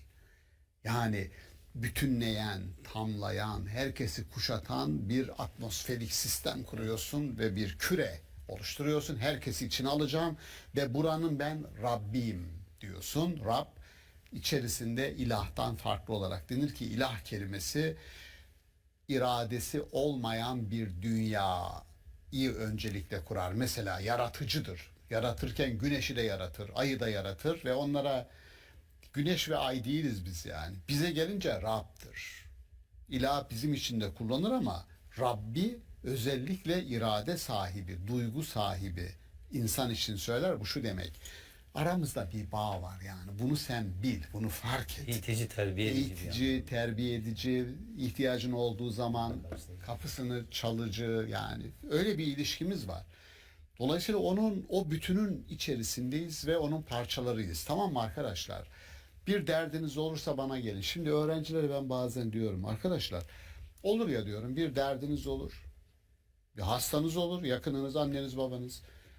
Çekinmeden gelin bana söyleyin. Deyin ki hocam bana bir doktor lazım ya. Ya sizin erişemediğiniz bir yere bir hocanız, başka bir hocanıza gidin anlatın. Onun için kolay olabilir sizin. Ya sen kendi çocuğum, kendi kardeşim gibi öyle davranıyorum. Yani öyle davranın çünkü biz aynı rahimden çıkmadık ama aynı rahim olan Allah'ın kullarıyız ya. Bunu geliştirin. Allah böyle bir yere davet ediyor. Şimdi ne dedik? Hasarlı yaşam ya. Birisinin hasarı seni eğer incitmiyorsa, üzmüyorsa, o zaman dönüp kendi insanlık kaliteni yeniden ölç. Ne diyor Peygamberimiz? Müminler diyor bir vücut gibidir. Yani bütün müminler tek bir vücut. O vücudun bir yeri ağrı çekerse, parmağımı sıkıştırdım kapıya, tamam, inanılmaz ağrıyor. Ya da döküldü işte kaynar su, yandı. Eyvah. Bütün vücut, ya bu parmaktır abi, sen orada şöyle ayırmıyorum. Sen şurada acını çek. Ben burada işime bakıyorum. Tamam, öyle değil. O acı bütün vücudu etkiliyor. Diyor ki Peygamberimiz, müminler bir vücut gibidir. Nasıl bir vücudun küçük bir organı dahi acı çekse, bütün vücuda yayılırsa, bir mümin kardeşiniz acı çekiyorsa, ağrı çekiyorsa, açlık çekiyorsa, hastalık çekiyorsa sizi incitmelidir, ağrıtmalıdır. Demeniz gerekir ki bir ağrım var, şuna bakayım. Şimdi bu müthiş bir duyarlılık. Müthiş bir farkındalık. Şimdi bunu hasarlı yaşamın olmasını istemiyorsan, bu adalet duygusu. Denir ki eğer iyilik istiyorsan iyilik yaparsın. İyilik yaptığın kişi iyilik yapması gerektiğini öğrendiğinde sana iyilik yapar. Dolayısıyla iyilik fikri böylece dolaşıma girer. Ne yani eşitlik adaleti doğurur. Biz eşitiz. Vatandaşlık haklarımız eşit. Bir fırsat varsa oraya başvurmakta eşitiz. Eğitimde eşitiz. Eşitlik eğer bu fikir tutarsa bu topraklarda kendiliğinden otomatik olarak adalet sağlanmış olur. Adalet fikri sağlanır. Peki adalet ve eşitlik ve merhamet neyse bütün bu fikirler metafizik kavramlardır bunlar. Yani öyle gözümle görmüyorum. Ancak onlara hayat verirsem hayat bulur. Metafizik kavramlar. Bunlar hayata dahil olduğunda ne olur? Ben size söyleyeyim yani hasar falan olmaz yani. Müthiş bir şey. Peki bunların olmadığı bir dünyada ne olur? Adaletin olmadığı dünyada. Adalet duygusunun yerlerde süründüğü bir dünyada. İnsanlar üzülür, insanlar kırılır, insanlar küser. Devletine küser, topluma küser, hakimine küser. Doğru mu? Evet. Güven kaybolur. Umutsuzlaşır. O umutsuzlaşır. Dolayısıyla şimdi formül o kadar basit ki. Formül çok basit. Hayata anlam katan değerlere hayat verdiğin sürece hayat bulursun. Onları silikleştirdiğin, kötürümleştirdiğin zaman sen kötürümleşirsin. Yani burada tabiat gibi. Onun da doğası var. Adaletin bir doğası var. Tıpkı bizim olur ya Karadeniz, Gümüşhaneliyim, Doğu Karadeniz. Heyelan oluyor. Yani o kadar yağmura tabii ki toprak kayacak. Ama oradaki bitki örtüsünü sen sökmüşsün, bir şey yapmışsın, oraya başka bir şey yapmışsın. Toprak kalmış çırılçıplak. Bir yağmur toprak gitti, seni de aldı altına gitti vesaire. Yani tabiat derler, tabiat ders vermekten usanmayan bir öğretmen gibidir. O kadar inatçı bir öğretmendir ki dersin alındığından emin olana kadar öğretir. Tabiat. Dersin alındığını, dersin kavrandığını öğrenene kadar ben anlatacağım sana der tabiat. Çok kötü. Yani ben sonunda anladın mı der. Mesela deprem bir öğreticidir. Sonunda anladın mı? 50.000 kişini aldım ben senin. Anlamadın mı? Ben senin anladığından emin olana kadar ben sana ders vermeye devam edeceğim. 1 milyon kişini alırım. Ya şöyle düşünün. Bu ders verildi. 1570'li yıllarda Lizbon depreminde 100.000 kişinin yaşadığı Lizbon'da 95.000 kişi öldü. Ki o zamanın dünya nüfusuyla karşılaştırınca şimdinin belki... Şöyle değil, 20 milyonluk bir nüfuslu kentin 19 milyon 500 bini öldü.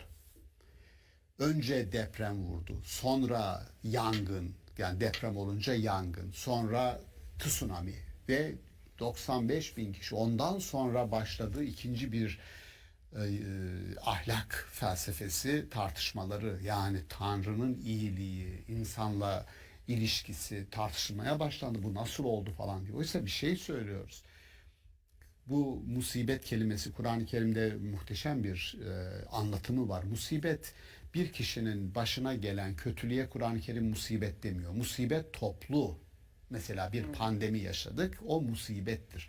Tek başıma gelen kötülüğü başka kelimelerle karşılıyor. Kur'an-ı Kerim diyor ki: "Ma esabe min musibetin fil arz ve la fi enfusikum."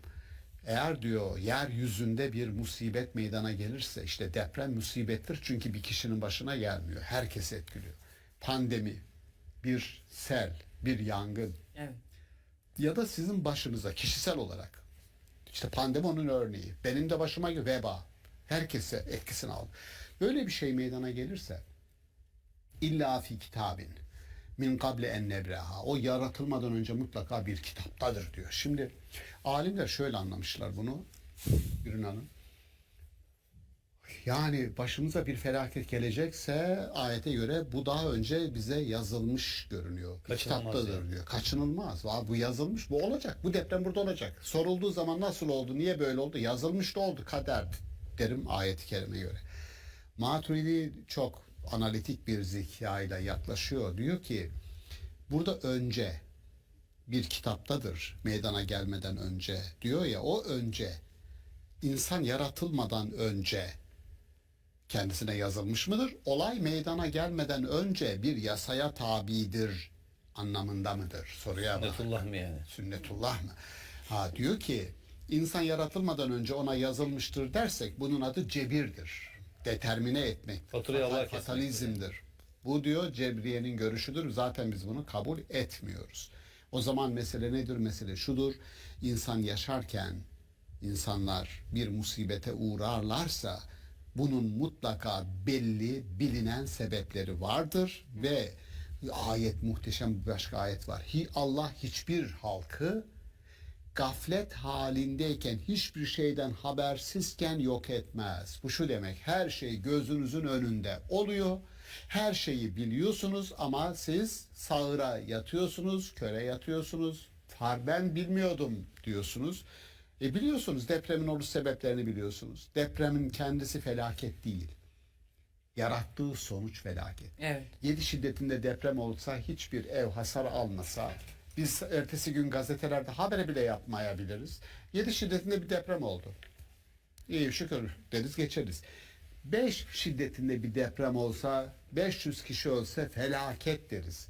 Anlıyoruz ki depreme değil, yarattığı sonuca biz felaket diyoruz. Sonuç da bizim o depremle olan ilişkimizden doğuyor ya da doğmuyor. Görüyor musunuz? Ayet onu söylüyor. Sizin ellerinizle kazandıklarınız kötülüklerden dolayı karada ve denizde bu kadar bozulma, fesat meydana geldi diyor. Dolayısıyla bir şey öğrenmiş oluyoruz.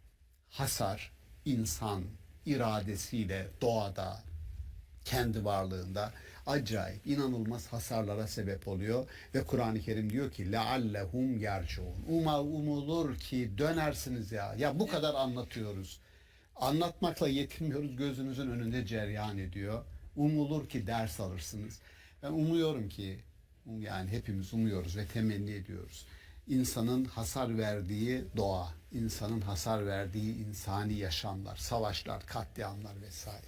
Bunun yolu, oradan dönüşün yolu çok belli. Güven veren bir toplum, evet, iman eden, güven veren bir toplum.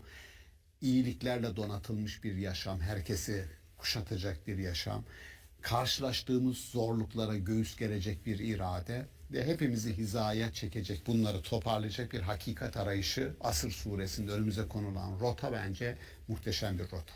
Hocam ayeti geldi aklıma da, onu not aldım, ona baktım demin. Allah ve Resulü size hayat verecek olan şey sizi çağırdığı zaman o çağrıya uyun diyor ya, aslında yani orada hani hayat dediği şey işte biyolojik bir yaşamla alakalı bir durum değil yani.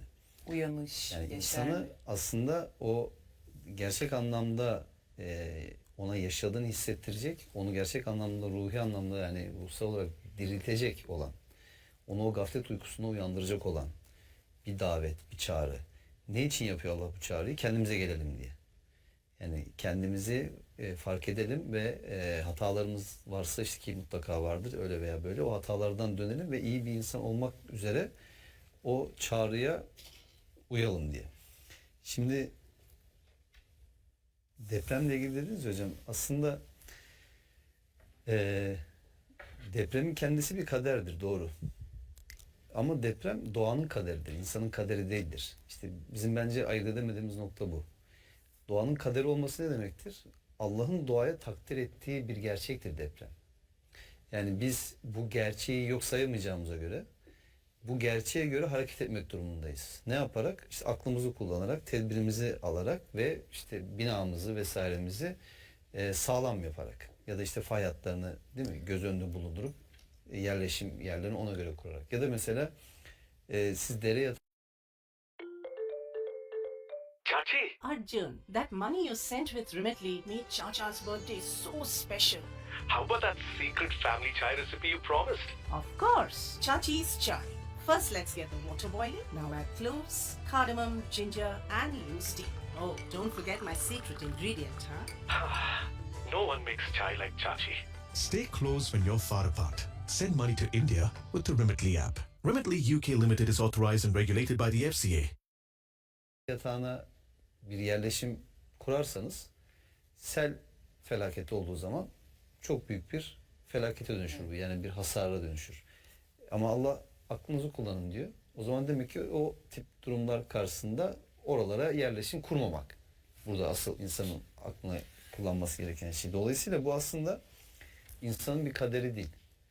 Doğanın bir kaderi. Doğanın kaderi olan şeyin olmamasını istemek imkansız istemektir. Çünkü Allah bunu takdir etmiş doğaya. Yani. Bu olacak. Dolayısıyla depremin kendisi kötü değildir. Depremin olası sonuçları insanın tedbirsizliği onu bir felakete dönüştürür. Yoksa dünya birçok yönde depremler oluyor. İşte belki videolarına denk gelmişsiniz hocam, Japonya'da 80 katlı bina sallanıyor. Her şeyi, dolapları falan bağlamış. Adam bir yandan şeyi tutuyor, dolu tutuyor, bir yandan bilgisayarla çalışmaya devam ediyor. Kimse kaçmıyor bir yere yani. Ne çatıya kaçıyor ne aşağıya kaçıyor. Niye? Çünkü adam biliyor yani. Öyle sağlam yapılmış o bina ve o bina yıkılmayacak ve yıkılmıyor da. Kaliforniya'da da mesela depremler oluyor birçok zaman. Yani siz eğer ki doğanın bu gerçeğine göre dizayn ederseniz, yani işte çimentosundan, demirinden çalmazsanız, 5 katlı bina temeli atıp 15 kat bina dikmezseniz, yani doğal olarak o bina sağlam olacaktır. İsviçre Alpleri ile alakalı bir yazı ile karşılaşmıştım yıllar önce. Adam şöyle diyor: biz çığla mücadele etmekten vazgeçtik. Ha dedim, yenildiler herhalde, yani onu mu kabul ediyor? Onunla mücadele etmekten vazgeçtik, onunla birlikte yaşamayı öğrendik diyor ve şöyle diyor: onun yoluna çıkmamaya karar verdik diyor. Tamam dedim, çok hoş. Şimdi çığın geldiği rotaları, evleri yapmadığımızda hiç diyor sıkıntı yaşamamaya başladık. Çünkü geliyor, çığ geliyor ve insanlar ölüyor. Bu bir gerçek. O zaman çığın o rotasında biz yokuz dedik ve evlerimizi oradan aldık. Şimdi sorunumuz yok diyor. Doğayla birliktelik fikri, bu muhteşem bir şey. Yoluna çıkma. Benim yoluma çıkmıyor, onun yoluna çıkmıyorum ve birlikte yaşıyoruz. Hasar kelimesi bizi nasıl üzüyorsa, tedbir, yani o sonucu görüyorsun, hasarlı yaşam. Yıkılmış bir binanın altında kalan insanlar, selle sürüklenen insanlar. Bu hasar bizi ürkütüyor. Bu iyi bir his. Ürküme hissi güzel. Bu bizi tedbire iter. Hayatta kalmaya iter. Onun için o duygu olumlu bir duygu. Allah'ın umulur ki dönersiniz talebi, onu dikkat alan, o fotoğrafı çeken bir taleptir. Hep şöyle söyleriz: insan aklı yaşamın çirkinliklerini görüp fotoğraflamakla sorumludur. İnsan iradesi oradaki çirkinlikleri güzelleştirmekle sorumludur. İrademizi, azmimizi o iyiliği artırmaya, o tarafı, onu o hasar verecek olan gerçeği bilerek nasıl hasarsız bir, hüsransız bir yaşam inşa edebiliriz? Bunun imkanı var. Hep şunu söyleriz, ilkedir: bir şey doğruysa mümkündür. Doğru olan, hiçbir depremin zarar vermediği, selin felakete dönüşmediği bir toprak, bir coğrafya meydana getirmek mümkün mü? Mümkün. Doğru mu? Doğru. O zaman bunun imkanını birlikte gerçekleştirebiliriz. Eskiye göre kabul etmek lazım. Türkiye'nin bu konudaki farkındalığı, bilinci biraz daha yükseldi. İmkanlar da şükürler olsun yani. 5 Richter'e göre 5 şiddetinde bir deprem can alırdı Türkiye'de fazlasıyla. Şimdi almıyor. Demek ki öğreniyoruz. İnşallah bu bilinç daha da artar ve kamu otoritesinin de burada biraz daha bu konuya kaynak ayırma ve hayatı onarma konusunda insan bilincine, bizdeki tekil bilinçlere eşlik etmesini temenni edelim. Yani. Hocam bir de zaten olayı sadece hani kamudan beklemek de zaten çok şey değil. İnsanların birçoğu kendi evini kendi yapıyor. Anadolu'da hala birçok yerde mesela kendi müteahhitliğini yapıyor adam mesela. Yani o kendi oturacağı binadan çalıyor adam yani. Hani şimdi bu adama zaten yapacak bir şey yok.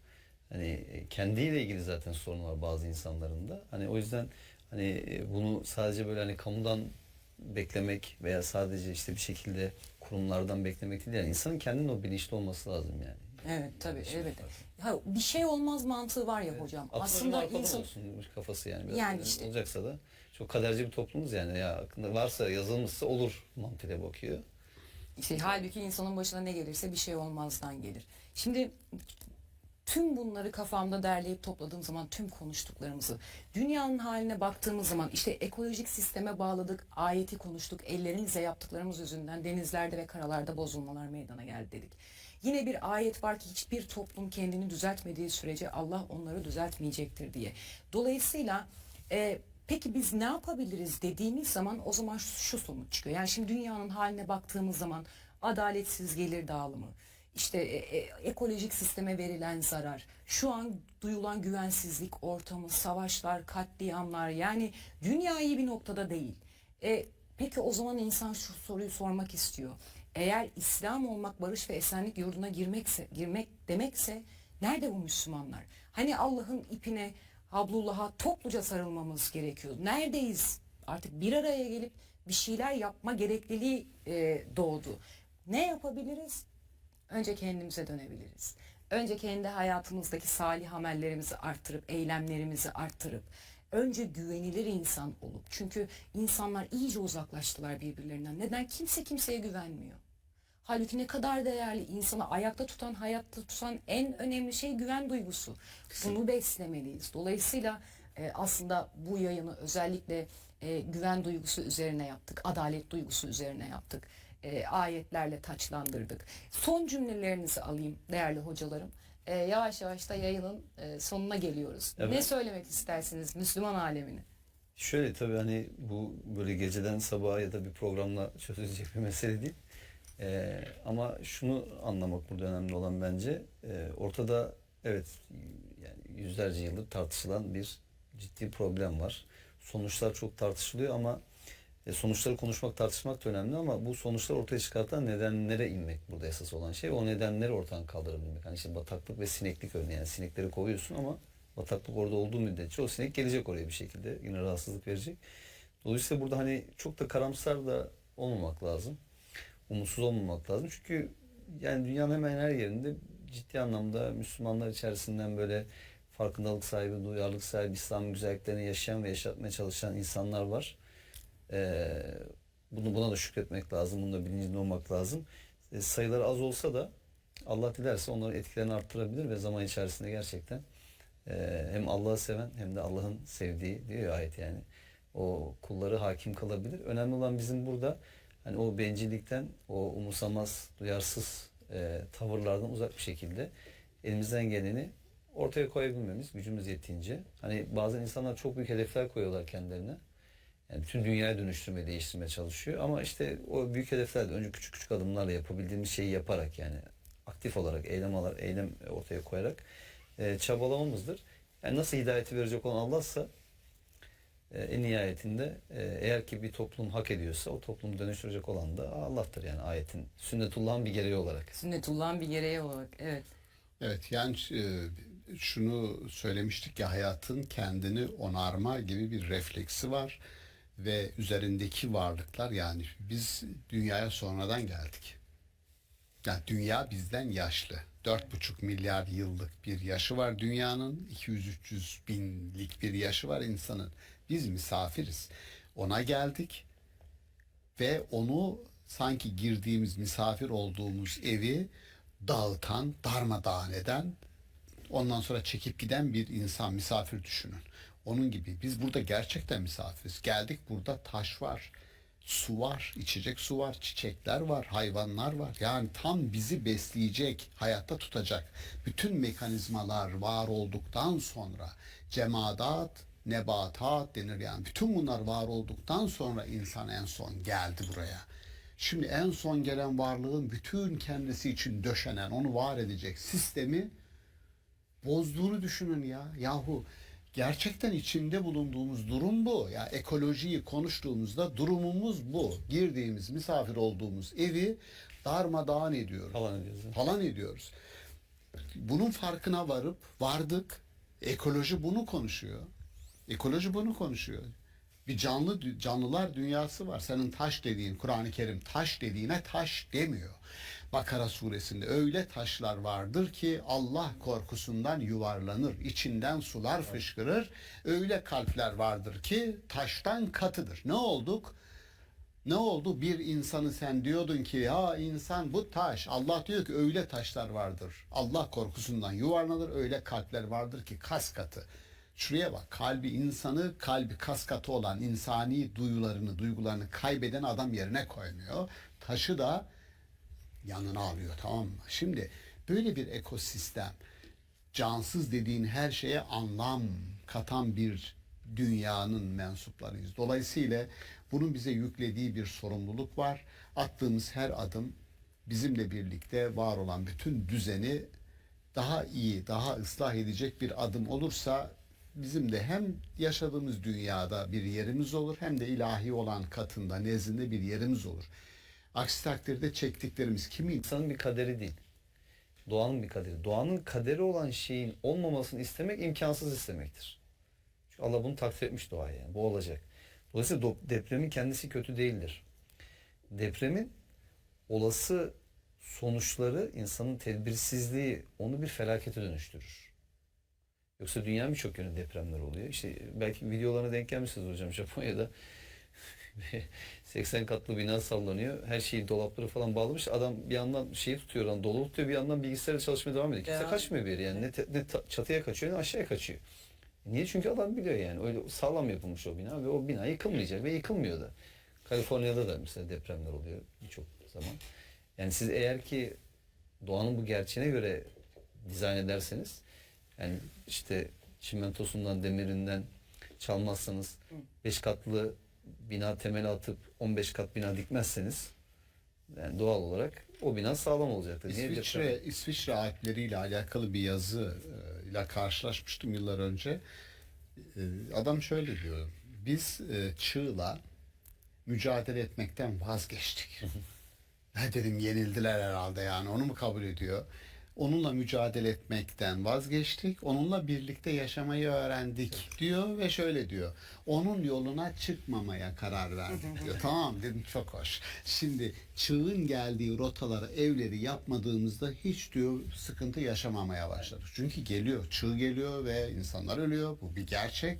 O zaman çığın o rotasında biz yokuz dedik ve evlerimizi oradan aldık. Şimdi sorunumuz yok diyor. Doğayla birliktelik fikri, bu muhteşem bir şey. Yoluna çıkma. Benim yoluma çıkmıyor, onun yoluna çıkmıyorum ve birlikte yaşıyoruz. Hasar kelimesi bizi nasıl üzüyorsa, tedbir, yani o sonucu görüyorsun, hasarlı yaşam. Yıkılmış bir binanın altında kalan insanlar, selle sürüklenen insanlar. Bu hasar bizi ürkütüyor. Bu iyi bir his. Ürküme hissi güzel. Bu bizi tedbire iter. Hayatta kalmaya iter. Onun için o duygu olumlu bir duygu. Allah'ın umulur ki dönersiniz talebi, onu dikkat alan, o fotoğrafı çeken bir taleptir. Hep şöyle söyleriz: insan aklı yaşamın çirkinliklerini görüp fotoğraflamakla sorumludur. İnsan iradesi oradaki çirkinlikleri güzelleştirmekle sorumludur. İrademizi, azmimizi o iyiliği artırmaya, o tarafı, onu o hasar verecek olan gerçeği bilerek nasıl hasarsız bir, hüsransız bir yaşam inşa edebiliriz? Bunun imkanı var. Hep şunu söyleriz, ilkedir: bir şey doğruysa mümkündür. Doğru olan, hiçbir depremin zarar vermediği, selin felakete dönüşmediği bir toprak, bir coğrafya meydana getirmek mümkün mü? Mümkün. Doğru mu? Doğru. O zaman bunun imkanını birlikte gerçekleştirebiliriz. Eskiye göre kabul etmek lazım. Türkiye'nin bu konudaki farkındalığı, bilinci biraz daha yükseldi. İmkanlar da şükürler olsun yani. 5 Richter'e göre 5 şiddetinde bir deprem can alırdı Türkiye'de fazlasıyla. Şimdi almıyor. Demek ki öğreniyoruz. İnşallah bu bilinç daha da artar ve kamu otoritesinin de burada biraz daha bu konuya kaynak ayırma ve hayatı onarma konusunda insan bilincine, bizdeki tekil bilinçlere eşlik etmesini temenni edelim. Yani. Hocam bir de zaten olayı sadece hani kamudan beklemek de zaten çok şey değil. İnsanların birçoğu kendi evini kendi yapıyor. Anadolu'da hala birçok yerde mesela kendi müteahhitliğini yapıyor adam mesela. Yani o kendi oturacağı binadan çalıyor adam yani. Hani şimdi bu adama zaten yapacak bir şey yok. Hani kendiyle ilgili zaten sorun var bazı insanların da. Hani o yüzden hani bunu sadece böyle hani kamudan beklemek veya sadece işte bir şekilde kurumlardan beklemek değil, yani insanın kendinin o bilinçli olması lazım yani. Evet tabii, evet. Ha, bir şey olmaz mantığı var ya hocam. Aslında insan kafası yani. Yani işte olacaksa da çok kaderci bir toplumuz yani, ya aklında varsa yazılmışsa olur mantığıyla bakıyor. İşte halbuki insanın başına ne gelirse bir şey olmazdan gelir. Şimdi tüm bunları kafamda derleyip topladığım zaman, tüm konuştuklarımızı, dünyanın haline baktığımız zaman, işte ekolojik sisteme bağladık, ayeti konuştuk, ellerimizle yaptıklarımız yüzünden denizlerde ve karalarda bozulmalar meydana geldi dedik. Yine bir ayet var ki hiçbir toplum kendini düzeltmediği sürece Allah onları düzeltmeyecektir diye. Dolayısıyla peki biz ne yapabiliriz dediğimiz zaman o zaman şu sonuç çıkıyor. Yani şimdi dünyanın haline baktığımız zaman adaletsiz gelir dağılımı, İşte ekolojik sisteme verilen zarar, şu an duyulan güvensizlik ortamı, savaşlar, katliamlar, yani dünya iyi bir noktada değil. Peki o zaman insan şu soruyu sormak istiyor. Eğer İslam olmak barış ve esenlik yurduna girmek demekse nerede bu Müslümanlar? Hani Allah'ın ipine, hablullah'a topluca sarılmamız gerekiyor. Neredeyiz? Artık bir araya gelip bir şeyler yapma gerekliliği doğdu. Ne yapabiliriz? Önce kendimize dönebiliriz. Önce kendi hayatımızdaki salih amellerimizi arttırıp, eylemlerimizi arttırıp, önce güvenilir insan olup. Çünkü insanlar iyice uzaklaştılar birbirlerinden. Neden? Kimse kimseye güvenmiyor. Halbuki ne kadar değerli, insanı ayakta tutan, hayatta tutan en önemli şey güven duygusu. Bunu beslemeliyiz. Dolayısıyla aslında bu yayını özellikle güven duygusu üzerine yaptık, adalet duygusu üzerine yaptık. Ayetlerle taçlandırdık. Son cümlelerinizi alayım değerli hocalarım. Yavaş yavaş da yayının sonuna geliyoruz. Evet. Ne söylemek istersiniz Müslüman alemine? Şöyle tabii hani bu böyle geceden sabaha ya da bir programla çözülecek bir mesele değil. Ama şunu anlamak burada önemli olan bence. Ortada evet yani yüzlerce yıldır tartışılan bir ciddi problem var.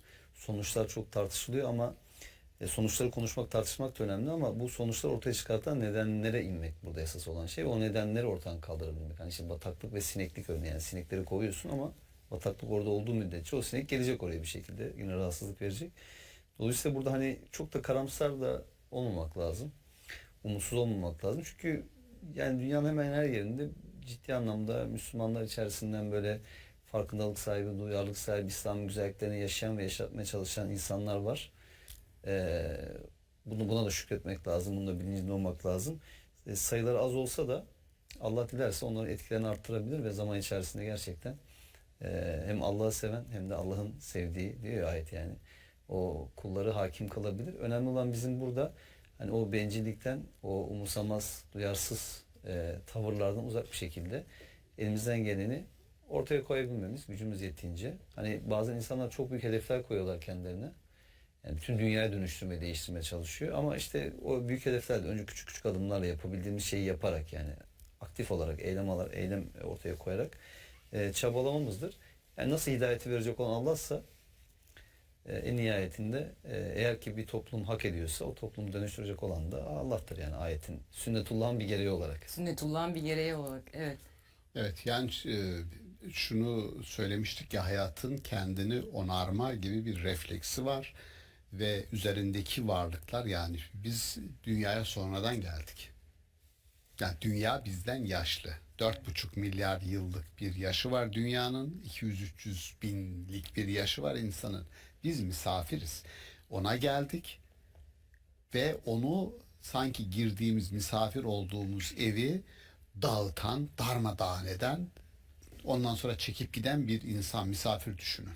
Onun gibi biz burada gerçekten misafiriz. Geldik burada taş var, su var, içecek su var, çiçekler var, hayvanlar var. Yani tam bizi besleyecek, hayatta tutacak bütün mekanizmalar var olduktan sonra cemadat, nebatat denir yani. Bütün bunlar var olduktan sonra insan en son geldi buraya.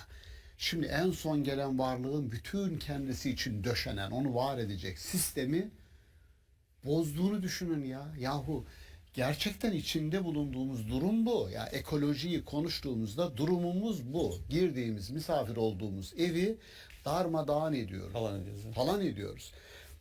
Bunun farkına vardık. Ekoloji bunu konuşuyor. Ekoloji bunu konuşuyor. Bir canlılar dünyası var. Senin taş dediğin, Kur'an-ı Kerim taş dediğine taş demiyor. Bakara suresinde öyle taşlar vardır ki Allah korkusundan yuvarlanır. İçinden sular fışkırır. Öyle kalpler vardır ki taştan katıdır. Ne olduk? Ne oldu? Bir insanı sen diyordun ki ya insan bu taş. Allah diyor ki öyle taşlar vardır. Allah korkusundan yuvarlanır. Öyle kalpler vardır ki kas katı. Şuraya bak, kalbi kas katı olan insani duygularını kaybeden adam yerine koymuyor. Taşı da yanına alıyor, tamam mı? Şimdi böyle bir ekosistem, cansız dediğin her şeye anlam katan bir dünyanın mensuplarıyız. Dolayısıyla bunun bize yüklediği bir sorumluluk var. Attığımız her adım bizimle birlikte var olan bütün düzeni daha iyi, daha ıslah edecek bir adım olursa bizim de hem yaşadığımız dünyada bir yerimiz olur hem de ilahi olan katında, nezdinde bir yerimiz olur. Aksi takdirde çektiklerimiz kimi nerede vuracağı belli değil. Bak depremi de öyledir, yangını da öyledir, seli de öyledir. Bu duyarlılık Yani şunda diyor ya ayet-i kerime, ya Rabbi içimizdeki beyinsizler yüzünden bizi de helak eder misin? Ben bundan korkuyorum ya. Şurada diyelim 85 milyon insan var ve bunların kaderi çok bir azınlık grubun elinde, inisiyatifinde olsun mesela. Ayet diyor ki, bu kalabalık diyor ki ya Rabbi içimizdeki beyinsizler yüzünden. Kim bu beyinsizler? Ya bu beyinsizler kendinden başkasını düşünmeyen benciller yani. Tamam mı? Bencil, sefih diyor onlara Kur'an-ı Kerim. Bu insanların hayatıyla oynama lüksüne sahip değilsiniz ya. Onun için o bilinç ama bizi tek başına kurtarmıyor. Bakın Kur'an-ı Kerim diyor ki aynı sonucu yaşarsınız diyor. Ya ve onu yaşıyoruz işte. Masum insanlar ölüyor. Onun için o farkındalığı ciddi ciddi seslendirmek lazım ve kamu otoritesini harekete geçirmek lazım. Depremle ilgili, yangınla ilgili, işte doğal felaketlerle ilgili. Adam diyor ki Kyoto Sözleşmesi'nden ben çekildim. Sanki babanın malı. Ya bu senin babanın malı değil. Amerika öyle diyor. Gel de ben Kyoto Sözleşmesi'nden çekildim. Yani fabrikaların sera gazı üreten fabrikalar. Yani şöyle diyeyim, atmosfere öyle bir gaz, sera gibi düşünün. Sera üstü kapalı, içerisi sıcacık. Seraya girdiğiniz zaman. Atmosferi saldığımız gazlarla bir seraya dönüştürüyoruz ve olması gerekenden çok fazla sıcaklık oluşuyor atmosferde. Bu denizlerin daha fazla ısınması demek, daha fazla yağmur demek, daha fazla toprak kaybı demek, daha fazla şu demek, bu demek. Göstere göstere bunu görüyoruz, diyor ki bir sözleşme yapalım aramızda kardeşim, atmosfere saldığımız gaz miktarını düşürelim. Peki düşürelim. Adam geliyor, ben çekildim o sözleşmeden diyor. Ya sen o sözleşmeden çekildim demen, ben yaptığım hasarı, sorumluluğunu almıyorum ve yapacağım ben bunu diyorsun. Zorbalık yapıyorsun yani. İşte bunlar işte kamu otoritesi dediğimiz, yöneten bütün dünyada elinden, dilinden, ayağından neyse fesat, insanlığın aleyhine çıkan insanlar. Evet. Bu bilinçle bu adamlara da bir direnç göstermek gerekiyor. Farkındalık gerekiyor ya. Hocam ayetini de hatırlatalım da son olarak o zaman hani dediniz içimizdeki beyinsizlerden dolayı. Şeyi de var. İçinizden sadece inkar edenlere gelip çatmakla kalmayacak bir azaptan sakınmak var yani. O da çok önemli. Çünkü hani ya ben yapmıyorum kötülüğü. Bunlar kötülük yapıyor demekle olmuyor yani. Evet. Bir şekilde o kötülük, sen aslında pasif kaldığın zaman o kötülük karşısında sen de o kötüyü cesaretlendirmiş ve bir şekilde onu desteklemiş oluyorsun. Evet, yani evet, zulme sessiz kalarak ondan sonra olabilecek azap ve gazap sana da çatabiliyor yani. Peki. Çok teşekkür ediyorum değerli hocalarım. Sağ olun. Biz teşekkür ediyoruz. Sağlık. Moderasyon için sağ olun. Güzel sorulardı, güzel katkılardı. İnşallah bereketli bir oturum olmuş. Programlarımız sizlerle güzel. İnşallah bereketli olmuştur. Biz burada çok keyif aldık. İnşallah izleyenlerimiz de çok keyif almıştır. Yarın tekrar görüşmek dileğiyle efendim.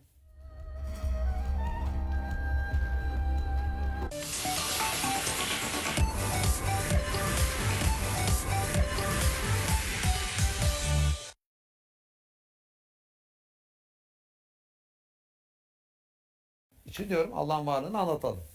Ama Allah'ın varlığını anlattığı Aklımdaki Sorular Ramazan programımızdan herkese hayırlı geceler diliyoruz. Sevgili izleyenler, Ramazan ayı boyunca her gece TV8 ekranlarından evlerinize konuk olmaya devam ediyoruz. Bu gece sevgili Emre Dorman hocamızla birlikte stüdyomuzda Profesör Doktor Caner Taslaman hocamızı konuk ediyoruz ve deizm ve dinsizlik akımlarını konuşacağız. Değerli hocam hoş geldiniz. Hoş bulduk. Nasılsınız? İyi misiniz? İyiyiz Allah'a şükür. Bir Ramazan'da güzel konuları konuşuyoruz. Bir Ramazan gününde. İnşallah hayırlı olur. İnşallah hayırlı olur diyelim. Emre hocam bu gece sizin de aslında uzman olduğunuz bir konuyu konuşacağız. Deizm konusunu ve dinsizlik akımlarını konuşacağız. Yani son yıllarda çok popüler oldu. Çok gündeme geldi deizm. Aslında gündeme geldiği oranda ne olduğu biliniyor mu dersek açıkçası bilinmiyor. En azından insanlar çok yüzeysel bir takım şeylerle hareket ederek kendilerini deist olduklarını ifade ediyorlar ama benim kendi kişisel tecrübem konuştuğum hemen her insan aslında belli şeylere tepki gösterdiği için din adına belki üretilmiş ve uydurulmuş bir takım şeylere olan kızgınlığından veya bir takım Müslümanların olumsuz örnek teşkil etmesinden hareketle yani işte ben böyle bir dine inanmıyorum deme yoluna gidiyor ama hani işte dinsizm demek belki daha kabaca geliyor. işte deistim deyince daha böyle felsefi, daha sofistike bir ifade gibi geliyor bazı insanlara. Bir de bunu söylediği zaman hani çok böyle derinlemesine sanki bu konuları araştırmış ve bu sonuca o araştırmalarıyla varmış gibi bir izlenim ediyor. Belki kendini bu şekilde tatmin ediyor insanların bir kısmı. Evet, böyle bir gündem var ama hani elimizde böyle çok bir ölçek yok yani bununla ilgili. Tam olarak kimin ne olduğu ne olmadı ama şunu söyleyebiliriz en azından. Kendisini ateist veya deist olarak tanımlamasa da insanların önemli bir kısmının yaşantısına baktığımız zaman aslında Allah yokmuş gibi veya din yokmuş gibi bir hayat yaşadıklarını görebiliyoruz. Evet. Bu da bir anlamda bir nevi pasif ateizm veya pasif deizm gibi oluyor aslında. Algı. Yani sorduğunuz zaman ben Müslümanım diyor ama ben deistsin diyen insandan bir farkı olmayabiliyor yaşadığı hayatın. Ya da ben ateistim diyen insan işte Allah yok diyor diyelim. Allah var diyen insanların da bir kısmı bakıyorsun ki yani Allah zaten neredeyse yok hayatında. Sadece bir tanımlamadan ibaret kalıyor yani. Allah'ın varlığına inanıyor musun sorusunu sorduğun zaman evet inanıyorum diyor ama Allah hayatın neresinde? Neredeyse hiçbir yerinde gibi. Evet. O yüzden hani bence bu kısım, bu kesim daha doğrusu çok daha yaygın.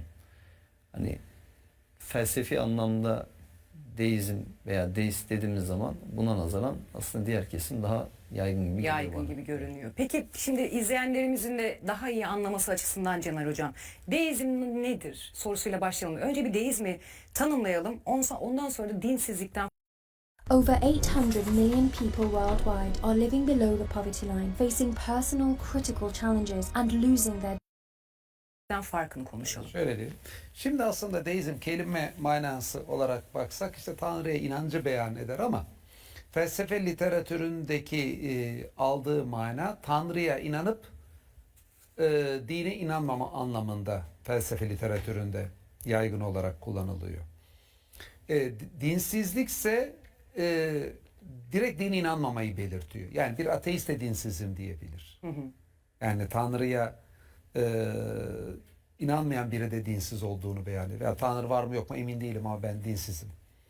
Yani Tanrı varına karşı agnostiyim, dinsizim gibi ifadede kullanılır. Ama deist ifadesi genelde Tanrı'ya inançla beraber dine inanmamayı vurgulamak için geçen bir ifade. Ama sonuçta deistler de dinsiz oluyorlar. Şimdi yani her deist de bir dinsiz aslında, dinsizim diyebilir ama bunun dışında dediğim gibi yani Tanrı'nın varlığına inanmadan da bir dinsizlik olabilir. Sonuçta buradaki önemli yani kısacası buradaki şimdi deistlere karşı biz ne yapıyoruz? Yani deist veya dinsizim diyenlere karşı yapmaya çalıştığımız şey şu. Şimdi tabii deistim, dinsizim diyenlerin bir kısmı Tanrı'nın varlığına inandığını beyan etmiş oluyorlar ama gerçek anlamda Tanrı'ya inanıp inanmadıklarını da bence biraz sorgulamak gerekiyor. Çünkü ben deistim olarak kendini ifade edenleri gördüm. Birazcık kurcaladığımızda gerçek anlamda bir Tanrı inancının da zayıf olduğunu. Yani evrendeki birçok şeyi tasarlamış, her şey hakim bir Tanrı anlayışı olmadığını görüyoruz. Yani kısacası Tanrı inancında bir problem varsa bence ne yapıp edip mutlaka Tanrı inancını önce inşa etmek lazım. Daha sonra ise İslam'ın Allah'ın gönderdiğin olduğunu nereden biliyoruz'a geçmek lazım. İşte benim yazdığım kitap Neden Müslümanım? Hep de diyoruz canertasamannom.com'da da ücretsiz PDF'i var, sesli kitabı var. Şimdi ben burada en temeli aldığım deliller bir deiste karşı. Kitabın alt başlığı da deizme cevap. Çok deyim popüler olduğu için onu özellikle koydum. Kur'an'ın Allah tarafından yazıldığını bize gösteren delilleri burada işte özellikle ön plana çıkarmaya çalıştım. Nedir? Mesela diyelim ki gaz bulutlarından dünyanın oluşumuna Kur'an dikkat çekiyor. Daha evvel evrenin bir gaz aşamasında olup bu hale geldiğini çekiyor. Şimdi bu rastgele bir baktığımızda buradaki ağaç, taş, sıradan gözlem yapan bir insanın kafadan atarak söyleyebileceği bir şey mi? Değil. Her şeyin evvelden gaz bulutu olup da bu hale geldi. Değil. Ama baktığımızda bilim bize diyor ki evrenin başlangıcı 13,8 milyar yıl önce her şey gaz bulutu halindeydi. Hidrojen ve helyumdu. Sonra bu gazların sıkışmasıyla oluşan yıldızlarla ilgili süreçlerle diğer atomlar ortaya çıktı. Artı 4,5 milyar yıl önce güneş sistemi ve dünya açığa çıkarken de bir gaz bulutunun sıkışmasıyla güneşimiz, dünya ve ay ortaya çıktı. İster yani evrenin başlangıcına gidelim, ister dünyamız, güneş, ayın çıkış sürecini alalım. Bunların hepsi gaz bulutlarının çekim yasası çerçevesinde sıkışması gibi olgularla olmuştur. Fusilet 11 buna dikkat çekiyor. Şimdi bu kafadan atmayla olabilecek bir şey mi? Mümkün mü? Diğer taraftan bir bakıyorsunuz Kur'an dağlardan bahsediyor. Dağları kazıklara benzetiyor. Kazıkların önemli bir özelliği o çadır evtat den diye geçiyor Kur'an'da. Önemli bir özelliği işte kazıkların toprağın altındaki kökleri olup oradan güç almaları. O şekilde tutuyorlar şeyi. Bir bakıyoruz dağların bugün yerin yüzeyinde 10 katına varan kökleri var. Mesela 1 kilometre kimi dağın 9-10 kilometrelik kökü var. Evet. Yani Kur'an jeolojide böyle olağanüstü şeylere dikkat çekiyor. Tarihle ilgili bakıyoruz Kur'an. İşte o dönem için olabilecek en büyük siyasi olgu Romalılarla Perslerin arasındaki çekişme. Yani nasıl ki 20. yüzyılda Sovyetlerle Amerikan üzerinden uluslararası ilişkiler okunuyordu. O dönemdeki dünya tarihi okunacak olsa özellikle ikisi arasında okunur. Bunlar arasında işte birisi yenildikten sonra Romalıların daha sonra yakın bir dönemde yeneceği şeklinde Kur'an'da atıflar var. Evet. Ki o ifadede özellikle işte 3 ile 9 yıl arasını ifade eden bir deyim. Ve de Kur'an'ın açıkladığı gibi oluyor. Şimdi Kur'an tarihle ilgili bir atıf yaptı, olağanüstü çıktı. Gaz bulutlarından dünyanın güneşin çıkmasına kadar olağanüstü ifadeler oldu. Dağların kökenine indi onu dedi. Diğer taraftan bir baktık. Denizlerin sularının karışmaması ile ilgili Kur'an'da ifade var. Denizlerin suları da birbirinin içine giriyor diyor Kur'an. Böyle hiç girmez de demiyor aslında, merc oluyor diyor. Giriyor. Ona rağmen diyor bir perde var. Suların kendi özellikleri de değişmez diyor Kur'an. Yani sular karışır ama aralarındaki perdeyi de geçemezler diyor. Merc olurlar. Evet. Bakıyoruz Kur'an'ın bu dediği özellik şu anda dünyadaki birçok denizde suyun özelliklerinden biri sayesinde oluyor. Oluyor. Hani bazıları falan şey diyorlar işte bu neydi o bilmem ne körfezinde oldu işte falanca şurada oldu bu yok öyle değil. Bu dünyada birçok yerde olan bir olgu. Evet. Sularda. Mesela yeni 2010'lu yıllarda Karadeniz'in altında böyle bir su bulundu. Karadeniz'in suyundan farklı özellikler, tuzluluk oranları falan gözüküyor. Avrupa'da bir nehir olsa Avrupa'nın 4. büyük nehri olacak gibi bir su kütlesi var. Karadeniz'in altında. Ne zaman bulundu? 2010'lar. Yani dünyada aslında birçok yerde bulunmuş ve mesela Amerika'da oldukça bilmem kaç milyar olimpik havuz büyüklüğünde normal sudan daha tatlı özelliklerde bir su bulundu yine Amerikan kıyılarında. Mesela bu yakın dönemlerde. Bu yakın dönem dediğim son 10-20 yılda bulundu. Yani Kur'an'da neye dikkat çekiyor o suların birleşmesine rağmen farklı kalmalarında? Özellikle tuzluluk oranı. Şunu tatarsınız tuzlu, bunu tatarsınız tatlı. Hala birileri öyle bir şey yoktur diyor internet. Yani aslında şunu söylemeye çalışıyoruz. Ya Kur'an'ın bu kadar mucizesi varken, bu kadar ayrı konuda, farklı konuda nokta atışı yapıyorken bunu bilmeyen için, yani bir deisti konuşuyoruz şu an.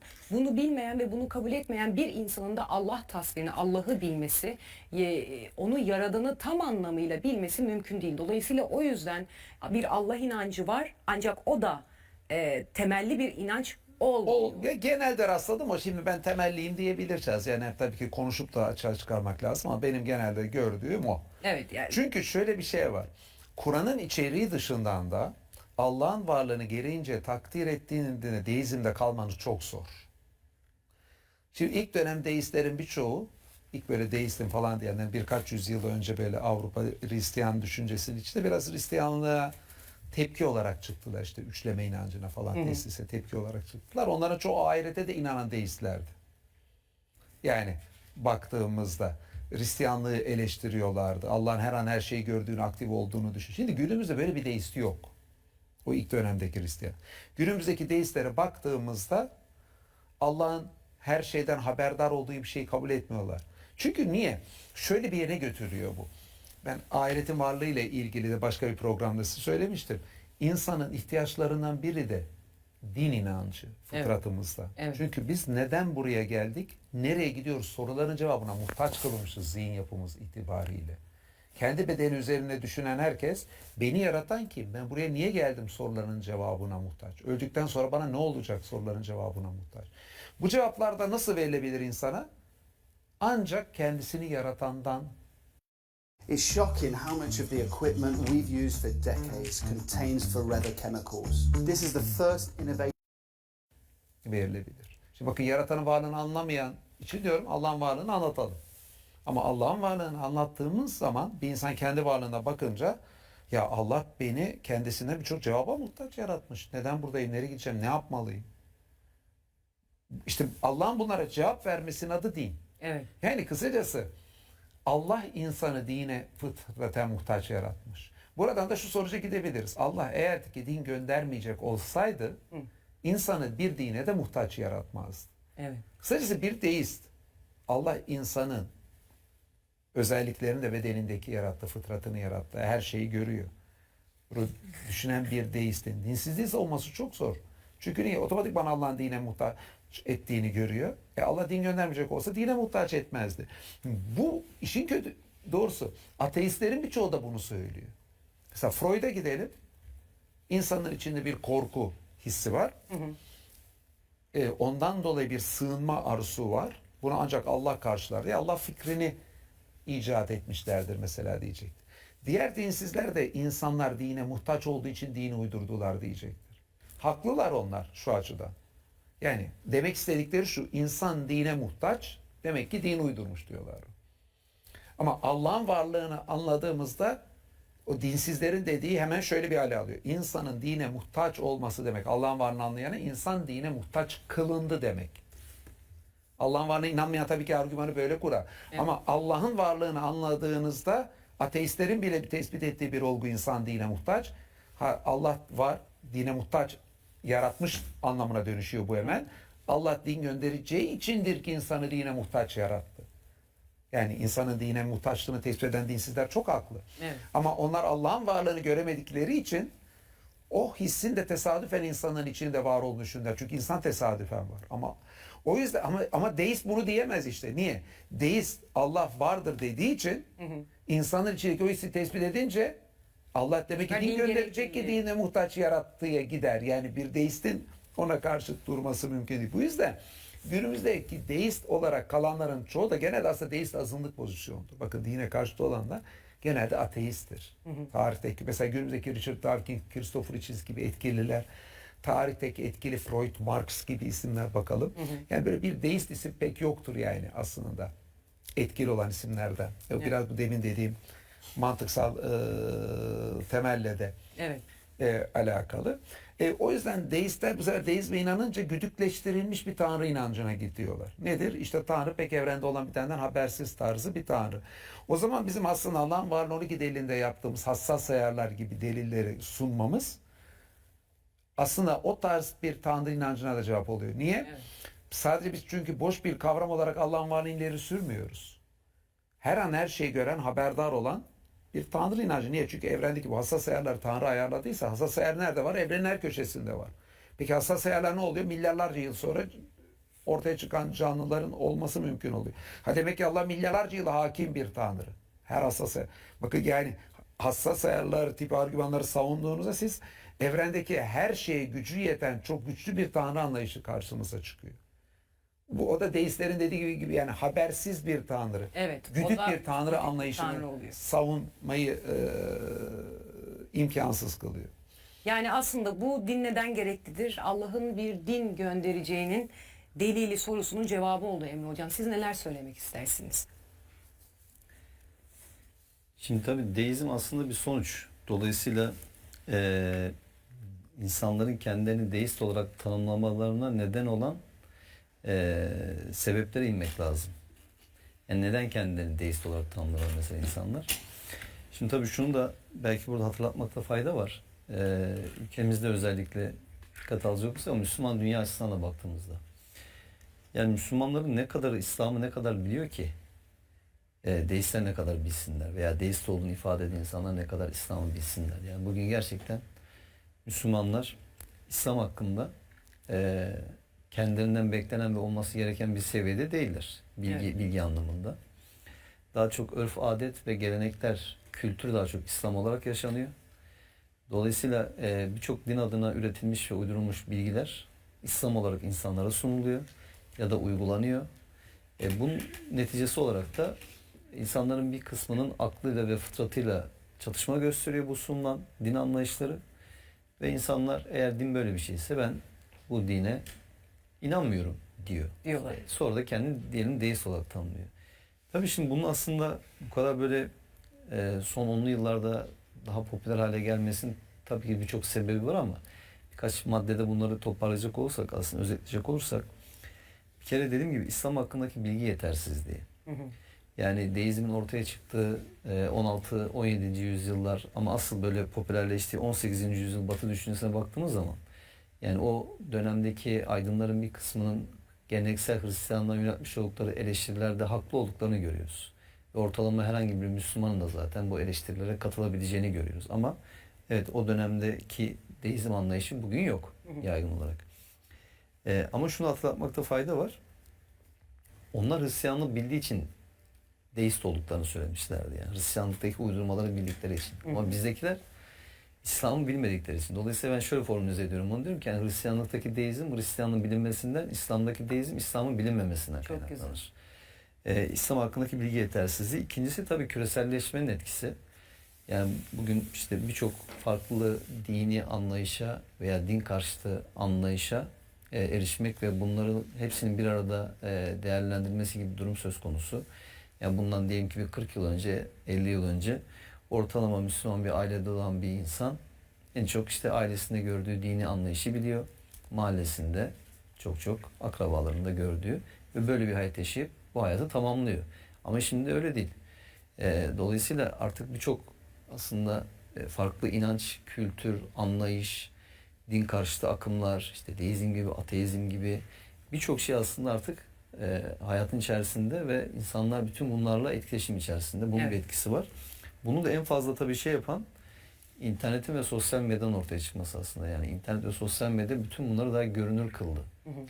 Olumsuz örnekleri de görünür kıldı. Dolayısıyla din karşıtı, İslam karşıtı anlayışlar, akımları da aslında daha görünür kıldı. Bunun da bir etkisi var. İnsanların bir şekilde dinden belki uzaklaşmasında. Tabii işte böyle İslam'ın böyle terör gibi, şiddet gibi bir takım şeylerle anılması maalesef ki yani Müslümanların aslında çok az bir kısmının dahil olduğu bir şeyin bütün Müslümanlara mal edilmesi. Üstelik trajik bir şekilde bunlara dahil olan tırnak içerisinde Müslümanların da bu eylemleri tamamına yakını yine Müslümanlara yönelik olarak yapıyor olması. Evet. Ama işte Batı medyasına veya İslam karşıtlarının olaya yaklaşımına baktığımızda hani sanki bütün eylemler Müslüman olmayanlara yönelik yapılıyormuş gibi bir hava estiriliyor. Tabii ki Müslüman olmayanlara da yapılamaz bu eylemler. Onu onaylayacak durumumuz yok ama en nihayetinde Müslüman yine Müslümana yapıyor bu terör ve şiddeti uyguluyor. Ama bu da tabii insanlarda çok böyle olumsuz bir görüntü ortaya çıkartıyor. Bununla beraber tabii bir temsil problemi de var. Müslüman dünyada bugün özellikle gençler ama hemen her yaştan insanlar İslam'ı temsil etme, Müslümanlığı temsil etme noktasında hani kendilerini böyle çok örnek alabilecekleri rol modeller göremedikleri için veya insanların büyük çoğunluğunun inancıyla yaşantısı tutarsızlık arz ettiği için yani söylem ve eylem uyumsuzluğu olduğu için bunlar da insanları biraz dinden ve dindarlardan uzaklaştırıyor. Evet. Yine mesela hem dindarlara karşı hem de din görevlilerine karşı dünyanın hemen her yerinde ama sadece yani kendi ülkemizde değil bir güven problemi ortaya çıkıyor. Bununla ilgili çalışmalar var. En fazla güvenilen meslekler arasında baktığınız zaman işte son sırada politikacılar yer alıyor. Son sıradan bir öncekinde din görevlileri yer alıyor. Dünyanın birçok yerinde baktığımızda. İşte bu da insanlarda bir şekilde ister istemez insanların dinle arasına mesafe koymasına neden oluyor. Yani bir Allah'ın varlığını tüm bu kainatın işte bir var edilmesini kabul etmek belki daha makul geliyor insanlara, daha kolay geliyor doğal olarak ama hani sadece orada bırakıp hani dinin varlığını inkar edebiliyor insanlar. Daha kolay gelebiliyor bu. Bir de aslında tabii çok fazla sayılacak neden var ama süremizi iyi kullanmak adına en sonunda da aslında bence dinin beraberinde bir takım sorumluluklar yüklüyor olması da insanların dinden uzaklaşmasına neden. Yani sadece dışarıdan gelen etkiler değil. Çünkü evet dinde baskı ve zorlama yok. Bunu her programımızın neredeyse konuyla ilişkili her meselede söylüyoruz ama dinde zorunluluklar var. Yani dinin bir takım sorumlulukları ve zorunlulukları var. Evet. Bu zorunlulukları yerine getirmek işte modern dünyada bazı insanlar belki buna çok fazla böyle güç Zaman yetiremiyorlar veya ayırmak zaman ayırmak istemiyorlar. Dolayısıyla bir takım bahanelere ihtiyaç duyuyorlar. Bu bahanelerde ne oluyor? Daha çok tepkisel şey oluyor. Mesela diyor ki adam işte niye deistsin diye soruyorsun. Diyor ki işte Müslümanların durumunu görmüş. Müslümanların bu durumda olması senin deist olmanı gerektirecek bir durum değil. Ya da Kur'an-ı Kerim'le ilgili mesela şüpheler oluşuyor. İşte bir kitap nasıl işte bugüne kadar korunmuş olabilir diye. Baktın mı hiç kitaba? Bakmadın. Ya da işte bir takım ayetlerin böyle cımbızlanıp da internet ortamında, sosyal medyada şurada burada paylaşılmasından dolayı mesela oradan bir edindiği yanlış bilgiden hareketle. Anlatabiliyor muyum? Bu tip şeylerle böyle kendi aslında önce bir şeyi kabul etmek istiyor. Yani diyor ki ben dini kabul etmek istemiyorum, dini yaşamak istemiyorum. Sonra da buna bir neden arıyor kendisi birçok insan. Ve o aradığı neden. Şimdi bizim Müslümanların da bir kısmında şöyle bir maalesef ki hatalı anlayış var. Onlar da şöyle zannediyorlar. Yani bu insanlar o kadar çok derinlenmesine araştırmalar yapıyorlar ki çok okuyup çok araştırdıkları çok ciddi böyle felsefi ya da bilimsel bir takım dayanakları olduğu için ateist ve deist oluyorlar zannediyorlar. Bundan korktukları için de işte bilime karşı duruyorlar. Bundan korktukları için felsefeye karşı duruyorlar. Akla düşünmeye, sorgulamaya karşı duruyorlar. Ama biz de saparız falan gibi böyle bir maalesef yanlış algı kanaat oluşuyor. Halbuki dediğim gibi yani bizim ortalama Müslüman İslam'la ilgili bilgisi ne ki? Kendini ateist veya deist olarak tanımlayan insanın İslam'la ilgili bilgisi ne olacak yani? Yani Evet. yüzeysel, daha çok böyle sağdan soldan duyma ve internet bilgisi diyebileceğimiz türde bilgiler. O yüzden dediğim gibi yani başında deizm bir sonuçtur. İnsanların kendilerini deist olarak tanımlamalarına neden olan o sebepleri asıl inmek lazım. Ve o sebepleri ortadan kaldırmadıkça, insanları doğru bir din anlayışıyla karşı karşıya getirmedikçe maalesef ki kendisini bu şekilde tanımlayan insanlar bir şekilde artacaktır. Veya dediğim gibi bu şekilde tanımlamasa da kendisini günün sonunda sanki bir dine inanmıyormuş gibi yaşayan ya da bir Allah yokmuş gibi hareket eden insanların sayısı artacaktır. Veya insanların işte bu farklı yeni dini akımlar gibi bir takım anlayışlara yönelmesi, farklı bir takım böyle uzak doğu inançlarına yönelmesi ve o içindeki maneviyat ihtiyacını bir şekilde oralarda tatmin etmeye çalışması artacaktır. Evet. O yüzden hani bizim tabii birçok farklı konumuz var ama yani asıl konularımızdan bir tanesi nedir hep söylüyoruz. İslam'ın ne olduğunu ve ne olmadığının doğru bir şekilde ortaya konulabilmesi. Bu ortaya konulmadı. Bazı insanlar bunu böyle çok gereksiz tartışma olarak görüyorlar. Yani sürekli böyle İslam işi tartışmalara mesele çekiyorsunuz diyorlar ama işte bugün birçok insan aslında kendini deist ve ateist olarak tanımlaması nedeni İslam işi tartışmalarla alakalı aslında günün sonunda baktığın zaman. Evet. O yüzden hani İslam'ın ne olduğunu ve ne olmadığını, İslam'ın insan fıtratına uygunluğunun, akla, bilgiye, bilime bakışının doğru bir şekilde işlenmesi, ortaya konması gerekiyor ki yani bu insanlar yanlış anlayışlardan ve yanlış bilgilerden dolayı savrulmasınlar. Fıtratları İslam'la buluşsun, İslam'ın özüyle buluşsun ve bu şekilde doğru bir Allah ve doğru bir din anlayışıyla bir hayat yaşayabilsinler. Evet, zaten düzelme ve dönüşüm insanın kendi içinden başlar diyoruz ya hep hocam. Çok güzel bir şey söylediniz. İnsan önce inanmak istemiyor, sonra buna gerekçeler buluyor kendince.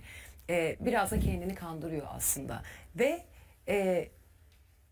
deizm İslam'ın bilinmemesinden kaynaklanıyor. Şimdi bir tane kitabımız var, Kur'an-ı Kerim. İnsanlar şunu düşünüyorlar. İşte din adamlarına olan güvensizlikten kaynaklanıyor bu. İşte deizm, ateizm dedik ya. Bir din adamına ihtiyaç yok. Bir din kitabı var.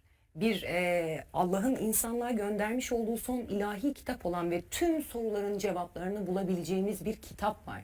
Dolayısıyla insanlar önce inanmayıp daha sonra bunu gerekçelendirmek yerine önce bu kitabı okuyup ondan sonra bunun seçimini yapmaları çok daha doğru bir seçim. Ya şöyle en az şu daha kabul edilebilir bir şey. Mesela bir insan gerçekten samimi olarak ciddi bir şekilde hani Kur'an-ı Kerim'i okuyup mesela ikna olmuyorsa da bu daha en azından makul bir şey. Şimdi benim en böyle anlamakta güçlük çektiğim kesim hiç okumuyor. Evet. Hiç incelemeye değer bile bulmuyor ama diyor ki böyle bir şey olamaz diyor ve ben dinsizim diyor mesela. Yani bu çok üzücü olan kısmı. Maalesef. Hani diğeri de bence mümkündür ama bir insan gerçekten samimi bir şekilde iyi niyetle Kur'an'a yaklaşırsa Kur'an'ın karşılık olmaz bir mucize olmasa, tanık olmaması mümkün değil bence gerçekten. Eğer ki kalbini kapatmamışsa, zihnini kapatmamışsa ama velev ki diyelim öyle bir örnek var. En azından bu daha anlaşılabilir bir şey yani. Adam kendince incelemiş, belki doğru anlayamamış kendince veya ön yargılı yaklaşmış ama sonunda böyle bir sonuca ulaşmış. Tamam. Ama diğeri daha da yaygın olan bir kesim yani. Evet, Hiç maalesef. okumaya ve değerlendirmeye değer bulmuyor ama hakkında hükümde bulunuyor mesela. Ve sonra da kendini bir şekilde tanımlıyor yani. şu sebepten bu sebepten dolayı işte ben inanmıyorum. Ya da mesela Kur'an'daki bir şeyi yanlış anlıyor. O şeyi yanlış anladığından dolayı dini reddediyor. Evet. Yani o yüzden hani bunun samimi olmak istiyorsa bir insan gerçekten meselede samimi yaklaşması gerekiyor. Samimi yaklaşması lazım. Zaman ayırması lazım. Peki Caner Hocam, sizin bu konuya bakış açınızı öğrenmek istiyorum. Şimdi Emre Hocam dedi ki 17. yüzyılda ortaya çıktı deizm. Ancak peki bu dönemde farklı olan ne de biz bu kadar konuşmaya başladık bu deizmi? Günümüzde. Günümüzde. Şimdi şöyle bir şey var. Yani kendini dinsiz diye ifade edenler her zaman vardı. Yani bugün deistim diyen bir kimse bundan 30 yıl önce konuşsaydık büyük ihtimal ben dinsizim diyecekti. Yani Allah'a inanıyorum ama din inanmıyorum diye ifade edecekti. Sonra bir felsefi terminolojide böyle bir deizm diye bunun ifade edildiğini öğrenince birçok kimse biraz da bana göre böyle daha bir felsefi bir pozisyonum var. Daha sofistikeyim havasını beraberinde getirir diye bence deizmi kullandılar. Benim işin doğrusu bazı sevdiğim hocaların da bundan zararı oldu. Yani bu deyimin yaygınlaştırılmasında biraz onlar şöyle demeye çalıştılar. Yani uydurmalarla dolu bir din savunacağınıza, mesela teslisle beraber Hristiyanlığı savunacağınıza veyahut da İslam'ın içinde yüzlerce uydurmayla savunacağınıza millet yani Allah'a inanıp dine inanmasa bile daha iyi demeyi. Ama bana göre yeri değil maksat. Yanlışları gösterebilmek, yani deist diye bir terminolojiye gitmenin bir gereği yoktu. Yani sonuçta bu kullanımdan, yani dinsizlik terminoloji olarak hep vardı. Fakat deist olarak ifade bana göre biraz daha felsefi açıdan havalıdır diye yaygınlaştı. Bir de tabii günümüzde bunu yaygınlaştıran şeylerden biri de şu oluyor diğer taraftan bence. Peygamberimiz adına uydurmalar hep vardı ortada. Evet. Fakat internetin gelmesiyle herkes bunlardan haberdar olmaya çalıştı. Yani insanların çok Kur'an'ı da okumadığı için, ilmihal kitabını da, hadis kitabını da diğerlerini de okumadığı için aslında neyin İslam'da olduğundan da pek haberleri yok. Ama ortaya ne çıktı? Birçok ateistler falan mesela birçok şey eleştirmeye çalıştı. Mesela diyelim yani Kur'an'a aykırı olmasına rağmen hadislerde işte peygamberin 7 yaşında bir kızla evlilik yapıp 9 yaşında gerdeğe girdiği şeklinde birçok hadis kitabında geçen bir ifade var. Şimdi ne yaptı? Bunu ateist internet siteleri falan mesela, evet, ya deist de olabilir. Servis ettiler buna benzer şeyleri. Zaten orada olan uydurmayı. Veyahut da kadının işte çalışamayacağı şeklinde insanlar. Sanattaki belli haramlarla ilgili şeyler. Yanlış bilgileri çoğalttılar. Tabii bu yanlış, ya evvelden bu bilgiler var zaten. Evet. Konuyla inceleyenler evvelden de biliyorlar. Mesela rejim taşlayarak öldürme diye bir şey uydurmuşlar. Uygulanmıyor günümüzde ama literatürde duruyor o uydurma. Evet. İşte zina yapan taşlayanları öldürür diye. Ama günümüzde ise dinden habersiz bir kimse bile İslam'ı eleştiren biri üzerinden bunlarla karşılaşıyor. Sonuçta insanların önemli kısmı İslam'la bağını ailedeki bağlar ve kültürel kabulle elde ettiği için sosyal medyadan böyle ateist sitelerin araştırıp da İslam'la ilgili getirdikleri işte bir anda cevap verebilecek durumda olmuyorlar. Birçok kimse bir anda kendini işte ben dinsiz oldum, deist olarak da ifade edebilmeye başladı. Yani bana göre sosyal medyada, internetteki içeriğin de günümüzde yayılmasında etkisi oldu. Bu yüzden de ben ve bazı arkadaşlarım her zaman için televizyon programlarında, işte Ramazan'da da bu programda hep sosyal medyada, internette yayılan şeylere cevap vermeye çalışıyoruz. Evet. Bazen bize kızıyorlar, niye bunu gündeme getiriyorsun diye. Kardeşim senin haberin yok. Yani gençlere internetten bunlar zaten yayılmış vaziyette. Sen cevabını vermezsen, işte biz ne yapıyoruz bu programda, cevabını verdik defalarca. Evet. İşte Kur'an'da evlilik yaşı diye bir şey var. Olgunluk yaşı var. Hazreti Ayşe'nin yaşının öyle olması mümkün değil. Uydurma o yaş. Evet. Doktora tezi var yapılmış bu konuda. Bak şu sebepten uydurulmuştur diyor. Falan filan sebepleri yani. Niye biz bunu açıklıyoruz? Ya kardeşim böyle bir şey adına İslam eleştiriliyor sosyal medyada. Gençler bununla kavuşuyor. Siz bunun cevabını vermezseniz onlar bununla karşılaştıklarında bunun cevabının olmadığını veya o uydurma şeyin gerçek olduğunu zannedecekler. Elbette. Eğer ki Müslümanlar uydurma hadisleri eleştirmezse, dini konuda bilgisiz olanlar hadis diye önüne konan her şeyi peygamberin söylediğini zannedecekler. Evet. Bakın bunca yıldır bizim hadisleri eleştirimizin altında da bu var özellikle. Niye? Çünkü hadis peygamberin sözüdür diye bir şey yaygınlaşmış. Bununla beraber birleşen bir bilgiyi işte ateisttir, deisttir siteler alıyorlar, bir koyuyorlar. Peygamber bilmem kimin gözünü nasıl oydurmuş. Peygamber satrancı işte haram kılmış gibi, yani böyle birçok izah. Birçok. Peygamber işte müzik aletlerine olumsuz bakıyor şeyiyle. Evet. Bir sürü olumsuz şeyi hadisler üzerinden pompalıyorlar. Eğer ki Müslümanlar ortaya çıkıp da hadislerin içinde çok uydurma var. Kur'an'ın anlattığı Hazreti Muhammed uygun değil. Ya Kur'an'da Hazreti Muhammed'in etrafındaki insanlara yumuşak davrandığı geçiyor. Kim hadiste gözleri oydurtan, böyle tabii o birilerini öldürenlerin sonuçta gözlerini oydurdu falan diye geçiyor ama yine de uydurma bir ifade. Meşhur o deve idrarı içme hadisinin içinde bu geçiyor, devamı. Yani deve idrarı içme kısmı aslında basit kısmı. Bizim asıl devamı daha korkunç asıl hadisin. Evet, yani biz de zaten bu programda Tabii. hocam bunlara karşı durmak için, bu doğru bilinen yanlışları açıklamak için yapıyoruz. Peki Ben onu da diyorum, yani biz niye bu programları şey diye yapmak baştan bir tercih olabilirdi. Biz de burada güllaç tarifi arayalım. Güllacın içine işte gül suyu koysak mı daha iyi olur? Gül suyu yerine ne bileyim tarçın atsak mı? Ondan sonra geçmiş Ramazanlarda Mevlana Hazretleri ne yaparlardı? Yunus Emre ne yaptı? Geçmiş Ramazan'da ne dedi? Ondan sonra işte dua şöyle edilir. Kur'an'da geçen 5 tane dua. Hazreti Yusuf kıssasına biraz bir şeyler oku. evet, yani bunlar bize bir şey kazandırmayacak. Ya olur yani, ama insanların zihninde bu gençler bu sorularla karşılaşıyor ve karşılaşma ihtimali varken ve televizyonda program yapan Ramazan'da ve daha birçok kurum gençlerin zihnindeki sorulara cevap vermeyle ilgili çabaları yokken değil mi de çok yetersizken, böyle bir Ramazan programı diye imkan geçmişken bunlara cevap vermemek ihanet olur. Evet. Biz mesela Kur'an'ın Allah'ın gönderdiğini onu nereden biliyoruz? Kur'an değiştirildi diyorlar. Değiştirilmediğini delil olarak neyi ileri sürebiliriz? Bunlar hep işte Ramazan programında cevap verir. Evet, bu yüzden. Baksana kaç tane Ramazan programında bunlara cevap verilmeye çalışılıyor. Niye cevap vermedikleri söyleyeyim. Bir, sorulardan haberleri yok. İki, sosyolojik olarak böyle geleneksel bir çevrenin içinde olan amcalar, belli yaşında, halkın içinde olan bitenden, o sosyolojik değişimden haberleri yok. Evet. İşte o kadar haberleri yok ki bize, ya siz bu konuları gündeme getirip milleti kafayı karıştırıyorsunuz diyor. Yani sanki bu konuyu gündeme gelmiyor. Ben şimdi Zaten gündemde. reklam olmasın diye sosyal medyadaki o siteleri söylemiyorum, ateist. Şu site bak ateist şu kadar takipçisi var diye burada okurum, onların reklamı olur. Bunları hiç inceleyip hiç bunlara cevap verme zahmetinde bulunmadıkları için, bunların etki gücünü de bilmedikleri için bunlara cevap vermenin önemini anlamıyorlar. Anlamıyorlar. Evet. Evet, birçok kimse işte rejimin olduğu yerde ben böyle oluyor. Veyahut da ne oldu? Türkiye'nin güneyinde Suriye ile Irak ve Afganistan'da İslam adına birçok örgüt ortaya çıktı. İslam adına dediğim, onlar kendileri İslam'a atıf yaparak ortalarda dolaştılar.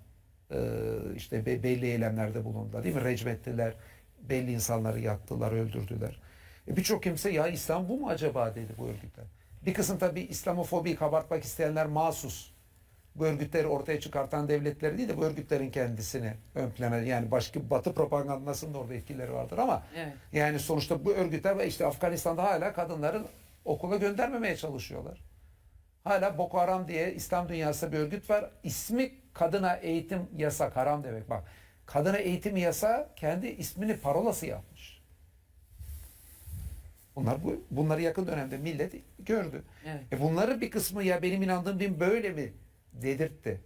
O zaman ne oluyor? Yani Müslümanların bunların İslam'la alakalı olmadığını anlatması çok önemli. Evet. Çünkü Müslüman bunu yapmazsa bununla karşılaşanlar demek ki bunlar İslam diyecek. Zaten Müslümanlar da buna aykırı bir şey demiyor.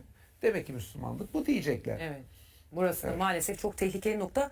Bildiğimizi anlatma konusunda da hepimiz sorumluyuz. Bildiğimiz kadarından. Emre Hocam, yıllardır bir program yapımcısı olarak, aynı zamanda da yorumcu, bir program yorumcusu olarak siz neler söylemek istersiniz? Caner Hocam'ın söylediklerini eklemek Yani tabii İslam'la alakalı olarak birçok başlık var. Yani İslam içi tartışmalar diyoruz. Dinin doğru anlaşılması, İslam'ın ne olduğu ne olmadığı, dini anlamadığı yöntem gibi çok böyle farklı başlıklar var. Ama onun yanında bir de dışarıdan İslam'a yönelik İşte mesela İslam karşıtlığı, işte İslam korkusu, İslamofobi gibi veya ateizm gibi, işte deizm gibi böyle İslam'a tehdit oluşturmaya çalışan unsurlar da var. Dolayısıyla hani öyle bir çağda yaşıyoruz ki bugün bir Müslümanın böyle sadece tek bir konu üzerine odaklanıp o konuyla yetinmesi mümkün değil. Yani İslam'ı doğru temsil etmeye ve doğru tebliğ etmeye çalışıyorsa eğer bütün bu alanlarda bir mücadele vermesi gerekiyor. Çünkü bunların her biri ayrı bir cephe gibi aslında. Bir de ne var? İşte aslında geçen programda konuşmuştuk. Hani Allah'a ve dine gerektiği kadar hayatında önem vermeyen bir kesim var. Şimdi o kesime karşı da aslında şeyi göstermekte bir mücadele. Allah'ın hayattaki önemini, dinin gerekliliğini vesaire. İşte bu da bir ayrı durum. Evet. Dolayısıyla hani baktığımızda birçok farklı mücadele alanı var. Bütün bu alanlarda varlık gösterme zorunluluğu var. Niye? Çünkü dediğim gibi yani birçok insan sadece belli konulara odaklanmış. Diyelim ki sadece sahabe hayatı anlatmak mesela. Onlar için çok önemli. Tam bu da buradaki güzel örnekler tabii ki önemlidir. Ayrı mesele ama ya da mesela imanla ilgili olarak birçok insan bugün çeşitli cemaatler, tarikatlar, yapılar falan bakıyorsunuz ki öyle bir iman tarifi yapıyorlar ki yani aklınızı hiçbir şekilde kullanmayacağınız ve kendinizi bir anlamda körü körüne teslim edeceğiniz böyle bir itaati en ideal iman olarak sunuyorlar mesela. Evet. Şimdi tam mesela şunu düşünmek lazım. Kimsenin imanını ölçecek elimizde bir ölçü şey yok. Buna ihtiyacımız yok. Böyle bir şey zaten haksızlık olur ama Kur'an-ı Kerim'in bizim için öngördüğü, belirlediği iman nasıl bir iman? Yani siz bugün mesela bir babaanne imanıyla 14-16 yaşında bir gence hitap edemezsiniz. Çok değerli bir iman olabilir o. Babaanne imanı. Benim babaannemin imanı çok temiz bir imandı. Ama ben bugün bana işte ateist olduğunu veya deist olduğunu söyleyen veya İslam'la ilgili kuşkuları olan bir gence bak babaannem diye babaannemi delil olarak getiremem yani. Evet. Dolayısıyla biz kimsenin hani imanını sorgulama, yargılama anlamında değil ama bugün modern çağın beraberinde getirdiği modern inanç problemleri, inanç krizleri var. Ve özellikle gençler ama hemen her yaştan insanın dinle ilgili soruları ve sorunları var. Evet. Ve öyle bir çağda yaşıyoruz ki mesela bu yaşadığımız çağda çok itibar gören alanlar var mesela. Nedir? Bunların başında mesela işte bilgi geliyor. Bilim geliyor mesela bunun başında. İşte sanat geliyor. İşte teknoloji geliyor mesela değil mi? İnsanlar yani ciddi anlamda bu unsurlara önem veriyorlar, güven duyuyorlar ve değer veriyorlar. Şimdi siz mesela bugün İslam'ı anlarken ve anlatırken eğer bu insanların önem verdiği şeyleri dikkate almazsanız çağın gerisinde kalıyorsunuz o zaman. Evet. Dolayısıyla sizin aslında bunlara önem vermiyor olmanızı insanlar din bunlara önem vermiyor gibi anlamaya başlıyorlar. Bundan dolayı bunu sizin hatanız olarak değil de dinin bu çağa hitap etmediği şeklinde yorumlayarak böyle bir hataya düşebiliyorlar insanlar. Yani dolayısıyla bugün mesela nasıl olmalı iman dediğimizde işte akla önem veren, bilgiye, düşünceye önem veren, bilime önem veren, bununla beraber işte sanata önem veren, atıyorum müziğe, resim, diğer bütün alanları mesela değil mi? Ve bu araçları kullanarak İslam'ın güzelliklerini anlatmaya çalışan, değil mi? Öte taraftan erdemli bir insan olma yolunda olan, iyi ve güzel şeylere öncülük eden, rol model oluşturmaya çalışan değil mi? Yani bir rol model olmaya çalışan Müslümanların oluşturduğu bir şey olması gerekir bugünkü İslam. Yani modern dünyaya ve modern dünyanın hem inanç krizlerine hem de insani anlamda sorunlarına çözüm üretebilecek bir iddiasının olması lazım. Sizin bunu gerçekleştirebilmeniz için modern çağı takip edebiliyor olmanız lazım. Hayatımıza yeni gelen unsurları İslam'ın lehinde kullanabiliyor olmanız lazım. İşte teknoloji, sosyal medyada bir teknoloji çıktısıdır en nihayetinde.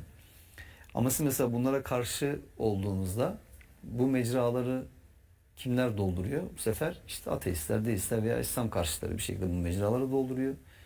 İslam'ı çarpıtıyorlar bir şekilde veya din adına üretilmiş, uydurulmuş bilgileri İslam olarak servis ediyorlar. Bunları da İslam zanneden insanlar doğal olarak işte dinden uzaklaşıyorlar bir şekilde. Dinle aralarına mesafe koyuyorlar veya dine hayatlarında gereken önem vermiyorlar. Birçok insan hayatında böyle bir grafik gibi aslında mesela. Daha eskiden daha dinlerken yavaş yavaş bakıyorsunuz böyle bu böyle aşağı doğru inmeye başlıyor. Neden? Çünkü işte dediğim gibi tepkisellik.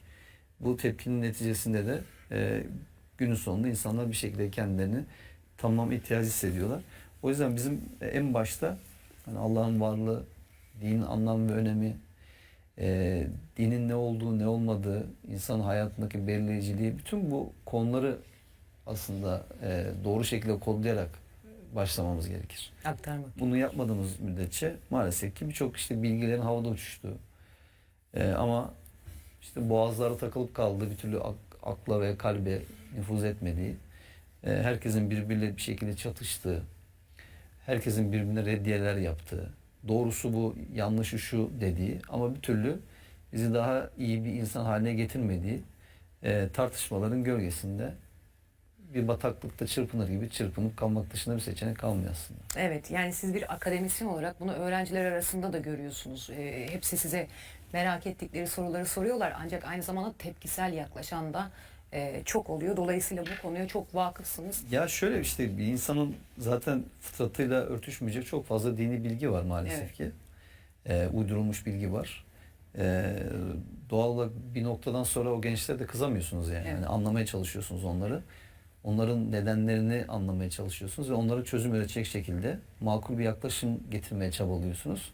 Çoğu zaman güzel sonuçlar alabiliyorsunuz. Ama bazen de işte insanlar tabii tek bir psikolojik arka planları da bu olayların. Yani sadece argümana dayalı bir şey değil. Bazen de hala o durumda devam edebiliyorlar. Ama en azından siz doğru bir şeyle buluşturursanız siz üzerinize düşeni yapmış olursunuz. Evet. Artık gerisi insanların kendi tercihine kalmış. Kendi tercihlerine, kendi çabalarına kalmış. Peki Caner Hocam, sizce bu ateizm mi, deizm mi, agnostizm mi, New Age dinler mi yoksa Hristiyan misyonerler mi daha büyük sorun?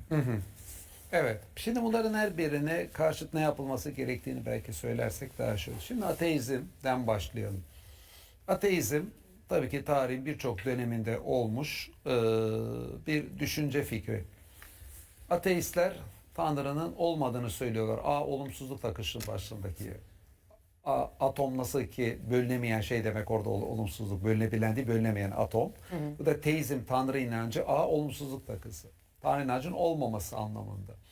Şimdi bir sürü ateizm şekli olabilir ama baktığımızda tarih boyunca ön plana çıkan ateizm materyalist ateizm dediğimiz ateizm olmuş. Günümüzde de ünlü ateistler, Türkiye'deki işte ön plana çıkan ateist isimler de aslında materyalist ateist. Bunlar nedir? Madde kendi kendine var. Maddenin içindeki yasalar ve tesadüflerle evren var. Canlılar var oldu. İnsanın duyguları, ahlak yapısı hepsi var oldu diyorlar. Şimdi buna karşıt yapılacak şey şu bence. Allah'ın var 12 değil kitabımda da söyledim. Teker teker ateizmle Tanrı inancı olanların arasındaki farkları belirleyip bunlar üzerine tartışmak. Bir tanesi nedir? Evren ezeli diyordu. Ya bu evren ezeli mi deyin bakalım. Şimdi kozmolojik delil veyahut da evrenin başlangıcı olduğunu gösteren Big Bang, entropi gibi modern bilimsel verilerden buradan ateizme ciddi cevap çıkıyor. Evet. Ondan sonra yasalar kendi kendine var diyor. Evrenin her tarafında aynı yasaların geçerli olmasını bence teizm çok daha iyi açıklıyor. Peki evrenin potansiyelinde teizm bu kadar zengin bir potansiyeli olması değil mi? Evrenin potansiyelinde müzik var olmasaydı, renkler var olmasaydı, canlılar var olmasaydı, madde ne şekilde birleşirse birleşsin, o atomlar baştan bir şeyler ortaya çıkartması mümkün olmasaydı, yani potansiyellerinde bunlar olmasaydı, bunların hiçbirini göremezdik. Evet. Teizm açısından bu anlaşılır bir şey. Niye? Allah evrene o potansiyeli koyduğu için bu oldu. Materyalist ateistler diyor ki bunda şaşılacak bir şey yok. Yani kendi kendine bu vardı bu potansiyel. Bakalım bunların hangisi daha iyi mantıklı izahlar? Şimdi tabii ateizme cevap vermeye çalışmayacağım ama bu tip hususlar, evrenin başlangıcı, fizikte ortaya çıkan hassas ayarlar, ondan sonra insan iç dünyasının ahlak yapısı, insanın bilinci, bunları inceleyip ateizmin beklediği gibi mi, teizmin beklediği gibi mi'den bence ateizme karşı birçok argüman verebiliriz. Evet. Allah'ın var 12 değil kitabından o gözüküyor. Şimdi deizm. İkinci konu. Bugün işlediğimiz için detaylı inceleyelim. Deizm ne diyor? Tamam, Allah'ın varlığıyla ilgili bir sıkıntım yok. Ben dine inanmam diyor. O zaman Kur'an'ın Allah tarafından olduğunu bize gösteren deliller, bu evrenden deliller, canlılar dünyasından deliller. Tarihle ilgili Kur'an'ın birçok atıfları var. Yeni hierogliflerin açılmasıyla, arkeolojik bilgilerle Kur'an'ın atıflarının ne kadar yerinde olduğunu anladık. Kendi döneminin hiçbir atmasyon izahı Kur'an'da yokken kendi dönemine aşacak şekilde Mısır'la ilgili Hazreti Musa'nın, Hazreti Yusuf'un yaşadığı yerlerle ilgili atıflarda bulunmuş. Ondan sonra Kur'an'daki kelimelerin kullanımı, ölçülü kullanımı Evet. Gibi veya Kur'an'ın çağını aşan ilkeler koyması, böyle bir sürü husus ve bunların hepsini tek bir kitapta oymasından deizme cevap verilir. Peki agnostizmle ayrı cevap verilecek bir şey mi? Agnostizm ayrı cevap verecek bir şey değil. Agnostizm şu demek: bir Allah var diyen görüş var. Allah yoktur diyen ateizm var. Agnostizm diyor ki ben bu ikisinden hangisi doğrudur bilemem. Siz Allah'ın varlığı delillerini temellendirdiğinizde aslında sadece ateiste cevap vermiyorsunuz. Agnostizme de cevap verir. Çünkü o bilinemez demişti. Bilinebiliyorsa, gösterebiliyorsan verebilir. Yani kısacası agnostizm üçüncü bir pozisyondur belki tavır olarak. Ama üçüncü bir fikir değildir. Evet. İki fikirden hangisini seçeceğimi bilemedim. Agnostizm. O yüzden siz bir fikrin, yani Allah'ın varlığının doğruluğunu gösterdiğiniz zaman agnostizme de cevap verirsiniz. Bu yüzden mesela benim kitaplarımda genelde agnostizm başlıkta geçmez. Ama kitabın içinde bunu belirtirim. Allah'ın varlığının 12 delili kitabımda. Bak biz bu delilleri yazdık ya, agnostizme de cevap verdik şimdi. Evet. İyi gösteririm, o bağlantıyı kurarım. Çünkü ayrı isimle beyan edince insanlar üçüncü bir fikir zannediyorlar bunu. Görüş olarak açığa çıkıyor. Bu oysa iki görüşten hangisi yani üçüncü bir alternatif değil. Ama iki tane alternatiften birini seçememek olarak ancak üçüncü bir diyelim tavır denebilir belki. Bunu birçok kimse yakalamayınca ateizme cevap verdiğimizde peki agnostizme ne diyeceksin diyor. Ya cevabı verdik ya zaten, Allah'ın varlığını gösterebiliyorsak zaten agnostizm de cevabını aldı. Dördüncüsü New Age dinler. Ne denecek? Peki şimdi New Age dinler günümüzde yine bu Türkiye'deki resmi kurumların olsun, cemaatlerin olsun pek New Age'in sorununu anlamamışlar. Evet, ateizm daha büyük sorun olabilir deizm ama New Age de ciddi bir sorun. New Age yapılardan kastımız ne? Günümüzde bazı böyle modern tırnak içinde gruplar, özellikle bilimsel terminolojiyi kullanan gruplar ortaya çıkıyorlar. Ve bunlar sahte bilim satıyorlar kimi zaman. Biz tabii sahte bilim sırf sattıklarında çok fazla ilgilenmiyoruz. Yine birazcık eleştiriyoruz. Ama bizim için tabii önemli şeylerden biri sahte maneviyat da satıyorlar. İnsanlara bu dünyaya yönelik manevi bir arınma sunacaklarını, işte kimisi uzaylılarla irtibatta olduğunu, kimisi yüce ruhlarla irtibatta olduğunu, kimisi evrenin bizatihi kendisini şamanı sözcüsü olduğunu, bilmem nasıl olduğunu söyleyerek size sahte bir iyileşmeler ve sahte böyle bilimsel çözümlerle beraber sahte maneviyatlar sunuyorlar. Guruların peşinde. Tabi bunların sahte bilimsel, çünkü özellikle ben de modern bilim, felsefe, din ilişkisi çalışan biri olarak sahte bilim üzerinden bir sahte maneviyat sunumu varsa tam da konumuzla ilgili oldu. Yani din psikologları kadar bence din felsefecilerine ilgi alanından New Age dinler. Bunlara cevap vermeyi çok önemsedim. 10 yıl önceki televizyon programlarıma baksınlar.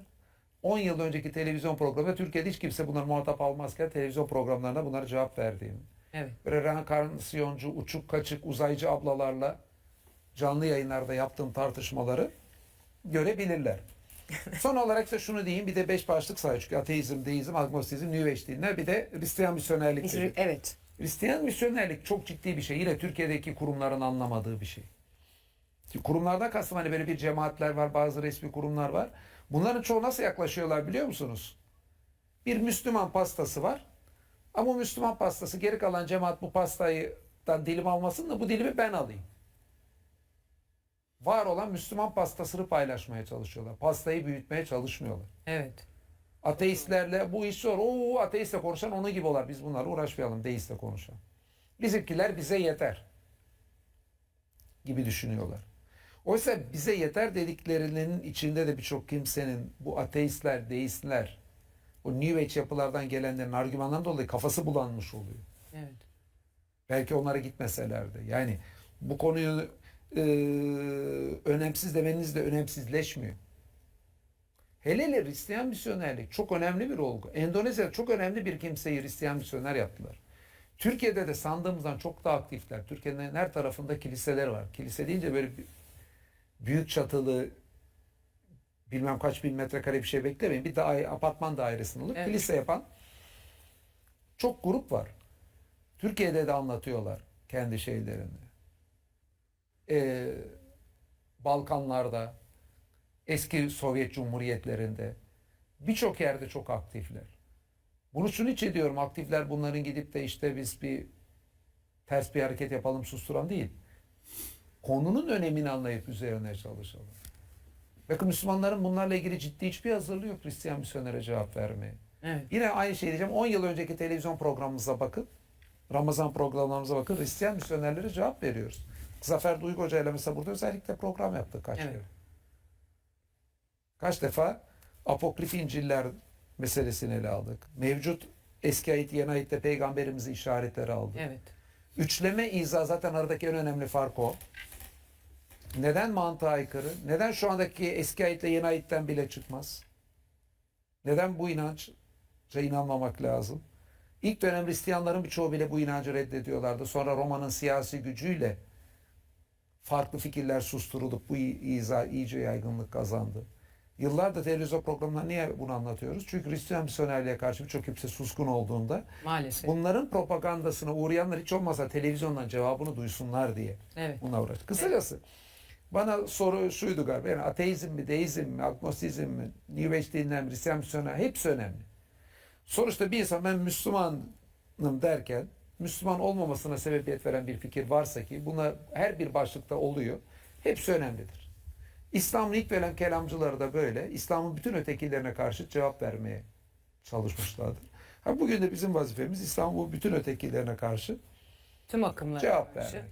cevap vermek. Kimisi biraz daha önemlidir de birisi daha az önemlidir. Tabii ki bunların hepsi eşit önemli olacak değil. Ama hepsi önemli. Bunların hiçbirinin bir tehlike arz edip bir sorun olduğunu söylemek bir fantezi üretmek değil. Evet. Evet. Emre Hocam siz eklemek ister misiniz bir şeyler?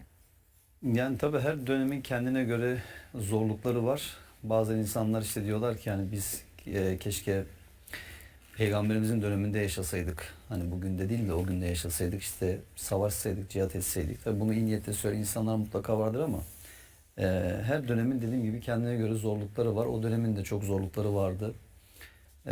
Bu dönemin de farklı zorlukları var.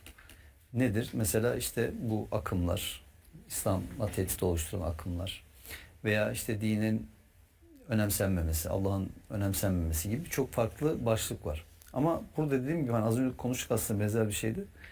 Bir Müslümanın bugün gerçekten Allah'ın rızasına uygun çabalamak isteyen, hani işte Kur'an işte sabikun diyor ya, böyle o az bir kısım, yani önde gidenler, oluşta ve yarışta önde olanlar, o az bir avuç insan, o bir azlık içerisinde olmak isteyen insanların yapması gereken şey nedir? Bütün bunların hepsini dikkate almasıdır, ciddiye almasıdır.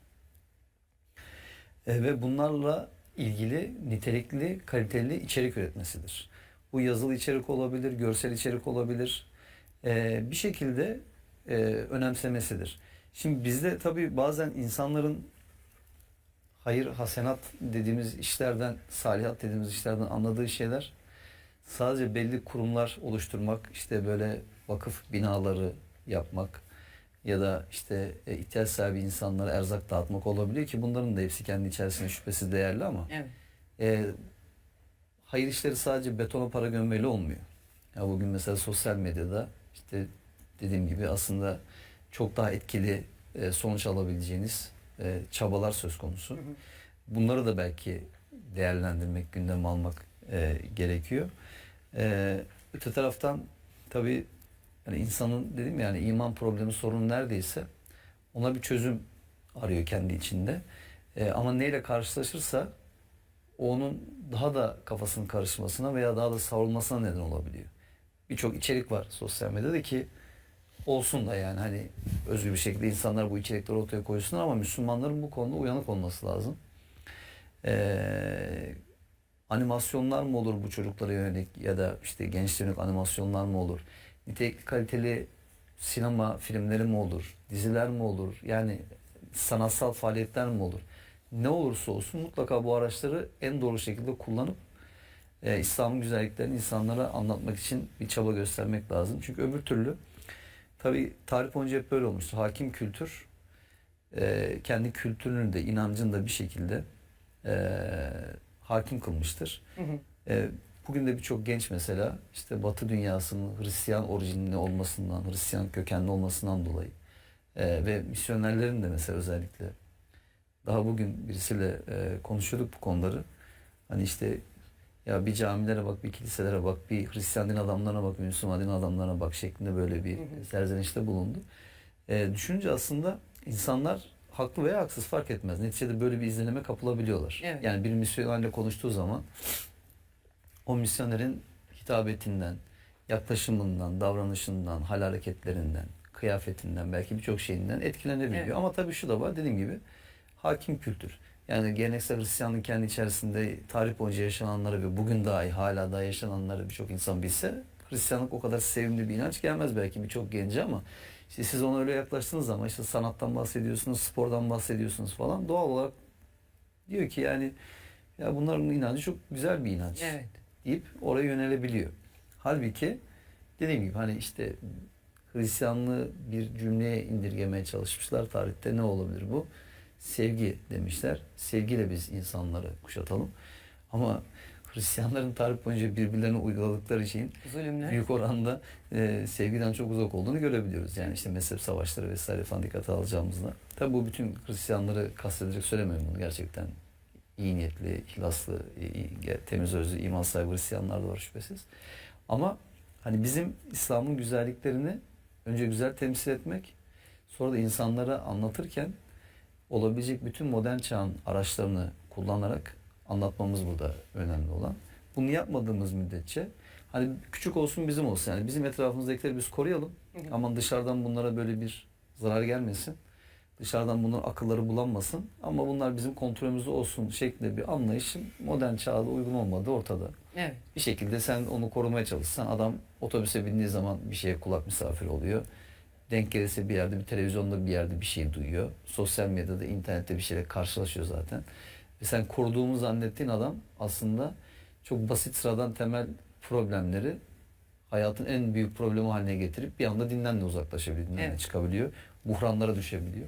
O yüzden hani modern çağı doğru okumak, modern çağın beraberinde getirdiği şeyleri doğru algılamak ve bu araçları da mümkün olduğunca etkili ve verimli kullanıp nitelikli içerikler üretmek ve insanlara da bu şekilde hitap etmek gerekiyor. Öbür türlü bugün bu şeyler popüler, yarın bir başka şeyler çıkar. Mesela cinsiyetsizleştirme mesela çok büyük problem, ayrı bir problem.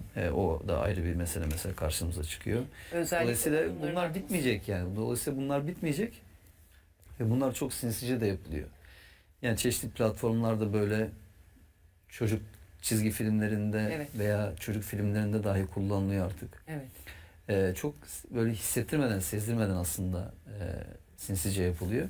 Ve bir süre sonra insanlar bunları normalleştiriyorlar, kanıksıyorlar. Garipsememeye başlıyorlar. Öyle. O yüzden hani Müslümanlara belki de dediğim gibi her dönemin kendine göre bir zorluğu var ama içinde yaşadığımız çağ İslam'ın mücadelesinde belki de en fazla o üstün mücadeleyi akılla, bilgiyle, bilimle göstermemiz gereken bir çağ yani. Yani aslında bunları niye dile getiriyoruz sorusunun en doğru cevabı bu. İnşallah İslam akademi dünyasında bunun için adımlar atılır. İnşallah dediğiniz gibi teknolojinin nimetlerinden yararlanarak doğru bilgi, faydalı bilgi de çoğaltılarak yayılır ki bu dertlerden kurtulur. Çünkü dediğiniz gibi bu dertler her dönem vardı. Olmaya da devam edecek. Ancak günümüzün en büyük sorunu çok yayılabilir olması. Evet, çok yayılabilir olması. Yayılmasının, çok fazla bilgiye ulaşımın, doğru ya da yanlış bilgiye ulaşımın çok kolaylaşmış olması. Dolayısıyla bizim de bir şeyler yapıyor olmamız lazım karşı durmak için. Peki Caner Hocam, Allah'ın hangi sıfatlarını temellendirirsek bu tarz işte deizm, ateizm gibi akımlara cevap olabilir? Yani şimdi tabii ki deizm veya ateizm için burada farklı düşünmek lazım. Yani sonuçta yani ateizm Allah'ın varlığını hiç kabul etmediği için Allah'ın yani birçok sıfatını temellendirdiğinde direkt ateizme cevap oluyor. Mesela şöyle bir örnek vereyim. Mesela bu diyelim. Nedir mesela dedik en temel iddiası ateizmin madde ezeli kendi kendine var. O zaman Allah'ın evvel olduğunu temellendirebilirseniz, maddenin ezeli olmadığını gösterebilirseniz Allah'ın evvel sıfatını temellendirmiş olursunuz. Bu da aslında ateizme bir cevap. Nasıl bunu yapıyoruz? İşte Kindi, Gazali gibi filozoflar bunu sonsuzun geçilemeyeceği üzerinden argümanlar kurarak gerçekleştirdiler. Ama günümüzde biz nasıl yapıyoruz? Diyelim ki entropi yasasını kullanıyoruz.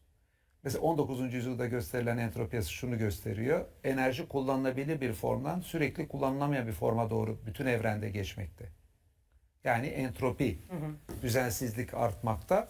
Ve ne yaparsanız yapın siz bir yerde düzen oluşturduğunuzda illa bir yerde düzensizlik artar. Mesela klimanın bir kısmıyla içeride işte soğuturken onun klimanın dış yüzey ünitesinde oluşturacağınız düzensizlik çok daha fazladır.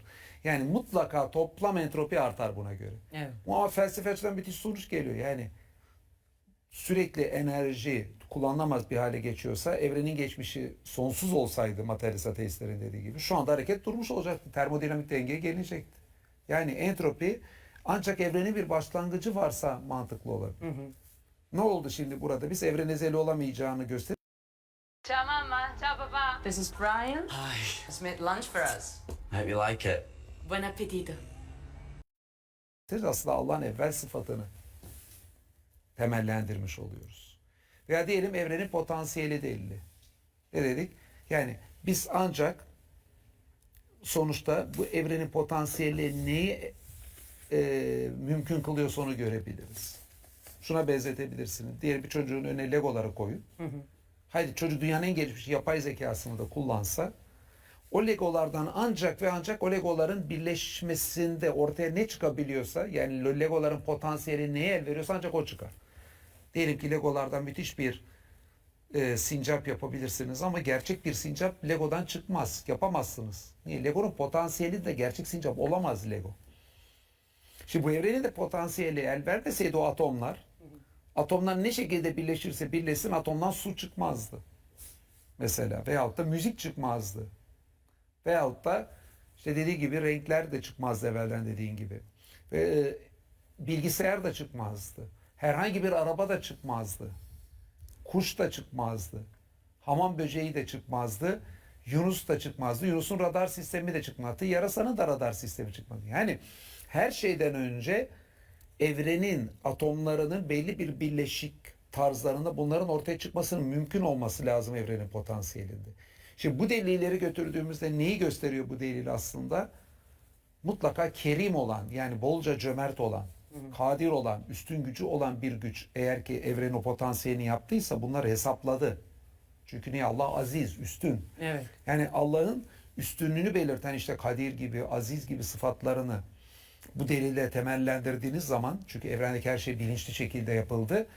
O zaman işte ona göre bir Allah'ın varlığını temellendiriyorsunuz. Veyahut hassas ayarları gösterdiğinizde evrendeki bu hassas ayarlardan dolayı bir yerde milyarlarca yıl sonra can çıkıyor. Allah bunu yapan kim nedir?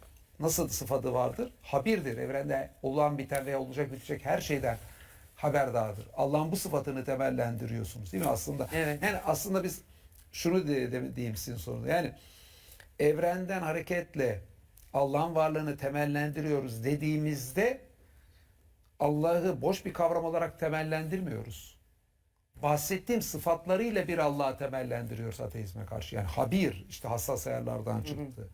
Bu bütün potansiyelin evrenin işte Allah haberdarsa Allah aziz, alim Allah, haberdar. Çünkü o potansiyelden ne çıkacağını ileride biliyor. Evrenin her tarafında aynı yasalar geçerliyse, diyeyim evrenin bir tarafında bir yasa değil, Allah vahid.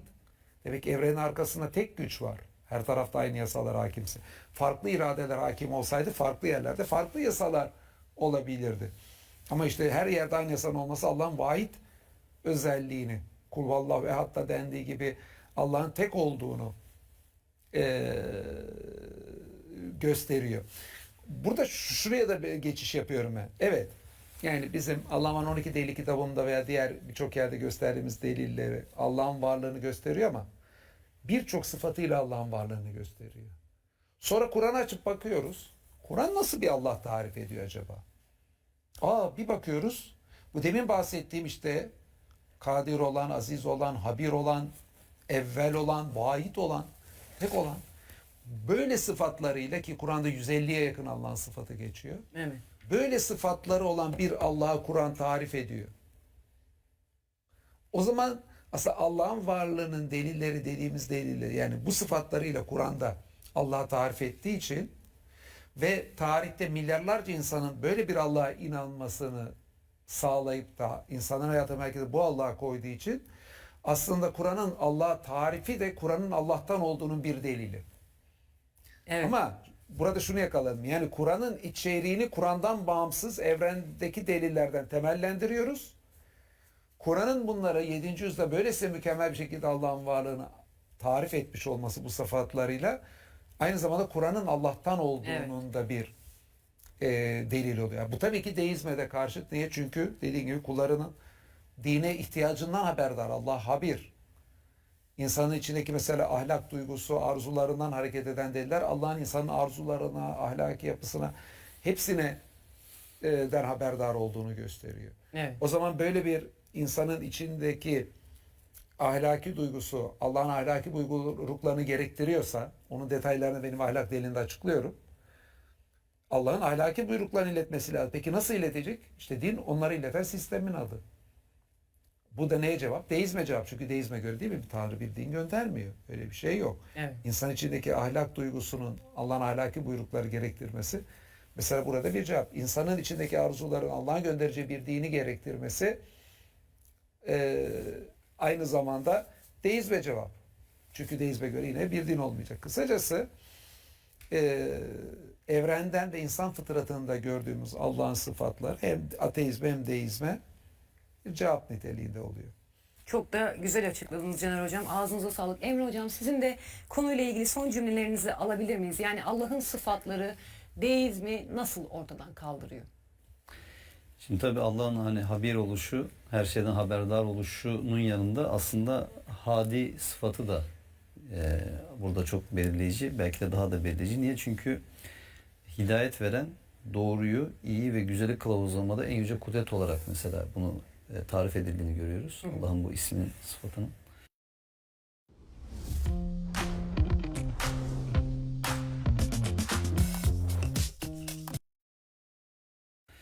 Dolayısıyla Allah'ın aslında hidayet verici olması, doğru yolu göstermesi için insanlara iletişim kurması gerekiyor. İnsanlarla kurduğu iletişim adına biz din diyoruz zaten. Bunu ne üzerinden yapıyor Allah? İşte insanlar arasında seçmiş olduğu elçiler vasıtasıyla bu mesajlarını iletiyor ve onlara doğru yolda rehberlik ediyor aslında o mesaj baktığımızda.